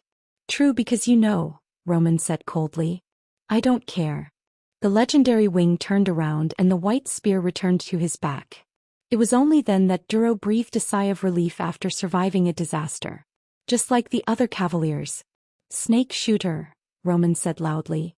On the third sand dune, a cavalier was pushed by someone and he hurriedly urged his horse forward. By the looks of it, he was a little flustered. Your Grace. Thales recognized him. He was another psionic under Duro's command, and he had met him once in the desert. The legendary Wing looked up. From now on, you are the new leader of the freaks. The cavalier known as Snake Shooter was stunned. He looked at leader Duro, who was on the ground. But Frank grabbed his arm by the side to stop the panicked Snake Shooter from continuing to speak. As for you, after today you will retire.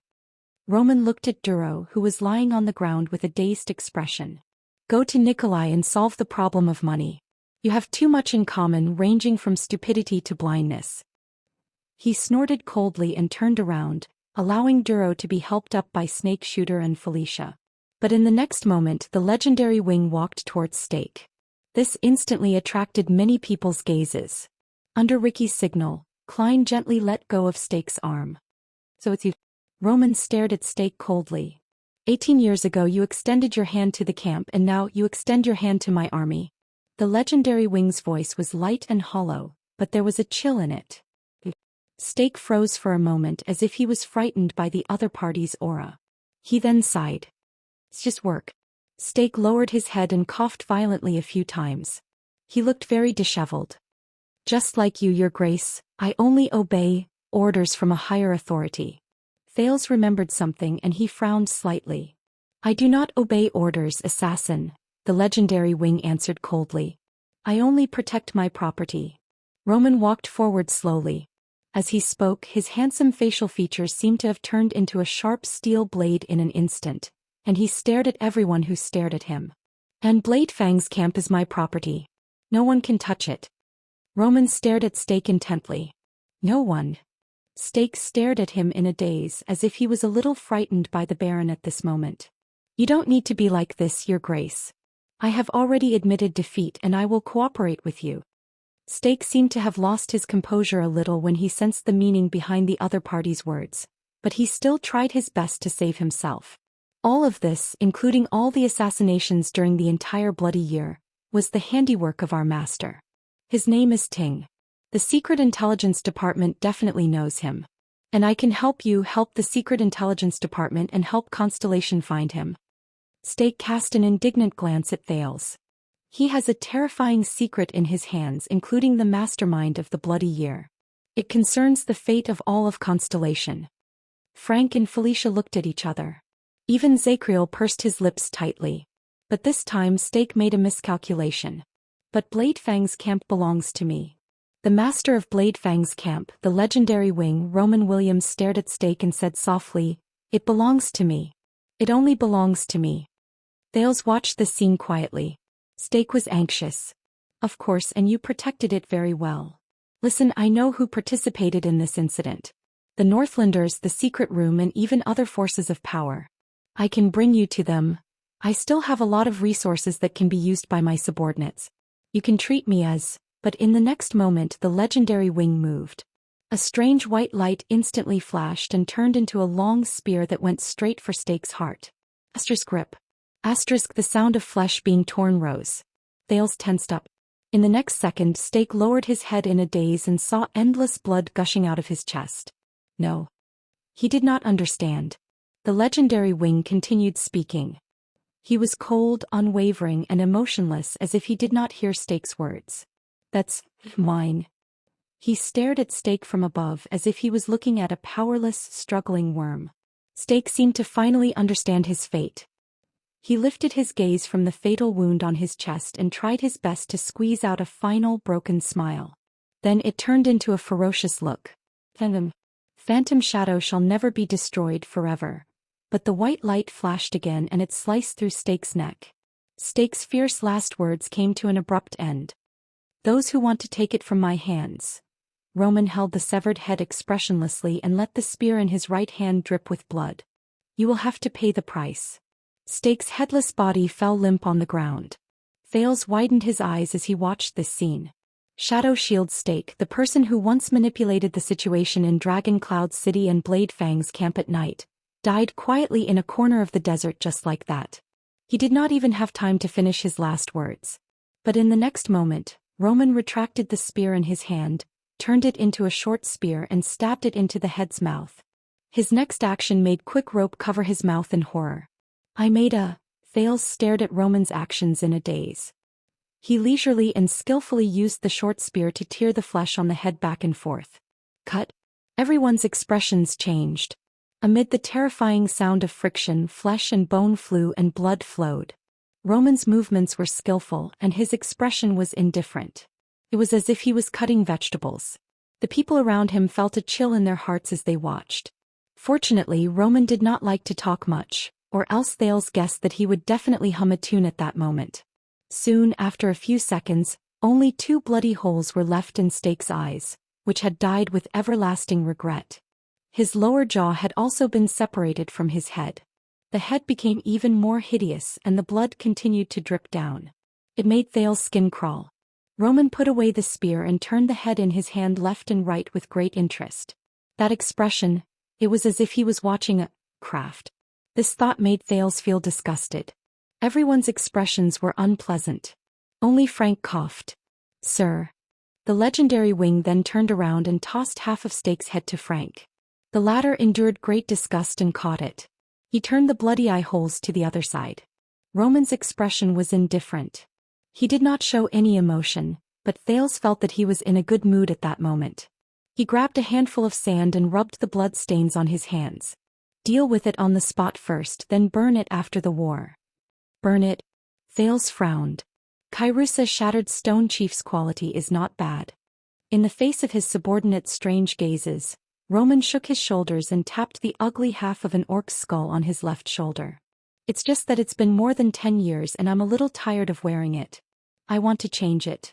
The legendary wing pointed at the ferocious head that Frank had tied onto the horse and said softly, be gentle. End of chapter. Chapter 485. Be gentle. Thales felt suffocated when he heard that. Under almost everyone's unpleasant expressions, Ricky coughed. Can I treat this as a deal being made? Since we've done you so much help? This sentence brought Roman, who had just completed his artistic creation, back to reality. The legendary wing slowly turned around and walked towards Ricky. His footsteps were slow, but there was a rhythm to them that made one's heart tremble. Klein and Joseph stared at the Baron, who made them shudder uncontrollably. They wanted to brace themselves and go forward, but Ricky stopped them. The leader of the mercenaries went up to him without fear. Sir? Roman and Ricky stared at each other. One of them was indifferent and the other was calm. The people around them became nervous. Many of the mercenaries and cavaliers tightened their grip on their weapons. The royal guards instinctively stood together and drew closer to Thales. But Thales lowered his gaze and sank into deep thought. Finally, after a few suffocating seconds, the legendary wing snorted softly. Take your men and get lost. Blade Fang's Dune no longer welcomes you. Once he said that, many people breathed a sigh of relief. And if you dare come back. Roman did not continue. Ricky smiled and nodded. Very good. Very fair. Then good luck. And, happy working with you? Ricky extended his palm. But the legendary wing, with an indifferent expression, did not even look at him. He walked past him and walked towards his subordinates. Ricky raised his eyebrows and retracted his palm in resignation. The cavaliers in the first few rows put away their weapons when Frank and the others signaled them to. That's great, Quick Rope whispered gratefully behind Thales. No need to fight anymore. On the other side, Roman led his white horse back and loudly gave orders to the people around him. Felicia. At that moment, Roman's previous bloodthirst and abnormality were gone. He became agile and straightforward, and he had his own awe-inspiring presence. Send out the flying wing cavaliers. Occupy the lookout points around us and observe the enemy. Don't be in a hurry to engage in battle. If the Baron and mixed breeds really come, I want to know each and every one of their positions. The female cavalier shouted in response to the Baron's orders. Under her lead, hundreds of cavaliers on one of the sand dunes turned around in an orderly manner and disappeared into the rolling sand. The legendary wing turned his head around. Frank. Poe. Equip the Edgebreaker cavalry and feed them the last of their rations, including those who have only been here for a month. Especially Poe, your new recruits who came from the inland. I will come later. Remember, we all have 4 legs. Try to fight outside on flat ground.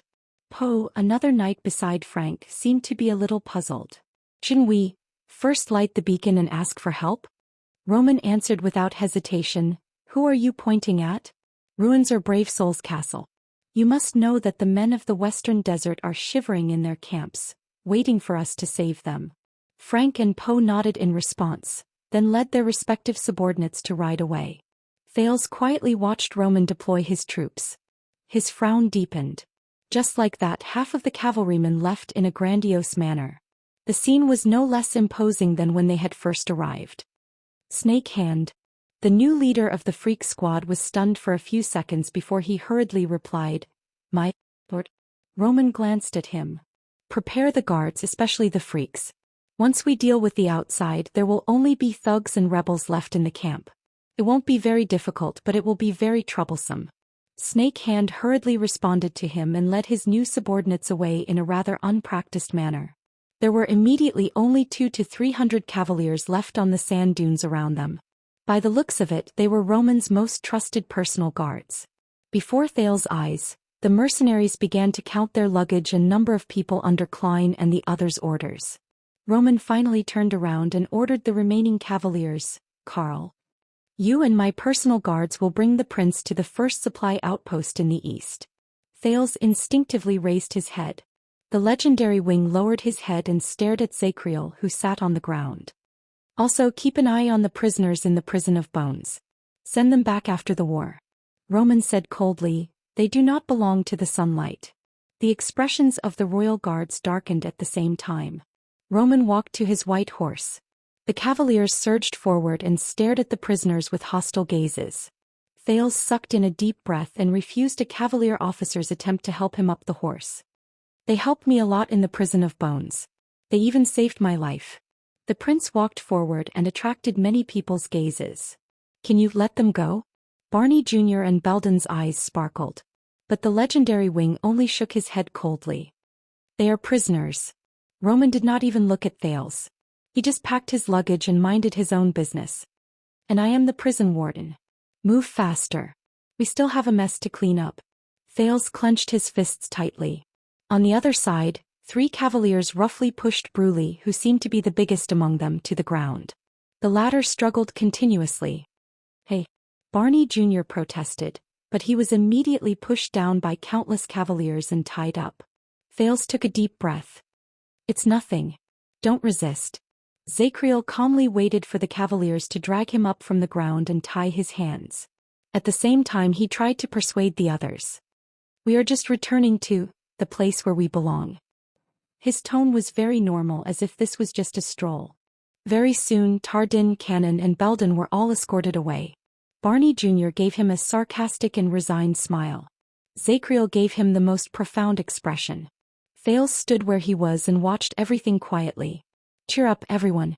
At least we saw real sunlight, and not those damned flames. Tardin was forced to walk, but he still straightened his neck and looked in the direction of the sunrise. He smiled with tears in his eyes. It was as if he could not bear to part with the last ray of sunlight. Thales watched expressionlessly as the cavaliers took away the prisoners from the royal guards and tied the ropes from their hands to their mounts. Belden, who was the last to be escorted past him, sighed at Thales. Take care, Your Highness. We can only escort you up to here. At least you are safe. Thales nodded bitterly. He had a lot on his mind, but he did not speak. Hey, I'm not committing a crime. The prince turned his head and found that Quick Rope was also escorted away. The pitiful man struggled, and he was so excited that he shouted with a Camian and Northland accent. Why, Thales. I'm the prince's favorite attendant. My father is new, that's something Casso. But the cavaliers ignored his protests and continued to escort him to the row of prisoners. Thales shut his eyes tightly while he struggled and shouted. Then he opened them abruptly. Baron Williams. For the 3rd time, the prince rejected a cavalier's invitation to get on his horse. He walked resolutely towards the legendary wing and said loudly, "Let them go." Under Roman's surprised gaze, Thales gritted his teeth. Anyway, the prison of bones has already been broken. If you are worried about your responsibility as a prison guard, to guard the prison of bones, then... He raised his head. I will bear the responsibility. In the name of the heir to the kingdom, Thales Jadestar. His voice attracted a lot of attention. Roman glanced at the cavaliers around him, who were somewhat curious about the prince. They lowered their heads and went about their own tasks. The legendary wing turned his head around and strode forward until he was a few inches away from Thales. He lowered his head and looked down at him. Before you tell me what to do, tell me, Prince. Roman said coldly. His handsome face had a different kind of sharpness at this moment. Do I look like your father? Thales pursed his lips and gritted his teeth. Roman did not intend to wait for his answer. He snorted coldly. Then don't cry to me. The legendary wing lowered his body and whispered into Thales' ear, that's right. Because I don't care whose son you are or which kingdom you are going to inherit. Thales' face immediately turned livid with rage. But you are a baron of the kingdom. You are stationed in Constellation's territory, and you control the regular army of the royal family. The prince suppressed the anger in his chest with great difficulty. His face was red. The baron snorted. Very well, then let me guess, what you're thinking now is when I become king I'll make you pay? Am I right? Thales clenched his fists tighter and tighter. Don't wonder how I know what you think. Roman sneered and whispered, because that's what the trash would think. Once he finished speaking, Roman straightened his back and left in front of Thales, who had an unpleasant expression on his face. The prince was left alone in the wind, trembling in anger. Ricky walked over from the side. He looked at Roman's back, then at the sullen Thales. He seemed to have understood something. But he only shook his head. I guess this is our separation, Your Highness. Thales suppressed his temper and turned to him. Ricky smiled faintly. Don't forget your sin of Hell's River. We are full of expectations for your future. Thales clenched his fists tightly. Samuel also has a brand on his face. If I remind Williams that Samuel was also rescued by you from the prison of bones, do you think he will be locked up with Williams? Ricky was taken aback by the words that came out of nowhere, but he quickly reacted. Yes, it's possible. Ricky shrugged and smiled. But do you really have the heart to do that? After Samuel suffered for so many years for your royal family, he still ended up like this? Thales took a deep breath and closed his eyes. I see. Ricky glanced at him in puzzlement. In the end, he raised his eyebrows and strode towards his mercenaries. As he listened to the sounds of the prisoners being locked up in the distance, Thales clenched his fists for the last time before he released them. Thales closed his eyes and whispered to the air, Yodel, I need you to do me a favor. I need you to do me a favor. A few seconds later, a weak and hesitant voice came from the air. I can't win against Williams. Thales opened his eyes swiftly. Oh, I want you not to show yourself. A questioning voice rose in the air. But Thales only stared at the backs of the royal guards who were tied up one by one. He said softly, no matter what happens. Once he finished speaking, Thales did not wait for Yodel's response. He strode forward and caught up to Roman and Ricky. Hey pretty boy. William's back froze. And you dummy. Ricky stopped in his tracks. Under the strange gazes of many people around them, both of them turned around at the same time and frowned at Thales. But this time Roman frowned a little. He felt that the prince seemed to be a little different. We have to talk, the three of us, in private. Thales strode over and waved his hand to signal the others to do what they were supposed to do. Perfect timing. I'm very hungry. It's best if we can have something to eat and drink. The teenager's footsteps were exaggerated and his tone was casual. The way he ordered people around made it seem like this was his home. Roman and Ricky looked at each other. They did not seem to be able to react to the situation. Thales, on the other hand, put his hands on his hips and stared at them arrogantly.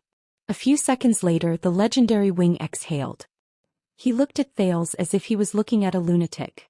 We're in a state of war now. We don't have time to satisfy your royal extravagance. Roman shook his head in disdain. Your Highness. Thales snickered. The teenager put his hands on his hips and pointed at Roman arrogantly. No, you are not in a hurry to save them because everything is under control. He turned to the side and pointed at Ricky. And you are not in a hurry to leave either because you are not worried. There was another period of silence. The situation was a little awkward. The prince's terrible sense of humor seemed to have ruined it a little too much.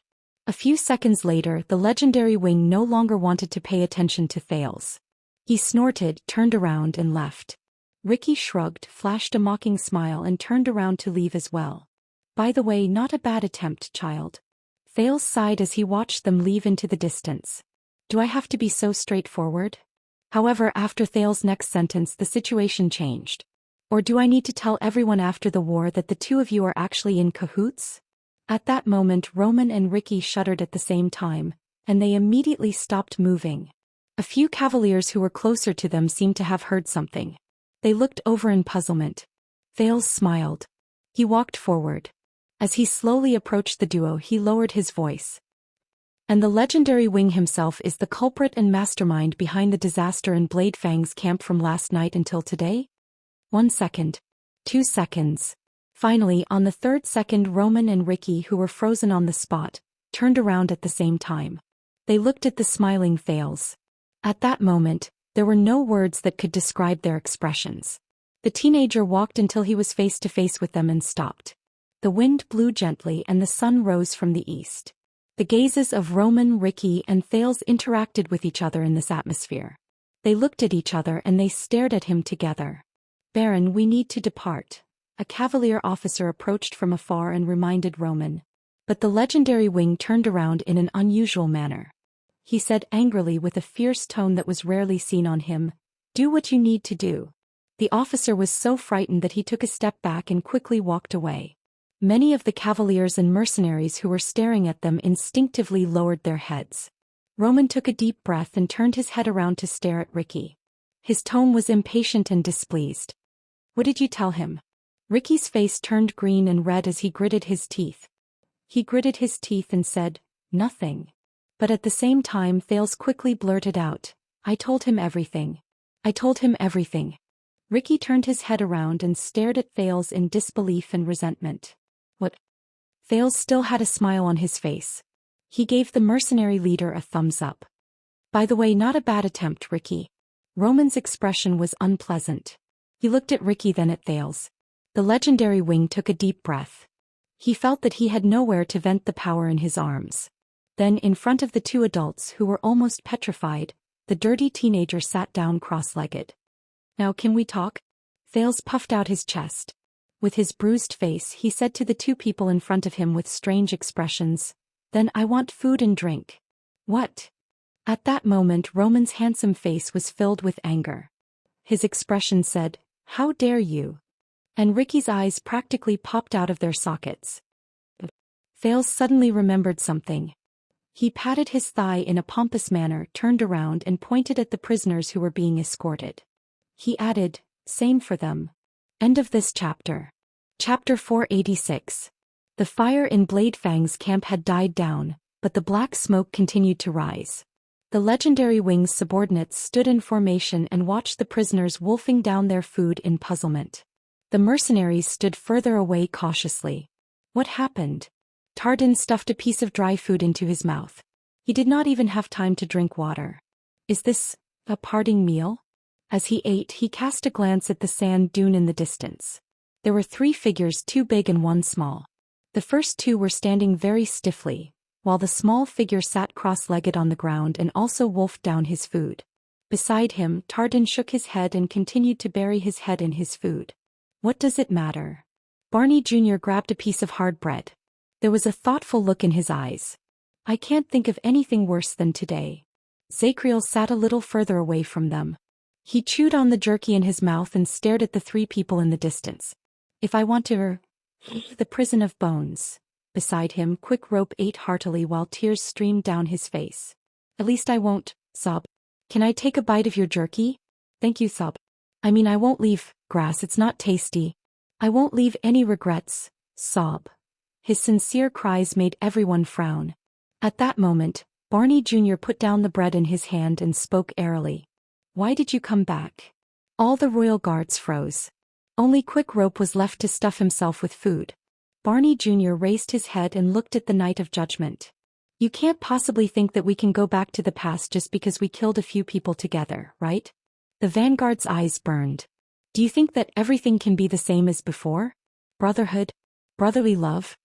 Belden patted Barney Jr.'s shoulder with a troubled look on his face. The latter snorted coldly. Zacriel did not speak. He just stared into the distance without moving.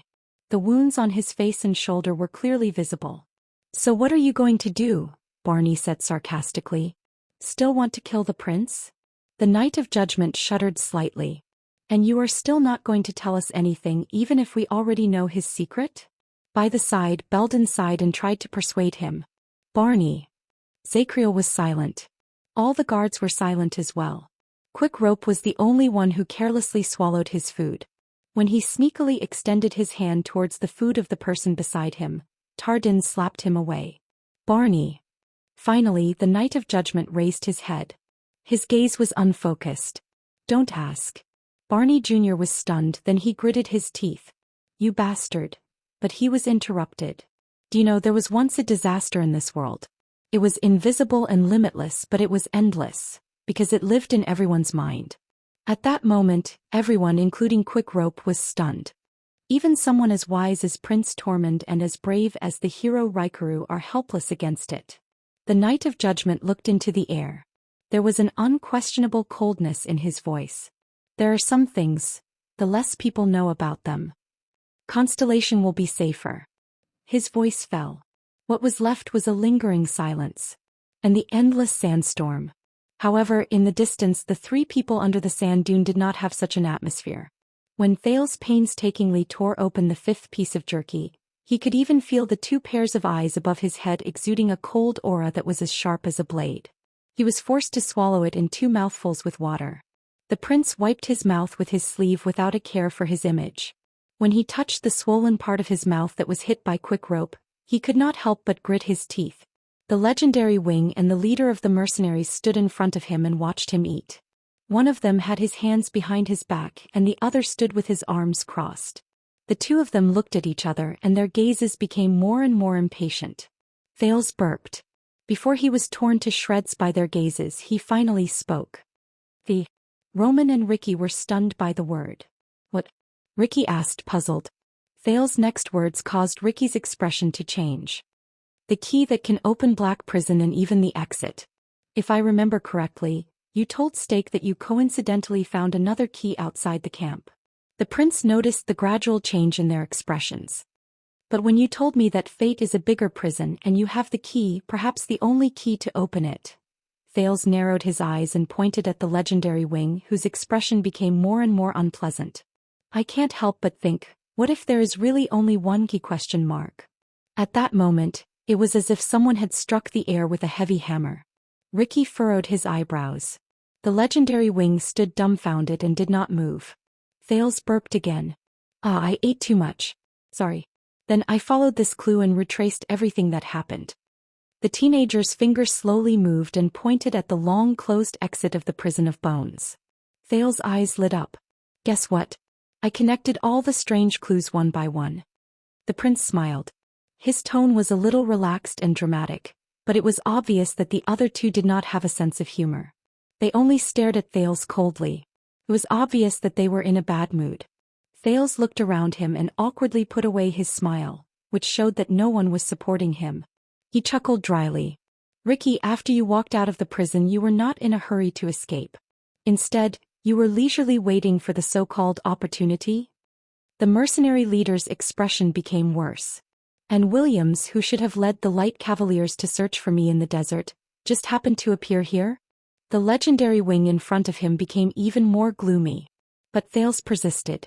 He continued to attack the two with his words. After Williams appeared, even if he did not care about my existence, he only vaguely and anxiously asked you about the mission, even if he did not care about my existence. What is accident? The teenager looked at Ricky again with a smug expression. In front of an overwhelming army of cavaliers, you unwittingly used me, who was not even in your hands, as a hostage, and arrogantly threatened the famous legendary wing. Perhaps it was because you were not threatening him but handing over a mission to your employer? Thales took a deep breath and narrowed his eyes. And just now, I specifically mentioned the prison of bones to the two of you. Roman and Ricky were stunned again. They recalled what happened just now. Thales sighed. Williams, you were indifferent to the strange fact that he appeared here with the prisoners from Black Prison. You turned a blind eye to why Black Prison was breached. Ricky, you were not worried about Samuel, who also had a brand.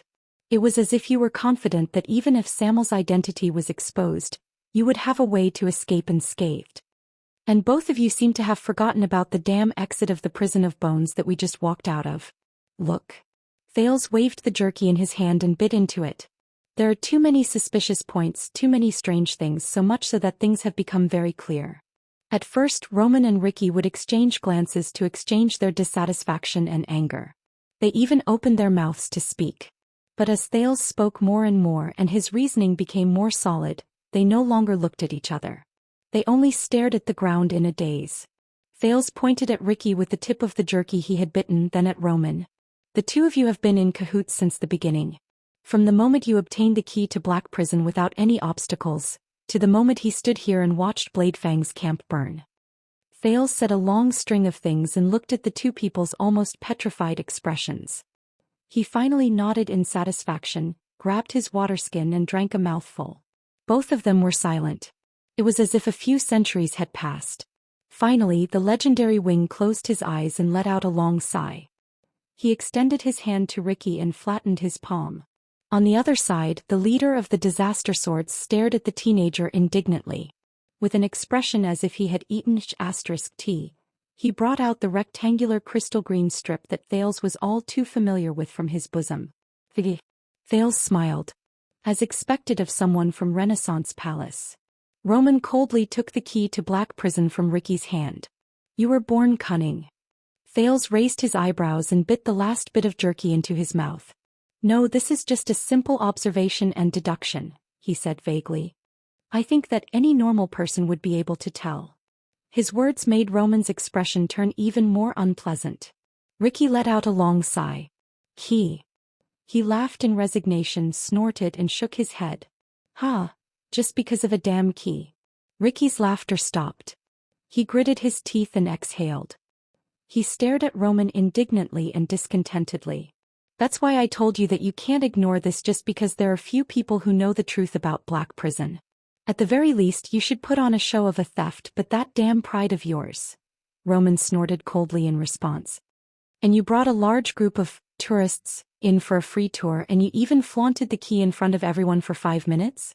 Thales watched the two argue through the corner of his eyes. They are more familiar with each other than I thought. As his thoughts wandered, the legendary wing turned his head to look at Thales. So, Prince, Baron Williams said coldly, we were the ones who destroyed Blade Fang's camp. At that moment, Thales felt a chill run down his spine when he was stared at by Williams' sharp and deep eyes. The legendary wing raised his head and looked around. He gestured to his subordinates who were waiting anxiously for him to hold their horses. Then how dare you expose our scheme so brazenly? Roman lowered his head and observed his surroundings. At the same time his tone was threatening. Do you really think that the Nameless can protect you? Ricky stood beside him and flashed a similarly malicious smile at the youth. Thales' heart froze. He gulped. No, but I thought that what you want can help me. The legendary wing snorted coldly. Then what do I want? Thales met his gaze and raised his finger with great difficulty. Roman and Ricky turned their heads and looked in the direction of Thales' finger. Then they immediately frowned. The prince pointed at the cluster of fortresses in the distance, which had smoke rising from them. He said softly, Blade Fang's camp. Roman and Ricky fell silent again. Thales sucked in a deep breath. My past experience told me that if a series of events happen one after another, they must be connected. There must be an invisible clue that connects everything. In the beginning I thought that I was that clue because the Secret Intelligence Department wanted my return, Shadow Shield wanted my secrets, and the Northlanders wanted the value of my identity. Thales raised his head and looked straight at Ricky. But gradually all of you appeared. You got involved in the situation out of nowhere and mixed everything together. I couldn't sort everything out, so I thought that it was a coincidence that connected us together. The leader of the Disaster Sword seemed to be deep in thought. But what if it's not a coincidence? Thales changed the topic. There was wariness in his eyes. What if all of you appeared because of me? Roman and Ricky looked at each other. The teenager's lips curled up. Then I remembered that the Disaster Sword's No Blood Whistle is first and foremost a group of mercenaries and second a loser's support group. Ricky was instantly stunned. He immediately protested in dissatisfaction. Hey! But Thales did not pay attention to him and continued to speak. He continued, yes, all of you are selling swords. With a serious expression he punched his palm. What if your goal tonight was to fulfill your employer's wishes first? Then the Sin of Hell's River, Black Sword, the Secret in the Prison of Bones and Zacriel? Thales looked up and his expression became extremely serious.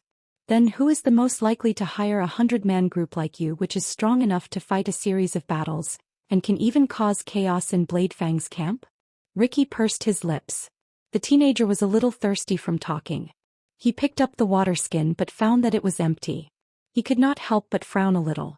But unexpectedly in the next second, a heavy water skin was thrown into his arms. Thales looked up and saw that the legendary wing had retracted his arm. Continue. The teenager raised an eyebrow. He gulped down a mouthful of water and said eagerly, Ricky, tell Zacriel that more than 100 years ago, your leader made a deal with the Red King of Constellation, and the Disaster Swords were able to operate as mercenaries in the Western Desert. You also told the tavern owner, Campa, that you know the background of my home. You know that it is the place where Queen Erica, the conqueror of the North, and her remaining followers, who were ousted by the Red King more than 100 years ago, went into exile. You said it as if you saw it with your own eyes. Ricky's expression changed slightly. Thales sighed. I guess it's not a coincidence, right? Ricky's expression as he looked at Thales became more and more solemn. Thales took a deep breath and sensed that his senses and balance had recovered slightly. He stood up again. He looked at Ricky seriously. So, I guess that more than 100 years ago, the disaster swords came to the Western Desert for no other reason than to accept the Red King's employment to destroy the remaining followers of the Conqueror of the North?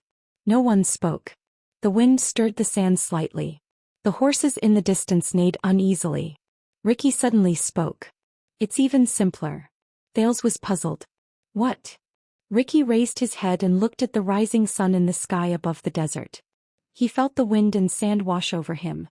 He said with a sigh, the Red King is a person who does not like complicated matters. He sent Hill Crassus to the Western Desert to bring back his own sister, Queen Erica's. The mercenary's gaze became fierce. The head on her neck. Thales immediately felt a chill run down his spine. Bring back his own sister's head. The old saber by King Chapman's side appeared before his eyes again. Thales could not help but start thinking about the origin of the Red King's title. He also remembered what Gilbert had said to him when he was young. The history of Constellation has never lacked bloodshed. Roman's gaze was cold. He did not say a word. Thales resisted the urge to look at the skull on his shoulder and asked tentatively, yes? He asked tentatively, then Crassus, did he succeed? Ricky only gave him a mysterious smile. This made Thales feel uncomfortable. Thales coughed and tried hard to get rid of other thoughts. He returned to the topic at hand. In short, from the day Blood Whistle was established, it was closely related to Constellation, or more accurately, to the interests of the kingdom's central government in the borders of the Western Desert. Under the duo's increasingly solemn gazes, the teenager turned to Roman. And another veteran who sold swords told me that ever since the Desert War and the Bloody Year, Bladefang's camp has been under the direct command of the Baron of Bladefang's camp, which is under the jurisdiction of the royal family. Thales stared at the legendary wing with a burning gaze. Over the past decade or so, with the support of the royal family and the threat at the borders, your regular soldiers have truly turned this place into your private land. The legendary wings. Bladefang's camp. Thales looked at Roman, who did not bat an eyelid. It is also a sharp knife that the kingdom's central government has inserted into the vital parts of the Western Desert to control the suzerains in the West, be it in terms of military affairs, politics, or commerce. The legendary wing did not say a word. He only stared at Thales with a piercing gaze. His almost sharp facial features looked like the most perfect sculpture of nature. Thales sucked in a breath before he exhaled. But during this month I saw many interesting details on my way from the desert to Bladefang's camp. Thales stared into Roman's amber eyes, which were like vortexes. For example, Constellation's Prince Rescue Team that ventured deep into the desert was formed by the regular soldiers of the royal family and the suzerains of Western Desert, who did not fight against each other. For example, the soldiers who stood guard at the entrance of Bladefang's camp and collected tolls were actually soldiers from the Fakenhas family. They had been here for so long that they had already surpassed their term of service. For example, the amount of supplies sent by the armies from all over the Western Desert was so much so that it was ridiculous. It was so much that some black-hearted merchants could smuggle them out of the camp to earn the difference in price.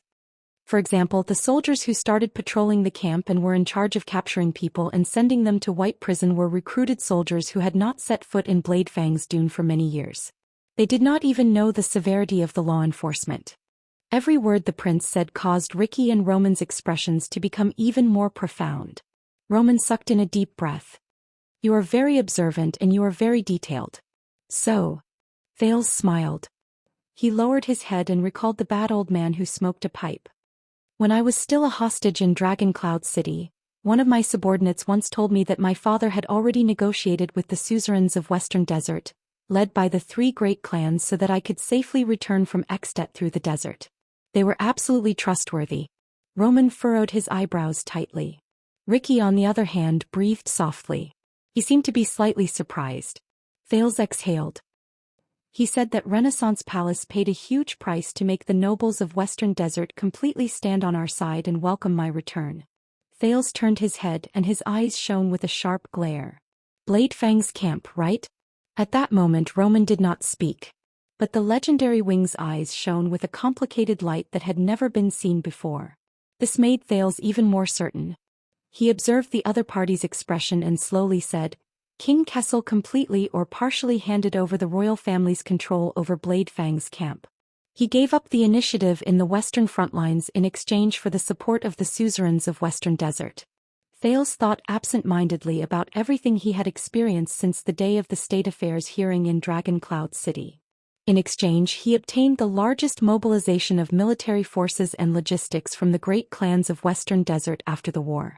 In exchange, he obtained the Western Desert and the royal family to join forces, enter deep into the desert, press against the Alliance of Freedom and intimidate Extet. In exchange, he obtained the chaotic eastern part of the desert. For 2 to 3 months, it was uninhabited and not a single blade of grass grew there. Thales' heart sank. In exchange for my return.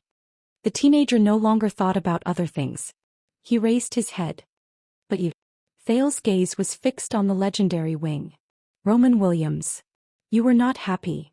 Especially when the deal behind the scenes had been completed, and the suzerains of Western Desert entered Blade Fang's camp in a mighty wave. His tone was very certain. Roman looked back at him slowly. His gaze was cold. Because you have long regarded Blade Fang's dune as your exclusive property. Thales shifted his gaze to the orc skull on Roman's left shoulder.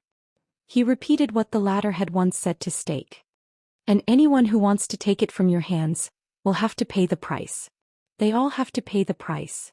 Chapter 487. My lord, Felicia and Frank's men are already in place. Poe's troops are also on standby. In the distance, a cavalier who looked like a messenger arrived not too far away from them and reported to Roman in a loud voice. They are waiting for your orders. The legendary wing did not turn around. He continued to stare at Thales, who had a solemn expression on his face. The exquisite earring on his left ear and the ugly skull on his left shoulder formed a stark contrast. Tell them to continue waiting. The messenger did not hesitate in the slightest at the strange order and quickly left. The three of them still stood facing each other. In this case, everything is clear. Thales watched the cavaliers leave into the distance and solemnly said to Roman, "You couldn't do it yourself.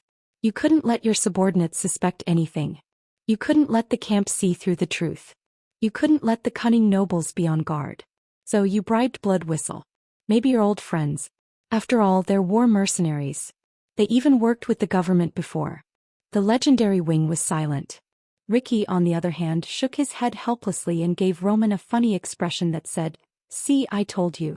Thales stared at the legendary wing without blinking. You asked them to create chaos and conflict in Blade Fang's camp, which no longer belongs to you, such as releasing the prisoners from White Prison, disrupting the logistics in garrison or something else. Thales looked at the royal guards in the distance. And the reward you gave them was the key to the mysterious Black Prison. It allowed these mercenaries who had nowhere else to go after running into a wall in the Tower of Eradication, to obtain the information they wanted the most. After Thales finished speaking, he waited for the other party's response. Roman did not say anything, but his gaze was as sharp as a knife. Payment? On the other hand, Ricky sighed and looked at the prince mockingly. Your Highness, what kind of information is worth risking our lives for? Come here to risk your life for this guy. Roman remained silent. Maybe it's not just a reward, Thales quickly added. Maybe someone gave you a, if you don't do it, I'll kill you look. The mercenary leader's expression froze. Thales stared at the expressionless Roman and gestured with his chin. Just like this. Ricky turned around, looked at Roman's cold face and laughed. He laughed for a few seconds. I'll kill you if you don't do it? Ha, yes, I must say. Roman snorted through his nose without even turning his head. Funny. Ricky's laughter stopped abruptly. He leaned back slightly and pushed his palms forward, making a humble expression that said, You guys continue chatting. Thales observed their interaction and could not help but frown. So, does Roman know Ricky's true identity? Did he know that his partner was actually a mutant that would not die a normal death? So that's your story?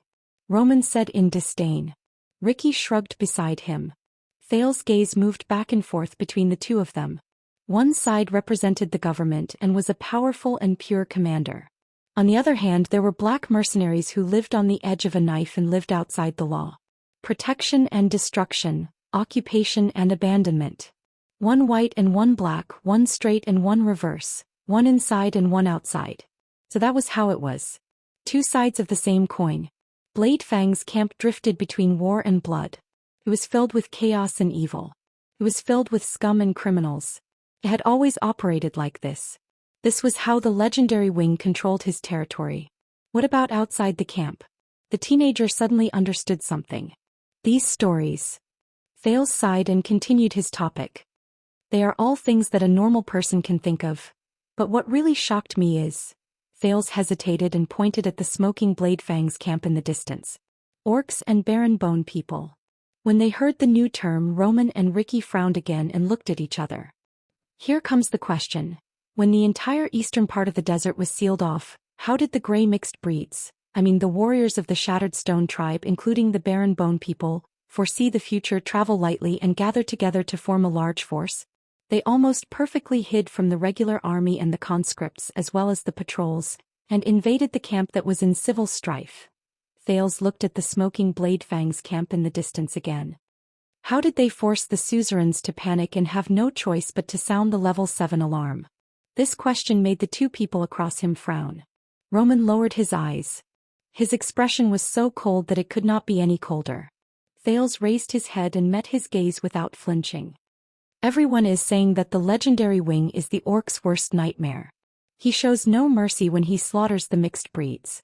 Thales muttered to himself as he recalled the terrifying encounter in the desert. But a few days ago, when the Stardust unit under your command and the Chroma family's Raven Whistle Light Cavaliers chased after Shattered Stone tribe, Kandarl Nushan and his small troop managed to escape from the Stardust unit's pursuit. Because of this, Duro, the leader of the army, almost fell out with the nobles who recruited the soldiers on the spot. When he heard that name, Roman's gaze on Thales became even more unfriendly. Thales frowned. Tell me, Roman. Did you purposely expel Duro and make him leave the camp because you were dissatisfied with him selling the information? This made Ricky frown as well. Roman had unknowingly clenched his fists. Thales said softly, and that orc leader really did tell me a lot of things. At this moment, Thales' tone was deep and serious. Quite a lot. At this moment, a crack finally appeared on Roman's almost perfect facial features. It was as if his mask was starting to shatter inch by inch. The fiery red of the sun faded away and turned golden. The atmosphere became tense at this moment. Tell me, Baron. As an isolated and helpless glacial orc from the north in the xenophobic and dangerous desert for 20 years. Thales sucked in a deep breath. How did Nushan gain power step by step, slowly become stronger and finally become the war chief of Shattered Stone tribe? He stared at the skull on the legendary wing's left shoulder. What about you, who also stayed in the desert for 20 years, and even the handsome orc bone on your left shoulder which has the same surname as Shattered Stone? Does it matter? This sentence seemed to make the air freeze. Just like how Roman pursed his lips tightly, in that second he seemed to have truly turned into a statue. The silence lasted for a long time. Even Ricky lowered his head and did not move. Finally, when Thales could not help but speak again, the legendary wing snorted. Kandarl Nushan. There was an unusual anger hidden in his tone. It did not bring warmth but coldness. That damned restless glacial bastard. What did he tell you? No one knew that at that moment Thales' heart skipped a beat. Shit. It's actually true. He tried his best to breathe and recalled his brief encounter with the cunning orc. Tell your father and tell Morat. I found you first. And I know who you are. Wow, Urk. The leader of the Disaster Swords waved his hand in a rather awkward manner. I'll temporarily avoid the next part. Military and national affairs. But Thales shook his head. It's fine, Ricky. Even though the teenager was talking to Ricky, his gaze never left Roman. I won't ask about these secrets. On account of our friendship, you can continue listening. Ricky curled his lips and cast a glance at Roman as if asking for his opinion. But the legendary wing did not say a word. He only stared at Thales as if he wanted to dig out something that did not exist from his eyes. The teenager sorted out his thoughts again. So, the official statement will be like this.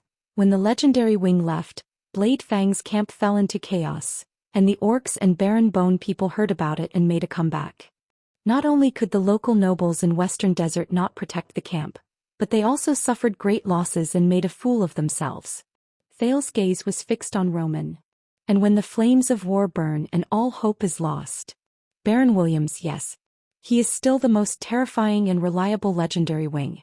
He has returned with his invincible army. While people are shivering in fear and while the lords are moaning and running away helplessly, he has descended from the sky, defeated the enemies, quelled the civil strife, defended the camp and saved the world. The prince sucked in a deep breath. That's what you want. You want Bladefang's camp to rely on your strength again, and remember that you, Roman Williams, the legendary wing, are their true, only and eternal master. Thales extended his arm and extended it towards Bladefang's camp in the distance. The wind and sand swept past his palm and it was slightly cold for a moment. But the sun shone on the back of his hand, bringing warmth. Cold and heat intersected on both sides of his palm at the same time. It was like the temperature of the desert. It was like the legendary wing's gaze at that moment. That's why you are not in a hurry to rescue them. On the contrary, your men have long since withdrawn in the name of searching for me. Thales felt the wind and sand blow at him. He said with a myriad of emotions, on the contrary, you can't wait for Shadow Shield, orcs and Barren Bone people to cause more chaos. You can't wait for them to cause more trouble for the camp. You can't wait to deal a heavy blow to the military strength of the suzerains of Western Desert, crush their reputation, burn the supplies they prepared for a long period of time, and make their panicked army have no place to stand in Bladefang's camp, which they lost and regained. Roman did not say anything. His handsome face was also blown by the wind and sand, but it did not seem to affect him at all. Thales sighed softly. You want to shatter their dreams and destroy their hopes. You want them to be utterly humiliated and lose all their prestige. You want them to suffer heavy casualties and retreat in dejection. You want them to lose everything from their bargaining chips to their morale, so that they will never be able to rise again. Then you can rightfully reclaim Bladefang's camp, which belongs to you, from the ruins. Roman and Ricky did not say anything. This time the silence was exceptionally long. In the next second, Thales' gaze focused and his pupils gradually focused. Of course, what you did not expect was... He stared coldly at Roman and Ricky. I appeared. Yes, the cause of all this is the prince hostage who caused you to lose Bladefang's camp. Thales Jade Star, who was supposed to meet up with the army in the desert, has mysteriously entered Bladefang's dune. He was involved in Ricky's operation with Shadow Shield and the Northlanders. Roman hugged his arms tightly and exhaled slowly. I told you. Ricky extended 2 fingers and hooked them in the air. He said to Roman in resignation and awkwardness, I told you. Accident. Roman did not answer. Thales snorted coldly. I understand that you do not like me. Because of me you lost Bladefang's camp and perhaps you also lost your army and power. And you want to take all of this back. Thales stared straight at the legendary wing. I can help you as long as you promise me a few things. At that moment Roman slowly raised his head. The handsome knight stared at the horizon in the distance. His gaze was profound. What makes you think that you can come up with a few pleasant stories? His voice was as calm and clear as ever. Do you have the right to negotiate with me? Thales sucked in a deep breath. Because if you don't agree...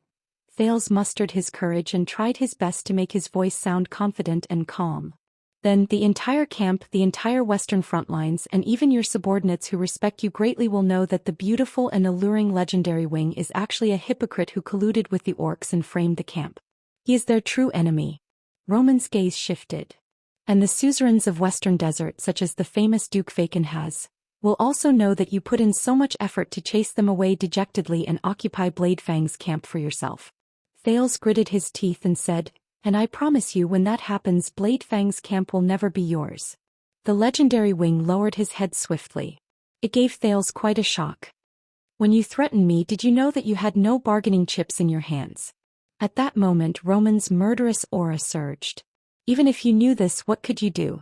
Thales' heart tensed. He stared at the legendary wing with a dark expression. Roman snorted coldly. He turned his body to reveal the royal guards in the distance. The latter were anxiously waiting for the results of the battle under the watch of the cavaliers. On the contrary, look at my bargaining chips. Your prisoners have had their fill. The legendary wing took a step forward, and there was a faint, oppressive air about him. Listen, Prince. Threaten me one more time. Roman's handsome face, which was originally eye-catching, seemed to have become aggressive at that moment. I'll kill one of them. Until I kill them all. Thales clenched his fists in secret. Ricky noticed that the atmosphere was becoming more and more off. He frowned and instinctively took a step back. I can even knock you out right now and send you back to the capital. The legendary wing's words were as sharp as a knife. For the sake of your and their lives, you had better not resort to foolish actions. Roman slowly lowered his body until his amber eyes were at the same level as Thales. A warning look flashed in his eyes. Because you are so weak. Aside from a useless title, you have no bargaining chips or power. Thales instinctively gulped. He felt a heavy weight on his chest and there was a bitter taste in his mouth. Damn it. Damn it. Roman stared at the trembling teenager who was so angry that he could not speak. He snorted softly and straightened his back. Follow the cavaliers back to the capital. Blade Fang's camp is not prepared to entertain you. He turned around and was ready to leave. Ricky spread his arms by the side and put on an expression that said, "Do you understand now?" Thales breathed deeply. Damn it, he only has a good appearance, bastard military ruffian. I've had enough. Thales sucked in a deep breath for the last time before he opened his eyes swiftly. Ricky. The prince's sudden words caused the two to stop in their tracks. This time Thales' tone was calm and indifferent. If one of my subordinates who are prisoners loses even a single strand of hair, Ricky turned his head around in puzzlement. Or I will be knocked out and sent away by this pretty boy. Roman narrowed his eyes in displeasure. Then, after you leave this place, spread the fact that you were hired by the legendary wing, including the truth you just heard. Spread it to Blade Fang's camp, the entire kingdom, and especially to the ears of the nobles in the western desert. Tell them everything. Ricky was instantly stunned. The legendary wing frowned. You sure are humorous, your highness. The mercenary then laughed involuntarily. Why should I? Thales suddenly raised his voice and interrupted him. Because I promise you in the name of Jadestar, just like what the Red King promised the first Crassus. Thales' eyes were burning. He glared at Crassus of the Disaster Swords. As long as you complete my request, you will forever have Thales Jadestar's friendship, and you will also have a place in Constellation. Ricky froze for a moment. Roman's expression slowly changed. But Thales still gritted his teeth and continued speaking resolutely. And I will tell you Blacksword's hiding place, the details about Blacksword and Blacksword's power of eradication. I will even tell you the whereabouts of the Dragon Breaker and how to use it. By the way, the name of that weapon is the Blade of Purification. It is indeed a legendary anti-mystic equipment. It once sealed a calamity in Dragon Cloud City 6 years ago. The information contained in this sentence was too much and too heavy, so much so that the two could not react for a moment. They were stunned on the spot. Then Ricky shuddered slightly. What? Purify. Thales raised his head swiftly. This promise is valid forever.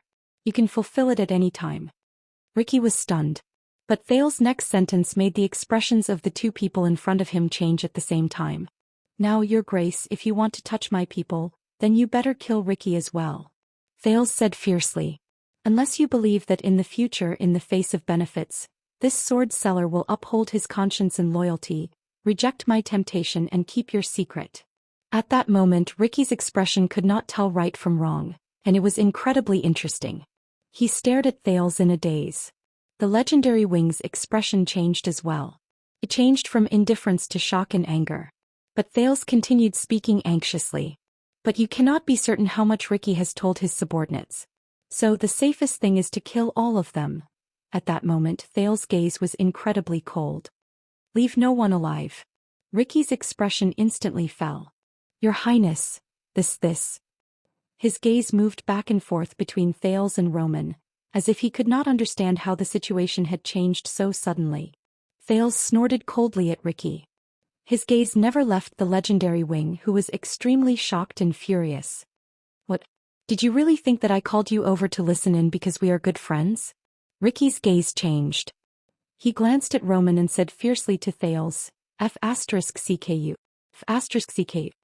Thales snorted softly. You're welcome. Ricky sighed and turned to the legendary wing. Baron, you know me very well. It's impossible for me to. This Jadestar brat. Roman did not even look at him. He only nodded slowly. I know. Ricky seemed to want to say something, but in the end he turned his head around in embarrassment. They stared at the prince with dark and displeased expressions. But Thales could feel that their gazes were meeting less and less. You. Roman took a step forward coldly. He slowly raised his arm at Thales and extended it to the white spear behind his back. You don't understand him. And you don't understand your own situation either. Roman gently pulled out the shortened spear. As he watched Ricky's actions, Thales began to feel nervous. He sucked in a deep breath and shouted, "Where is he?" Roman's arm froze for a moment. "Before you attack my bodyguard. Where is the nameless person you mentioned?" Thales suppressed the fear in his heart and turned to Ricky. "Don't you find it strange?"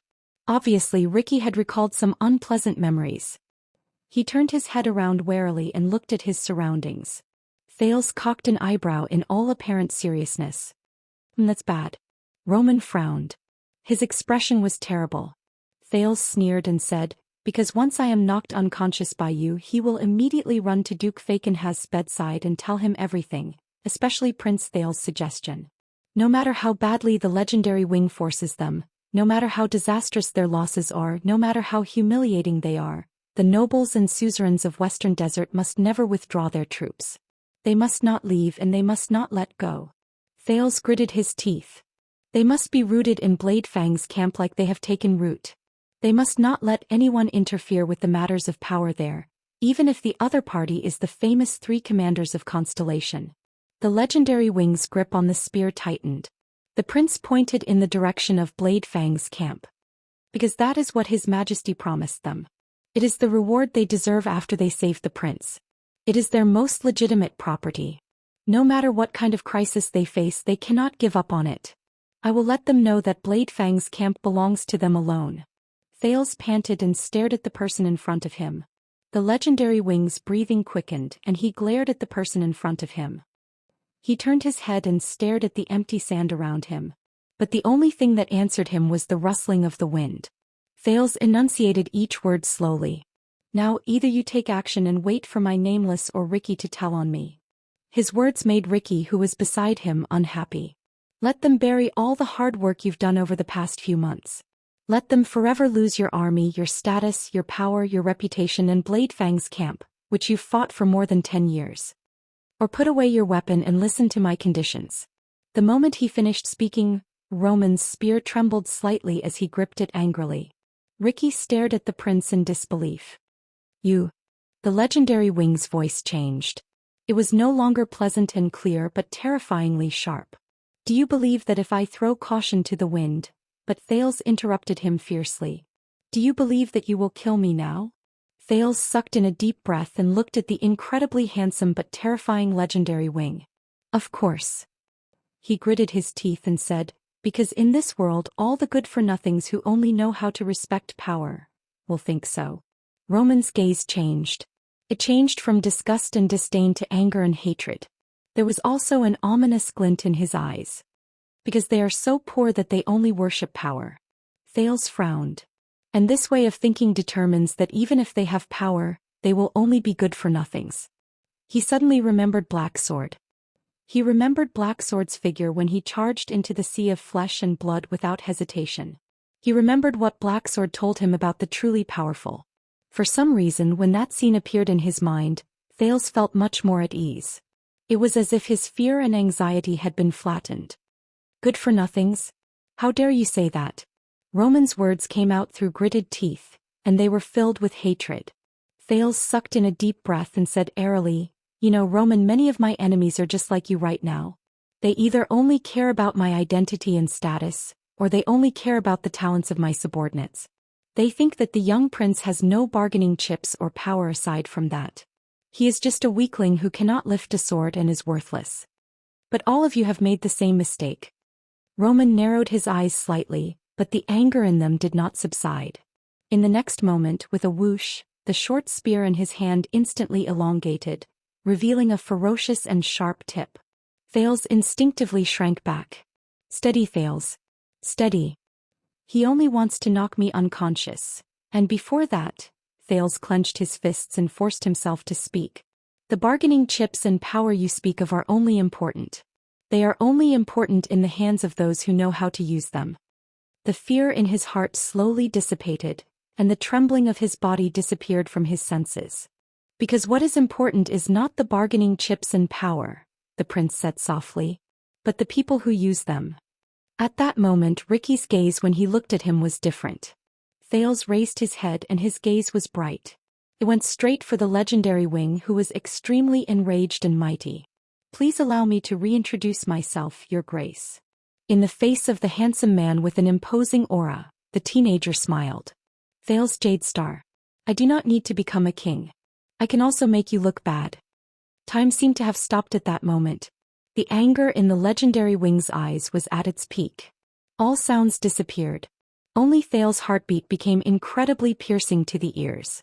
1 second. 2 seconds. The third second. The tip of the spear trembled before Thales' eyes. For a moment the teenager's hair stood on end. The lifeless sin of Hell's River surged uncontrollably.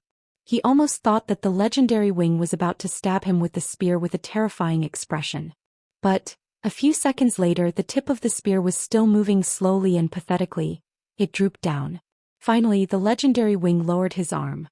He seemed to have used his entire life's worth of strength to complete this action.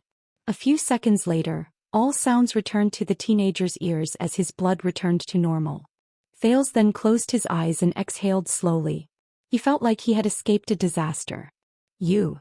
Roman suppressed his anger with a smile, as if he was so angry that he nodded slowly. You're really not afraid of death. Roman slowly put the spear back on his back. Ricky also breathed a sigh of relief. No, it's not that I'm not afraid of death. As he watched the tip of the spear return to its original position, Thales relaxed his shoulders. He also smiled. But, I believe that the legendary wing who has roamed the desert alone for 20 years, and even when faced with the threat of the desert and the ostracism of the nobles, he still managed to slaughter his way out and make a name for himself. You're much smarter than trash. Roman quirked an eyebrow. Thales stared at him intently. So, the deal is complete? Roman ignored him. He stared at Thales for a long time. Then the corners of his lips curled up slightly. Thales looked at him in puzzlement. Surprisingly, the legendary wing turned around and slapped Ricky's shoulder hard. You're not really going to tell on me, are you? Ricky sighed by the side and flung the man's hand away in resignation. I like my head very much. Especially when it's still on my shoulder. Roman sneered. Thales stared at them in a daze. He did not understand what was going on. A few seconds later the legendary wing turned around. Child, how dare you threaten me with the ownership of Bladefang's camp? But do you think that everything that is happening here, is it really just my will?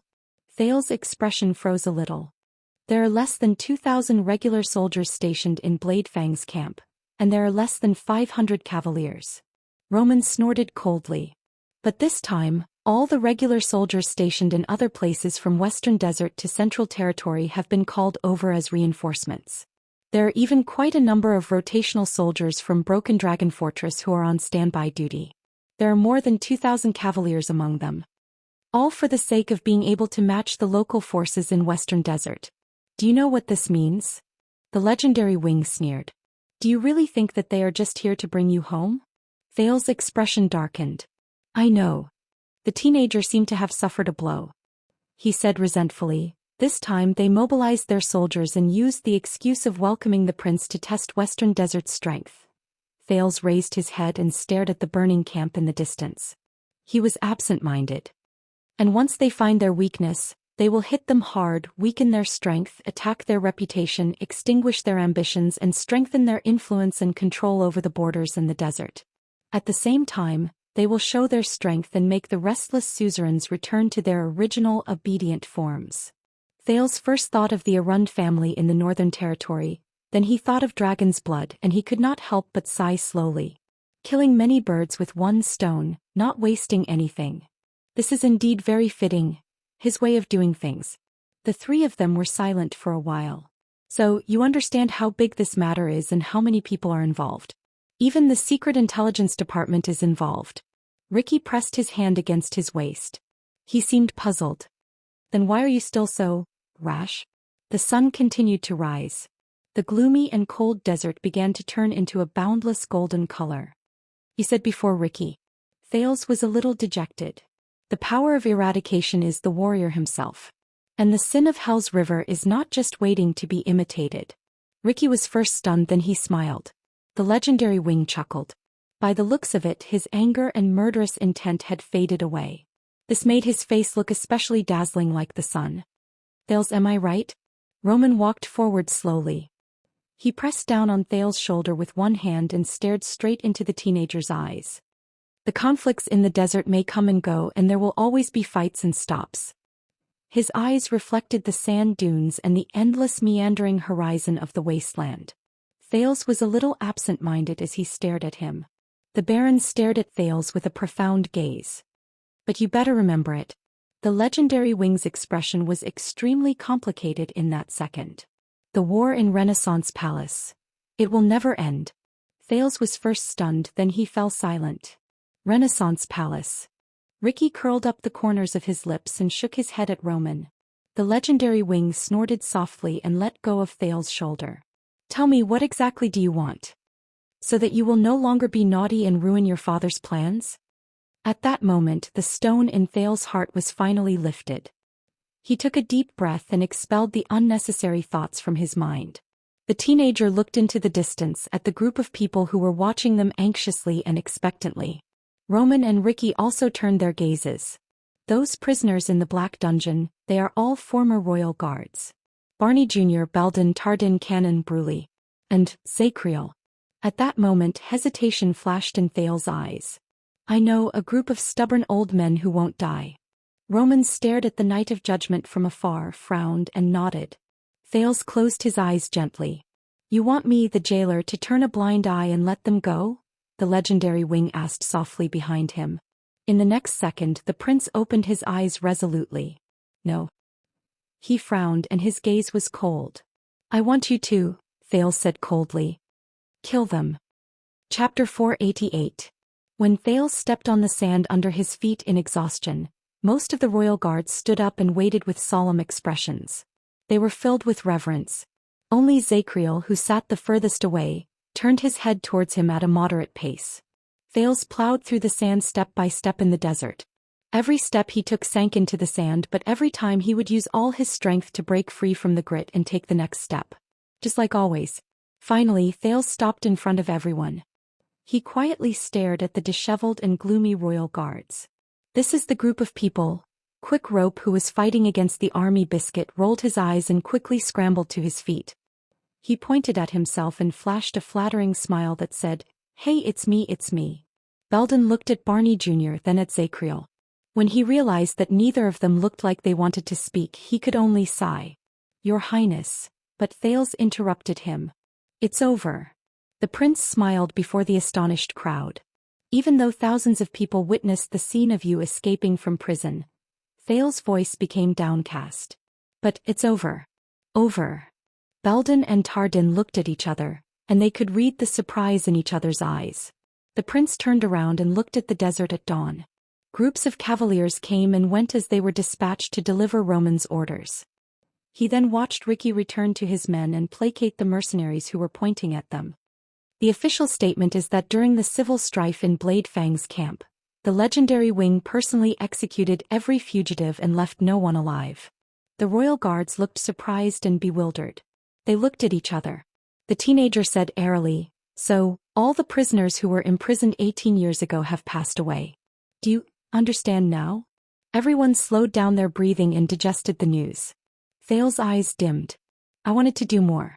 I wanted to reopen your old cases, clear your name and restore your reputation, but he did not continue speaking. The royal guards were silent. They looked at each other from time to time, and their faces were filled with hesitation and confusion. Your Highness. Belden sucked in a deep breath as if he had gathered a lot of courage. We. But Thales continued to speak to himself. Baron Williams will take care of the rest. Be it the Secret Intelligence Department or the Army, you will not be stopped again. Barney Jr. frowned. As for how to leave this place, conceal my identity, conceal my name. Thales swept his gaze over the tired and injured royal guards in front of him. His voice was hoarse. You are all experts with great skills. I believe you will have a way. Concealing his identity, concealing his name. Belden and the others looked at each other. They could not understand each other. Without waiting for the others to react, Thales looked at the grinning man. Do me another favor. Take Quick Rope, this guy with you. Take him away from this place. Make sure he stays out of the sight of those with ulterior motives. Everyone turned their heads in unison. Quick Rope, who was still smiling foolishly, froze. Don't ask who he is or where he came from. Thales looked at Quick Rope with a tired expression and forced a smile. This is what I owe him. Quick Rope was stunned. After saying this, Thales sighed and stepped on the soft, cold, and lifeless gravel under his feet. Now. He raised his head and looked at the rising sun in the east. All of you are free. Free. The moment he said this word, all the royal guards were stunned, including Zhou. Free? At that moment, confusion and perplexity filled the air. Bruley and Cannon followed his gaze and looked to the east in puzzlement. They seemed to be slightly shaken. Barney Jr. stared at the sand under his feet and sank into deep thought.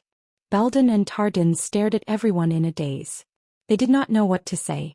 Quick Rope's eyes darted around as if he knew that this was not a good time to speak. Only Zhou stared at Thales without moving. Enjoy it. Thales cast them a few deep glances, flashed a gratified smile and turned around. He staggered towards Roman, who stood with his white horse at the foot of the sand dune. He looked as handsome as a man from a painting. Your Highness. At that moment Belden finally could not help but speak. What about you? His words dragged the people who were immersed in their thoughts out of the indescribable atmosphere. Thales stopped moving. But he did not turn his head around. I am a prince, remember? Thales exhaled and looked at Roman, who was in the distance. I will go back with them to Bladefang's camp first. Then I will return to Eternal Star City. Return to my starting point. To face my fate. Thales clenched his fists. My future. Your Highness. Belden took a deep breath, looked to his left and right and nodded at his colleagues. Let us follow you. Be it Bladefang's camp or Eternal Star City. Thales frowned slightly. Belden took a step forward and pressed his hand against his chest while facing Thales' back. He said sincerely, this sword will only be swung for the Emperor. It will only be broken for the Emperor. Tardin and Cannon also pressed their hands against their chests and followed him solemnly. There is no other use for it.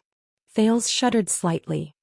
He turned his head around slowly and looked at the group of wounded and exhausted veterans who still tried their best to puff out their chests and straighten their backs.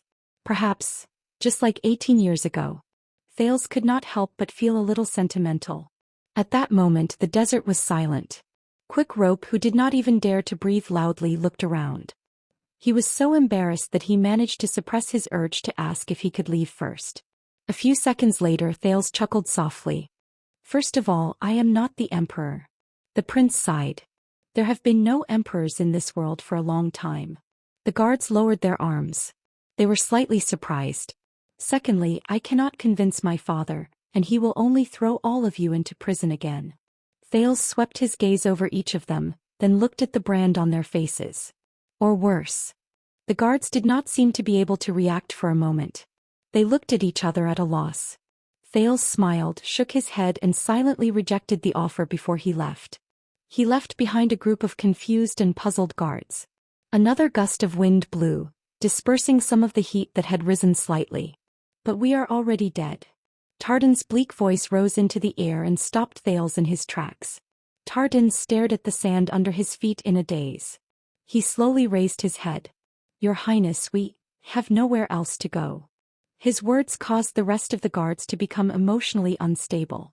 Zhou, who stood the furthest away, even turned his head away. Let us serve you. This is the only value I can think of, Tardin said in anguish. Thales exhaled. The only value. He remembered the guard's oath and he suddenly had mixed feelings. Royal guards, huh? As he felt the indescribable sorrow, the teenager nodded and smiled. If this had happened in the past when I was young, perhaps I would have said, all right, come serve me. But now, the prince was dazed for a moment. He then raised his head and looked at everyone sincerely. He received their gazes of confusion, indignation, emptiness, or disappointment. It has been 18 years. You have already paid a great price for Constellation, for Renaissance Palace, for the Jadestar royal family, and more importantly for yourselves and your own choices. Many people shuddered. Thales slowly walked back to Tardin and looked at his puzzled gaze. What all of you need is rebirth. Thales wanted to put his hand on Tardin's shoulder, but regretfully realized that because of their height, this action was a little awkward. You need to be truly free, unfettered and without any restrictions. The teenager shrugged in resignation. He could only clench his fist and tap Tardan's shoulder lightly. Life. The wind blew and Thales's words were blown into the distance. All the guards stared at the prince in front of them in a daze. Silence and confusion enveloped the place for a moment. And believe me, all of you will always have a place to go. Thales revealed a gentle smile and looked at the east where the sun had just risen. A better place. Tardan stared at the prince in a daze. Belden opened his mouth to speak, but in the end he did not say anything. But Barney Jr.'s sonorous voice rose and attracted his attention. Based on Constellation's history, being a prince is definitely not easy. Thales frowned and turned his head. He watched Barney Jr. pass through the crowd and arrive in front of him. You will need a hidden force outside your field of vision. We are very suitable to be your swords outside Renaissance Palace. Barney Jr. stood in front of the crowd and stared at Thales with a burning gaze. Thales was stunned for a second. As a prince, gazing at the wild, hiding power. At that moment Thales remembered many things. For example, the map of Renaissance Palace that King Nuvan gave him. For example, the Raven of Death's crazed gaze when he was on the verge of death. And the Black Prophet's gloomy tone from a long time ago. This made Thales a little absent-minded. What a coincidence.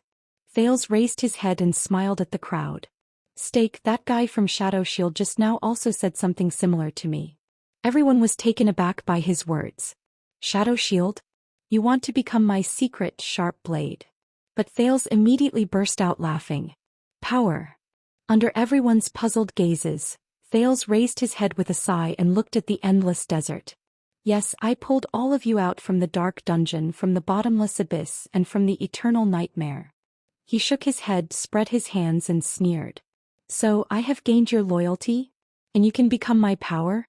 The prince's words, which seemed to be muttering to himself, confused everyone. And then we get along well with each other, build up our achievements, conquer the world and leave our names in history? Thales stared at the sunrise in the distance. There was a teasing look in his eyes that others could not understand. Good story. Enough to write a book. The guards looked at each other, surprised and bewildered. Belden asked tentatively, Your Highness. But Thales quickly snapped out of his daze and spoke with a complicated expression. A long time ago I knew a man. He always smiled and watched the children fall into the endless abyss. He watched them struggle helplessly. Then with a smile he appeared as a savior and extended a helping hand to them. In this way he could occupy a flawless high ground, and with impeccable ethics he would be rewarded for his kindness. He would feel no guilt, shoulder no burden, and rightfully become the master of those who were saved. He would gain subordinates who were loyal and grateful to him. Thales sighed softly. His words made Belden and Tardan look at each other. They had puzzled expressions on their faces. The prince looked around at the people in front of him.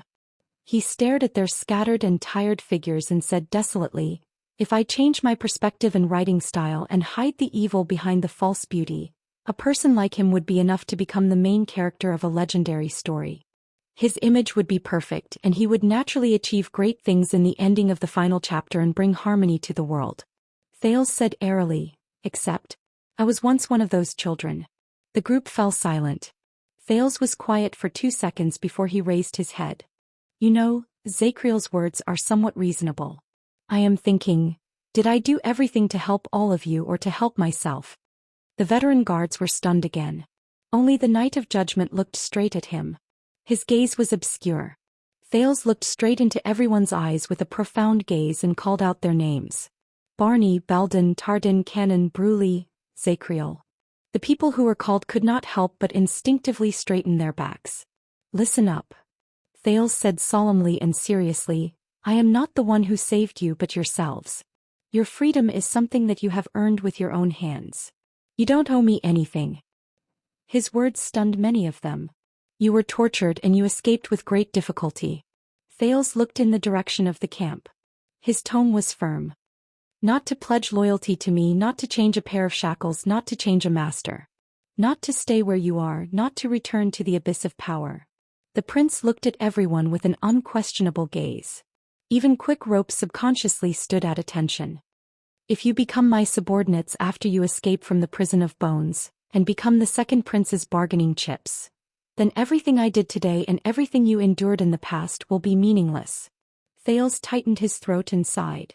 I will just use the selfishness of another Jade Star to tie you back to the game of the past, push you back into the vortex 18 years ago and let the nightmare repeat itself. All of you do not deserve such a fate. At that moment, everyone was speechless for a moment. Zacriel's gaze on him changed. Do you know what you are doing? Barney Jr.'s voice rose slowly. The vanguard frowned as if he was determined to refute Thales' words. Let's not talk about anything else. At least we all know your secret. He bit down on the last word very hard. It also made everyone's expressions change. Even Thales' expression darkened. My secret. Quick Rope subconsciously grabbed the crossbow of time in his hand. Barney Jr. ignored Belden and Tardan's gazes and gritted his teeth. He gritted his teeth and said, for your safety and interests, if you don't use this chance to bind us to your side and strengthen yourself, that would be very unwise. Barney Jr. said coldly, if there is even the slightest leak, the fate that awaits you will be very bad. Thales was silent. Belden patted Barney's shoulder, but the latter just ignored him. But a few seconds later, Thales raised his head and smiled in a relieved manner. Not long ago I met a prince. Another one. Everyone was puzzled. Only Quick Rope's expression changed drastically. The way we choose to live determines our end. It has nothing to do with power or status. If I always seek personal gain, live in fear and even try to curry favor with others and care about power and interests. Thales looked at Quick Rope in the crowd, seemingly unintentionally, and sighed. Then I will never be able to break free from the shackles of fate. His words made everyone fall silent. Thales looked at each of them. Just like all of you right now. Your choice will determine whether you will obtain another set of chains with a different name or... Thales took a deep breath and slowly exhaled. True freedom. Everyone's expressions changed slightly. Even Barney Jr. lowered his head slightly. While many people began to contemplate, a voice that had not been heard for a long time pierced through the sandstorm. You are not like your father. Everyone turned their heads and to their surprise, they found that the person who spoke was Zacriel, who stood at the periphery. Father. Thales recalled the scene of his first father-son meeting in Mindy's hall. He thought of the Northern Territory Dragon's Blood and Blade Fang's camp. He thought of the crown and scepter on the throne. Father. But Thales was only slightly absent-minded before he smiled. Because I am not him. He said with certainty, and I will never be. Zacriel stared at him, then suddenly snorted softly. Not necessarily. This made Thales' smile fade a little. However, Zacriel said his next words. Your mother is already dead. Thales was instantly shocked. The Knight of Judgment said faintly, don't look for her anymore. In an instant, everyone's gazes turned to Zacriel. Already passed away? What do you mean? Thales asked in surprise after he registered what he meant. You know my mother? Thernjarana. But Zacriel only shook his head. His expression became indifferent again. Oh. Remember what I said. This time Thales stared at him for a long time. What he said, passed away, then, in the end the prince could only sigh helplessly in the face of Zacriel, who was as silent as an ice cube. Forget it, I guess you won't tell me anyway. Zacriel did not answer. He only stared at him coldly. But Thales immediately snorted softly. She is already dead, don't look for her anymore. Do you know what's the most interesting part about languages, Zacriel? Zacriel frowned. The prince narrowed his eyes. People always like to put the important points at the end. These words made Zacriel stunned. Thales smiled. The neighing of warhorses rose in the distance. The prince sucked in a breath and gave up on asking more questions. He turned his head to look at the rising sun. Royal Guards, this is the last time I, as Thales Jade Star, order. I'll tell you. The royal guards were instantly filled with respect. The prince said faintly, the nightmare is gone. The darkness is no more. He swept his gaze over everyone seriously. Barney had a stubborn expression, Belden had a worried expression, Tardan had a gloomy expression, Cannon had a cowering expression, and Bruley had an indignant heart, the silent Zacriel, and the dumbfounded Quick Rope. From now on you are truly free, he flashed a smile. Life. Once he finished speaking, Thales did not care about the others' reactions. He turned around resolutely and walked towards the sand dune in the distance. Roman was waiting for him there. Thales dragged his tired body and walked through the sand just like how he came. He walked towards his destination. The morning sun shone on his back and it reflected a golden light. It's over. Compared to these, everything in the dungeon flashed before his eyes. He was filled with emotion. What a pity, Your Highness. Belden's faint, choked voice came from behind him. But Thales only shook his head and continued walking. Stop. Royal guards. A faint, muffled sound came from behind him. Thales did not turn around while he was in a daze. But in the next second, more muffled sounds came one after another. The cavaliers and mercenaries in the distance seemed to have seen something. There was a slight commotion and they cast their gazes in his direction. Thales stopped walking because his thoughts were interrupted. Roman frowned in the distance. Ricky also stopped talking to his subordinates. They all looked in his direction. Thales turned around in puzzlement when he was reminded by these abnormalities. He was immediately stunned. The morning sun shone on the endless yellow sand. 6 stubborn figures stood on the horizon of the desert like they were cast from iron. They leaned forward slightly. The light and shadows were blurry, but they formed neat and uniform figures. They were washed by the morning sun and the wind. Thales stared at the scene before him in a daze. Zacriel Barney Jr. Belden, they were the royal guards. The wind blew gently. At some point in time, all the royal guards had knelt down on one knee on the sand. They did not say a word and did not move. Their faces could not be seen clearly and their expressions could not be discerned. They only placed their right palms on their chests and swung their left arms back in the prince's direction. They bowed their heads deeply.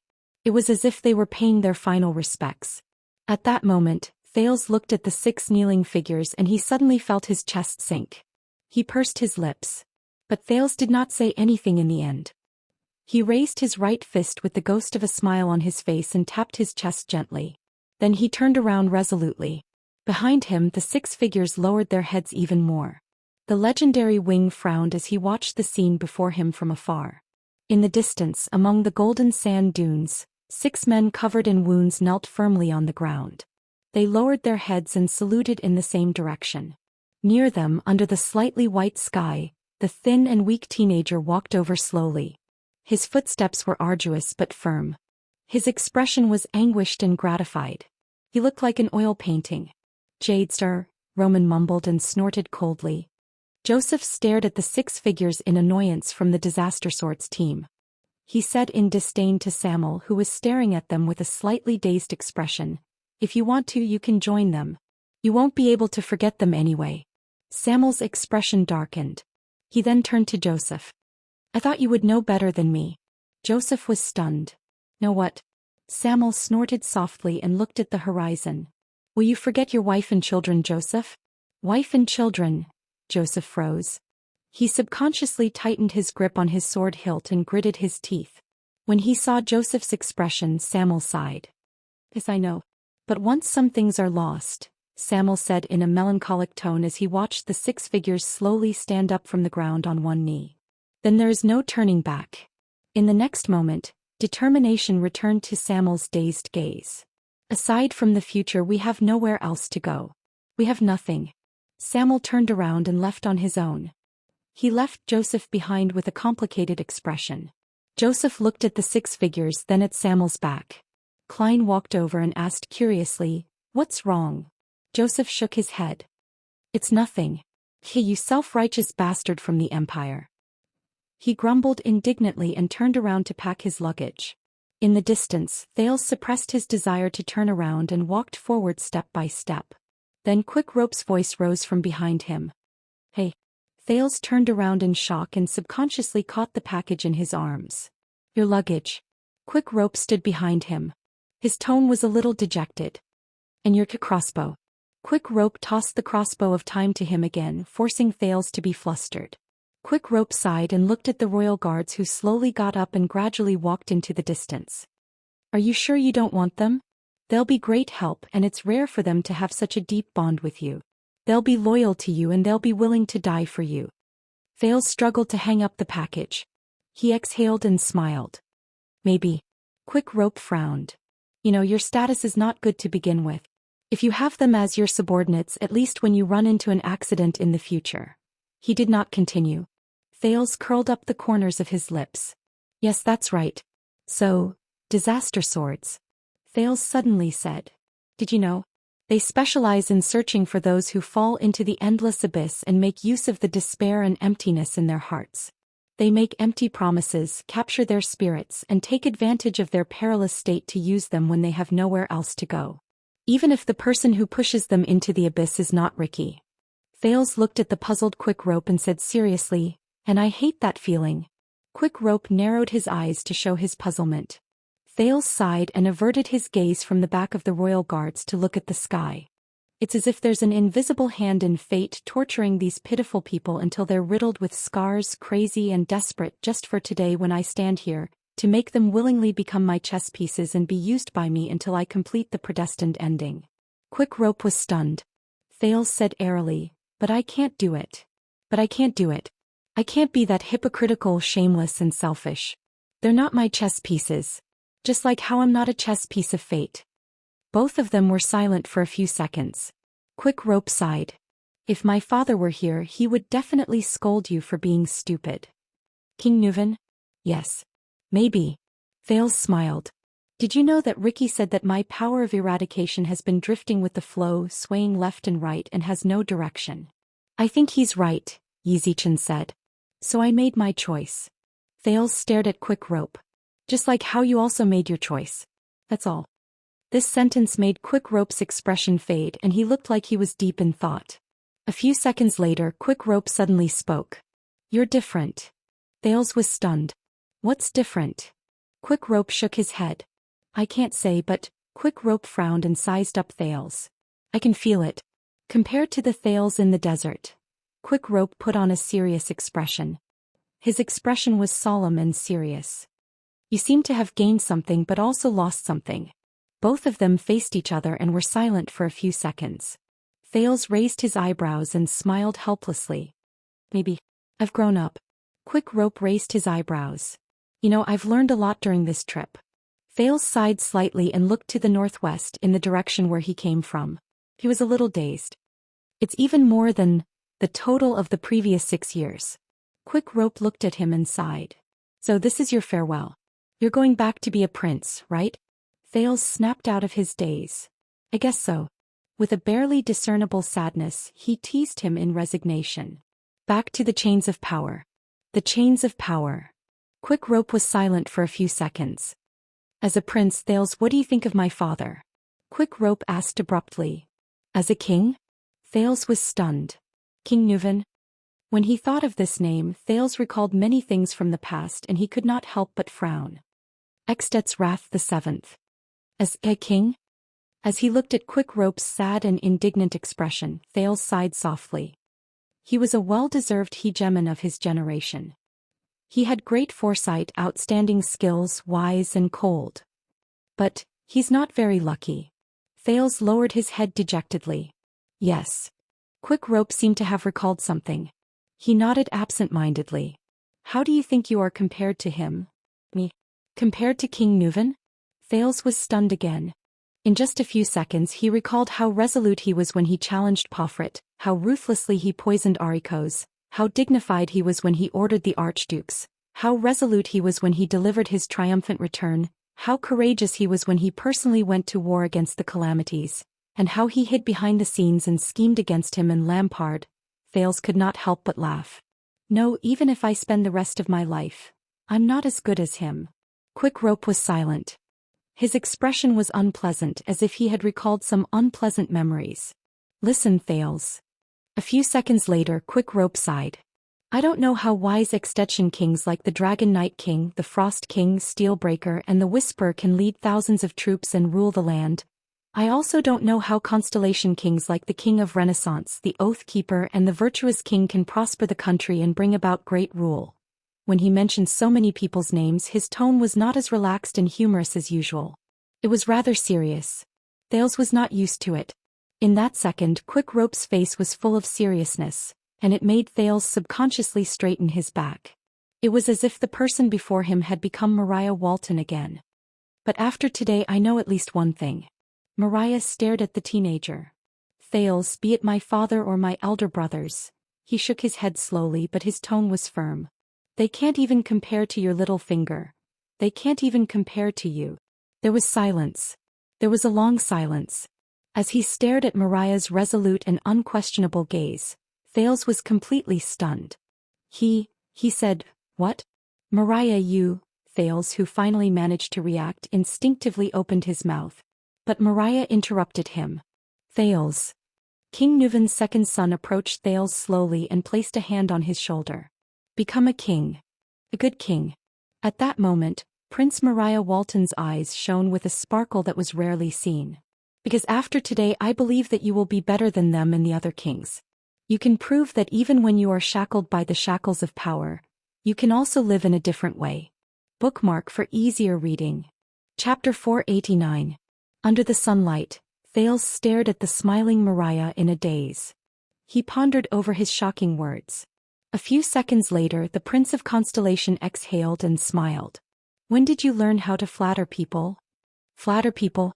Mariah snorted softly. Faint nostalgia appeared in his eyes. 6 years ago. Mariah looked at the sky and sighed with emotion. "When I was beaten up by a few street thugs in Valir gang and was on the verge of death, I trembled and crawled to the roadside to beg for food from passers-by. I learned it." Thales' smile faded away.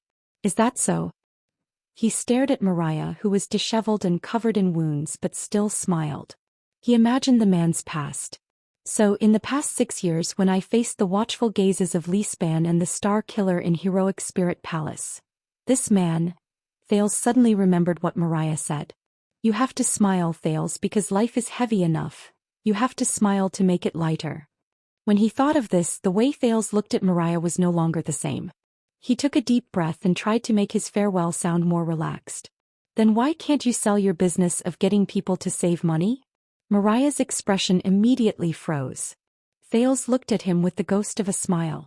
Mariah lowered his head and scratched his hair, which was covered in dust and sand, and seemed to have lost some of its color. A few seconds later his cheeks relaxed. "All right, as a sincere farewell before I leave." Mariah raised his head again and showed a rare look of relief. 29. Thales did not understand. "What?" Mariah chuckled, and there was something else in his gaze when he looked at Thales. "Over the past 2 months, I helped Tampa get 29 clients who saved money for insurance." "What?" Thales was stunned for a second. 29? The prince immediately registered what he meant and said in shock. "But I remember Kant, he's your..." Mariah chuckled and finished his sentence.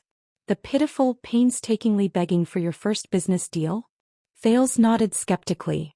When he saw the puzzled Thales, Mariah shrugged. "Yes, but..." The man nicknamed Quick Rope showed a hint of shrewdness. "That's what they all thought when they came to me in private." Thales was stunned. Was that what they all thought? "But last night, you were crying to me in the tavern when you were drunk." He recalled subconsciously. Mariah sighed and cast the teenager a glance filled with pity and resignation. "Yes, because you were supposed to be the 30th business deal. A young noble who is compassionate and has some money can make up for Kant's loss, be it eating him raw or skinning him, exporting him or selling him." Thales stared blankly at the young man in front of him. What did he say? "The 30th deal, eat it raw, skin it, export, sell," Mariah reacted. He looked away apologetically and scratched his chin. "Sorry, it's an insider's term.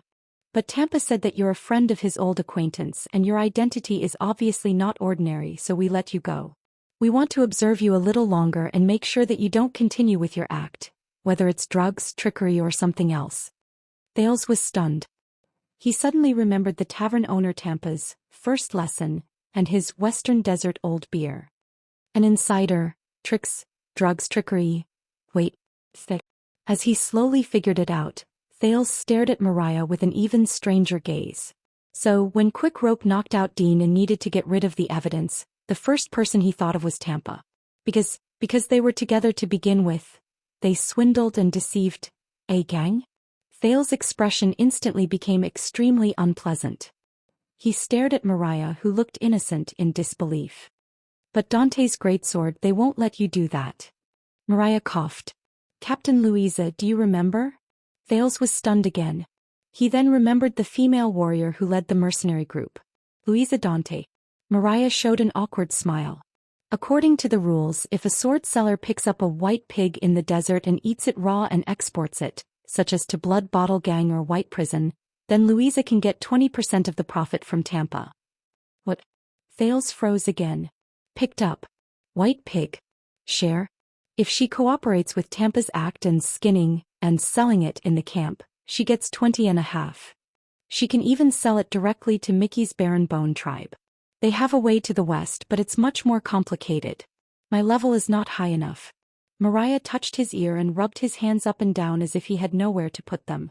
He seemed a little embarrassed. Under very rare circumstances, we will only take you in as one of us. Thales' cheeks were frozen in place. He could only maintain the twitching smile mechanically. Mariah helplessly pointed at Blade Fang's camp in the distance. But Big Dean has always insisted that he will not cash you immediately. He will wait until you enter the camp before making any plans. Of course, now we know why. Kish.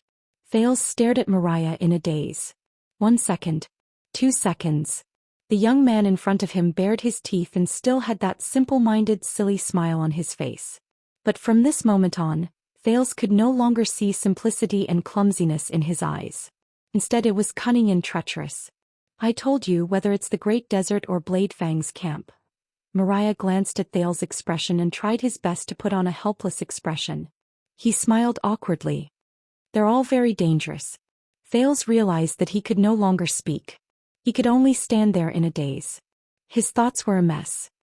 So, Louisa Dante, the female mercenary leader who had a hearty smile and did not flinch even when facing the orcs. She looked bright and responsible.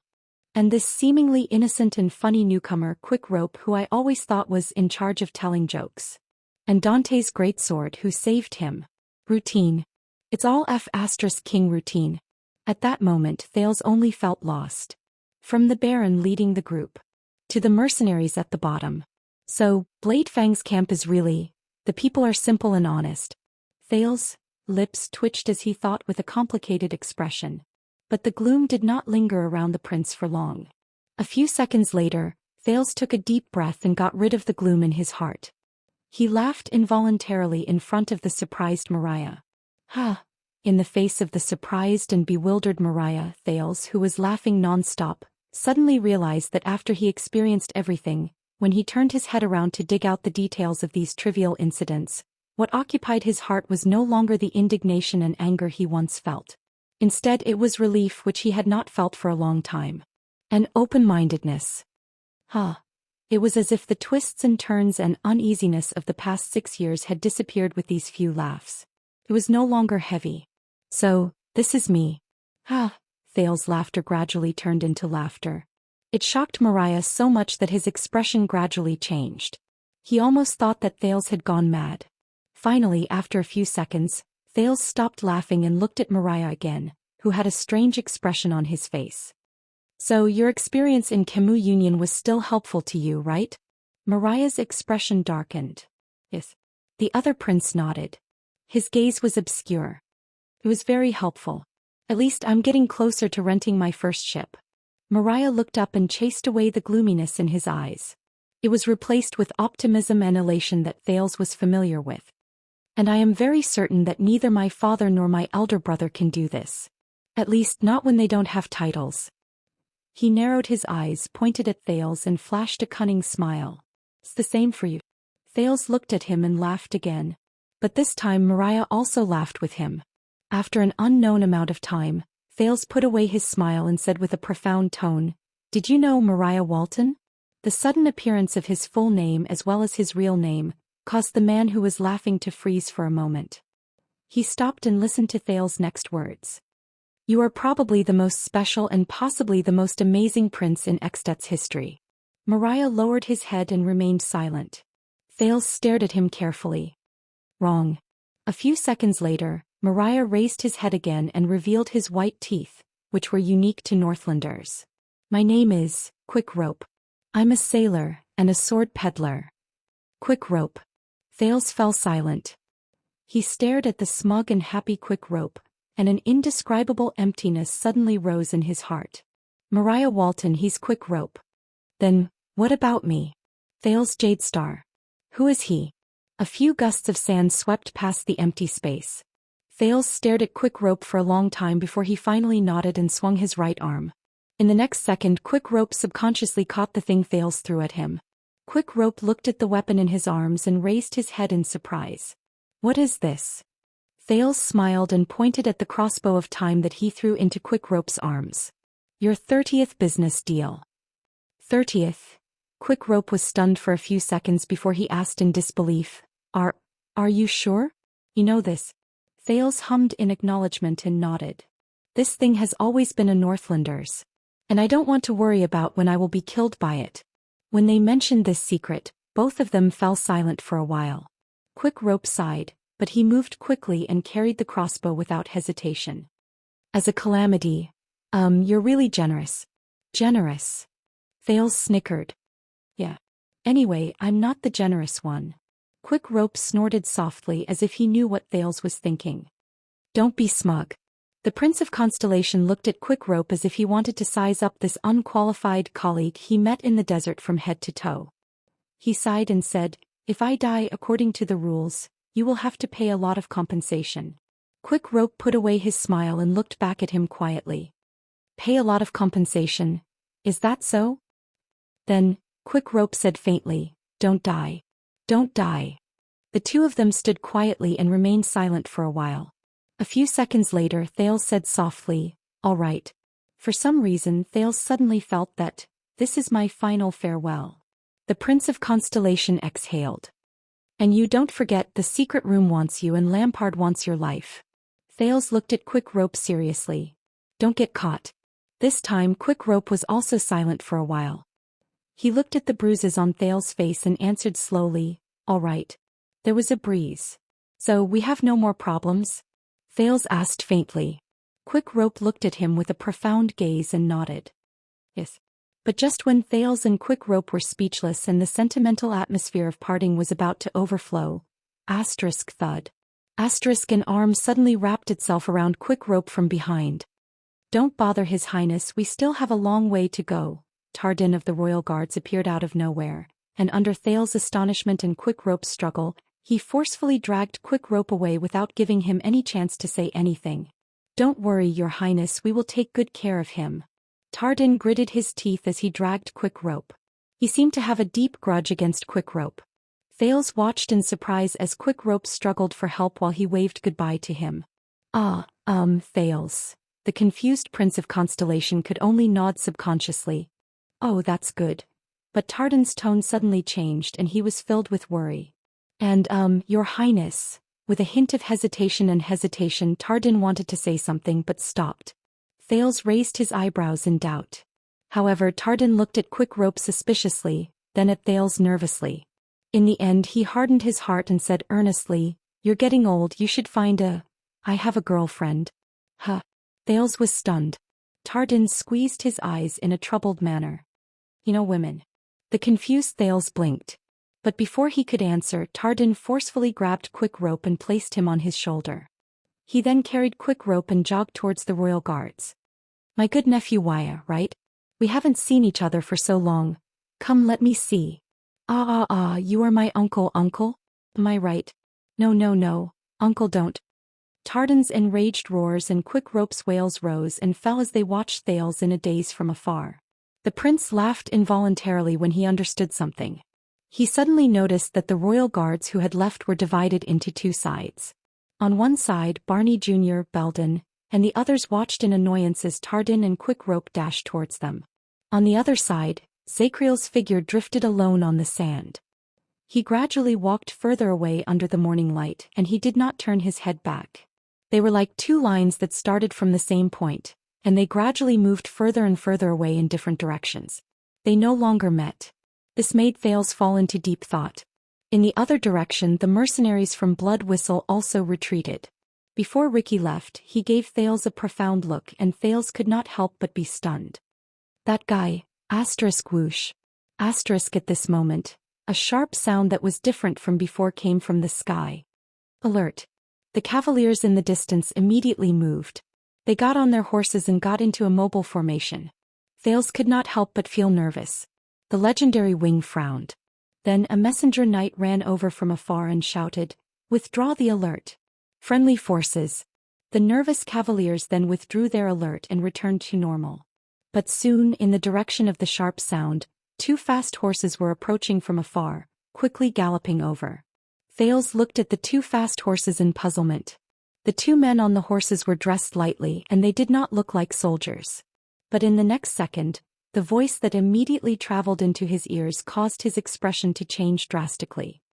"This is the kingdom's secret intelligence department." The man on the horse galloped over with a scroll held high. He stared at the people who scattered under the sand dune in the distance. His voice was filled with anger and indignation. "In the name of King Kessel and Lord Murat Hansen, all suspects and targets present here, no one is allowed to leave.